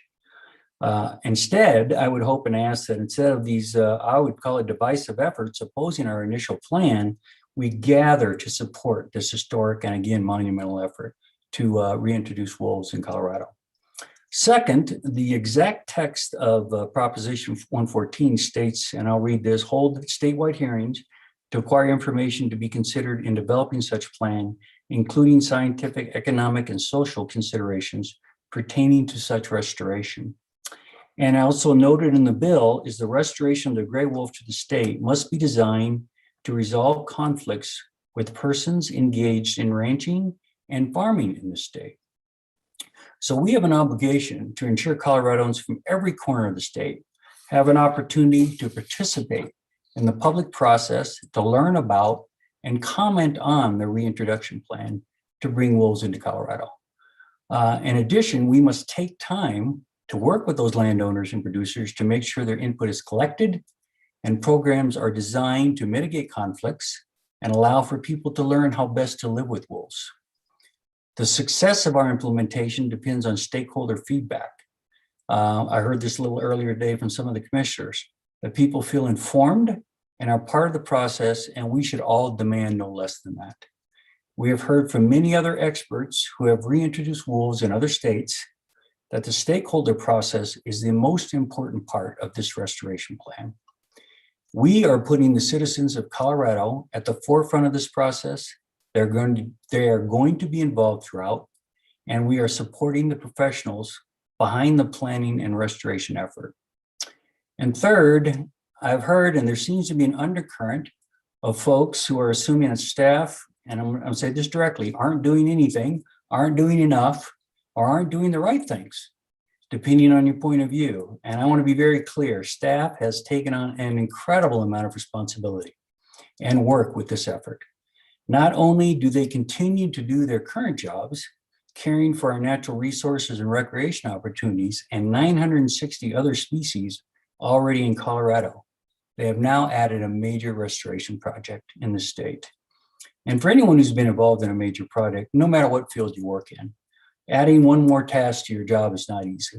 So, nothing else comes off the list. You have to figure out how to make room to do more, work more hours, and ensure nothing gets dropped. So I can guarantee you there is not an hour that goes by that this staff is not focused on how to conduct this reintroduction effort to the best and the highest level. Colorado Parks and Wildlife has successfully restored dozens of species, game and non-game alike. And we employ some of the best people in the nation, professionals in biology, wildlife management, human dimensions, disease management, and much more. And these people have Colorado's best interest at heart. And we should all be proud to have this group of people working on this effort. And I really think it's a shame anyone would think the staff of CPW would do anything less. So finally, I'm confident that the Colorado Parks and Wildlife Commission itself is committed to the staff of this agency and the people of Colorado to get this right. I'm also confident that we're going to do a good job and that we'll meet all the requirements of the ballot initiative, including putting Coloradoans at the forefront of our process to bring wolves into Colorado by no later than December of 2023. So thank you for that little bit of time. I felt it was important. As I would call it, to set the record straight with regards to the effort that's being undertaken. And although a lot of it is behind the scenes, assure our listeners and the public that there's just a tremendous amount of work that's going on. So with that, are there any other commission discussions or questions with regards to item number 28? Commissioner Schaefer.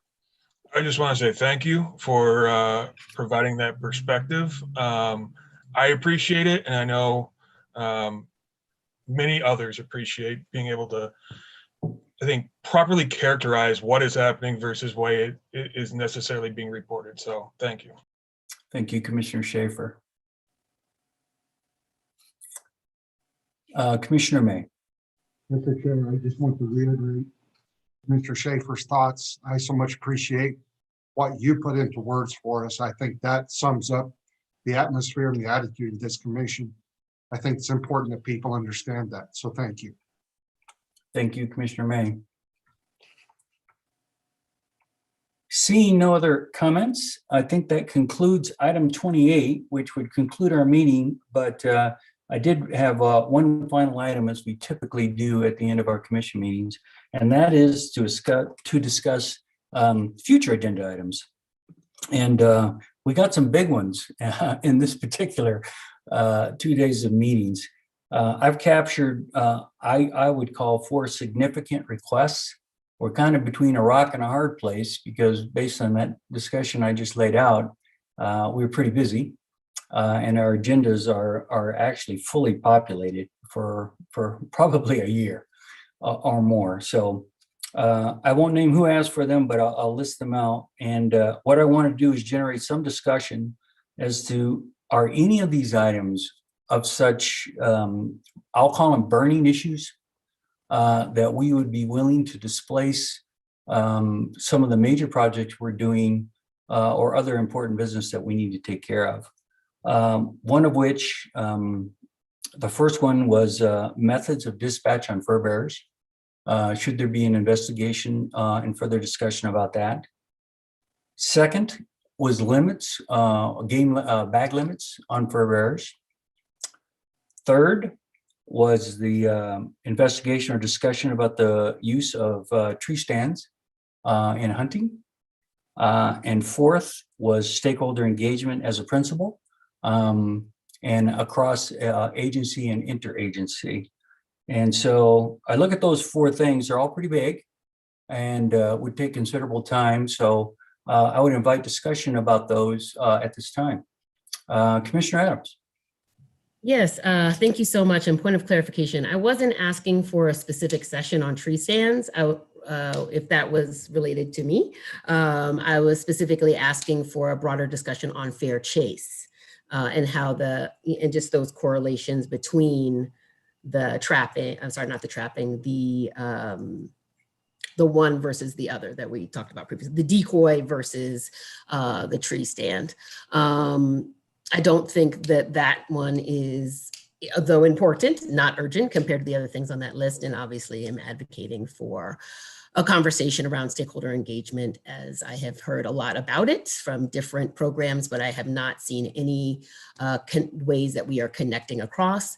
I personally am experiencing stakeholder fatigue as Outdoor Afro, getting multiple requests to sit on all kinds of advisory councils, groups, stakeholder groups. And as a volunteer, I'm experiencing that. And I've heard from other volunteer leaders of other types of outdoor organizations that are experiencing similar requests. So as somebody who is specifically impacted by this, as well as seeing the need at a policy level, I would love to see a presentation on how we are connecting the dots across our stakeholder engagement efforts. Thank you. Okay, I might ask you a follow-up question, Commissioner Adams. I'll call it the topical matter between the bow-mounted decoy we talked about today and tree stands are really two distinctly different questions. If your question is as to a discussion around fair chase, that's a pretty big topic. Does that make sense? And so that's one I'd probably want to put aside rather than push. I'd probably take the tree stand fair chase and just put that aside. That's what I was trying to do. I'm not sure why. Okay. I just want to make sure I heard you correctly. I was saying that I would like a deep dive in fair chase and that it is important but not urgent. Thank you. Okay. And then I think it still lays out, I want to make sure I follow up correctly, it still lays out the issue of a presentation around stakeholder engagement, though, is a bigger topic. And you still see that as important for us to address. I do. And I've talked about it several times and I'm curious to hear others on it. As I said, I'm personally being impacted by it and I'm seeing a policy disconnect that is making it hard for me as a commissioner to make decisions around stakeholder engagement because I can't always see the connection between wolves and habitat and the partner outreach, the partner, regional partnerships. And, there's all these disparate pieces and I'm having a hard time trying to put it together. Curious to hear others' thoughts on this particular issue or others they'd like to share. And to clarify for myself, what I was laying out and looking for, the construction, the approval agenda is done by the chair in concert with the director. What I was looking for is which are the burning issues all the commissioners really feel needs to be brought forward, and is there consensus around those such that we can take a harder look at the agendas we have built forward and say what could be moved in order to accommodate that. So thank you for your input, Commissioner Adams. Commissioner Haskett. Thank you, Chairman McDaniel. I believe within the last 12 months, maybe 18 months, we covered dispatch methods. So I don't feel like it's something that's extremely important for us right now. I could see bag limits maybe, but I would say, let's give staff a break. We have a lot on our plate right now. Maybe look at it this fall after we get some things going with the wolf. I do have one thing that concerns me though, is we had no herd management plans on this agenda. That is one of the most important things that we do. And we are way behind on those anyway. And we didn't see any today. I don't want to forget that we need to look at those also. Thank you. Thank you, Commissioner Haskett. Although we didn't review a herd management plan, I just did want to clarify, we did approve to in our consent agenda for today, the sand dunes deer and sand dunes elk plans, but you are correct. We did not hear any plans that we would be asked to approve in the future. So those were absent from today's and yesterday's meeting. Let me, before I ask Director Prinsloo with regards to respond about that, I'd like to get through more of the commissioner comments around these issues. Commissioner Touchton. Thank you, Mr. Chair. Well, I think I can make things a little better in one sense and maybe make them a little worse in another. I'm not sure you're about to do me a favor, Jay. I'm trying. I agree with what Commissioner Haskett just said, that my quarrel with the methods of dispatch was really about how we went about writing the regulation. That can wait. The bag limits on fur bearers, which I think was also something that I discussed quite a bit. Yes. I would like to do that. I would like to do it in sort of the context of the whole small game brochure.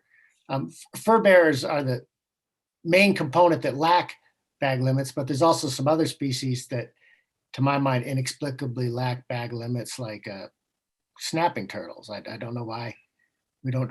But anyway, I won't go into the details, but I agree that can wait. It seems we open that small game brochure up annually, and I have no way to proceed on this. I would be relying entirely on what staff thinks might be appropriate bag limits. So it's not pressing, to answer your question.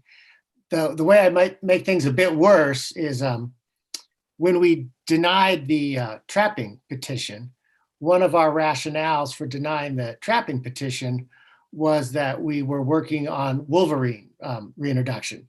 And I know I've brought this up before, and I don't mean to be annoying about it. And I have heard from staff that we are doing work behind the scenes with Fish and Wildlife Service, but I would like to see that out in the public sphere. In part, as we just said, we were going to work on it, and I would like us to put that on the agenda at some point relatively soon to show the public that we really are working on it. As we said, we were too busy to get to some of the other things they wanted us to work on. So that's my complicating factor to this list. Thank you, Commissioner Touchton. Commissioner Garcia. Thank you, Chair. Thank you, Commissioner Touchton, for taking everything off the plate, except wolverines. And we're going to send you to Michigan and see if you can get some put in over there, since that's their school mascot and they don't have any. But I think that's something that's being already done. The division's working on that. And perhaps it's something that they can just bring to us and bring us up to date on the status. Again, it's National Fish and Wildlife. So I personally agree with Commissioner Haskett. I'd like to get back to the work that we do, herd management plan, and the things that are expected of us around management of wildlife. And so I think it sounds like we agree that tree stands, bag limits, and dispatch are not something that we need to be focusing on at this point in time. And the other from Commissioner Adams, I'm not sure I quite understand it, but it doesn't affect me. I don't have any problems personally with my involvement with this organization as it relates to the many organizations outside of Parks and Wildlife Commission that I deal with as being a commissioner, or any of my other activities. And so I guess I'm not quite sure what we can do as a commission.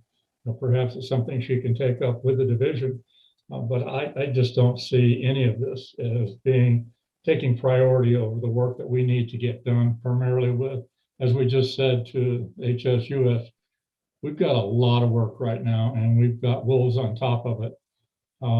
And so I think Reed mentioned earlier, we're not letting all this other work, we're not putting it aside, but we certainly don't want to take on any more. Thank you. Thank you, Commissioner Garcia. Before I get to the second round of comments from commissioners, Director Prinsloo. Great. Thank you, Chairman. I'll take just a couple of information points so you can continue the discussion. So wolverine, I think I know we had I won't say a plan, but we had a lot of work on that maybe 5, 6, 7 years ago. So we potentially at some time can bring that forward, but I do want to let not only Commissioner Touchton know, but all the commissioners know, thanks to Executive Director Gibbs and the governor, we did last week put wolverines and a pre-listing 10J again, request to the U.S. Fish and Wildlife Service, Department of Interior, from a letter from the governor to actually the president and to the Department of Interior. So that's one. We're actively in that space, but not going to do that really without that kind of background for the state. I don't think we'd be successful, but we're definitely in that. And as far as herd management plans, so we look forward to coming back. As you so astutely brought to the attention, we did approve a couple. We also took, I won't call a hiatus because there's plenty of work, but March and April are when all the data is collected on winter survivability, and all the flight counts are added and models are created on deer and elk and antelope and bear, moose, et cetera, and those turn into real numbers, into real license setting data. And so usually in the month of March, it's all hands on deck. And so I think you'll be seeing those come back in May, herd management plans. So just wanted to give you that information. Thanks, Director Brinslow. Happy to hear that. They're one of my favorite things to look over. Commissioner Schaefer. Thank you, Mr. Chair. I'm going to try not to be too horrible, but I will just mention again, the issue with allocations does not go away. We're seeing legislation being introduced. We're seeing plenty of consternation. I understand we have massive time constraints, but I would be remiss not mentioning that that is something of great interest to the majority of customer base for Colorado Parks and Wildlife. The other thing I want to just make sure to clarify, while these are sort of separate things, we're not necessarily talking about some of the things that we talked about in this meeting, like the co-op and the partnerships. That's expected to still be part of agendas moving forward. Is that correct, Mr. Chair? Yes. Okay. The only other thing I would want to put a request in for future updates is to have regular updates in regards to wildfire remediation and reclamation, so that we have an understanding of how we're dealing with the impacts of those issues. Thank you. Well, you were correct, Commissioner Schaefer. You didn't make it easier for me. Thank you, though. Commissioner Adams.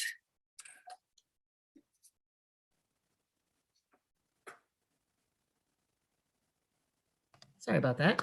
Oh, are you there? There you provide are. a little bit more information related to some oversampling that I have heard from racially and ethnically led outdoor organizations in Colorado. We have received a significant increase, almost I'd say 150% increase in the efforts in efforts of our state and federal agencies and local agencies to engage historically marginalized communities. And that is wonderful.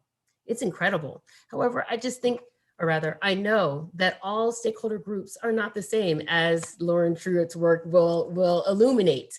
Some of our stakeholder groups are well-financed. They come from large organizations. They have staff who come to every single CPW meeting, and that's awesome.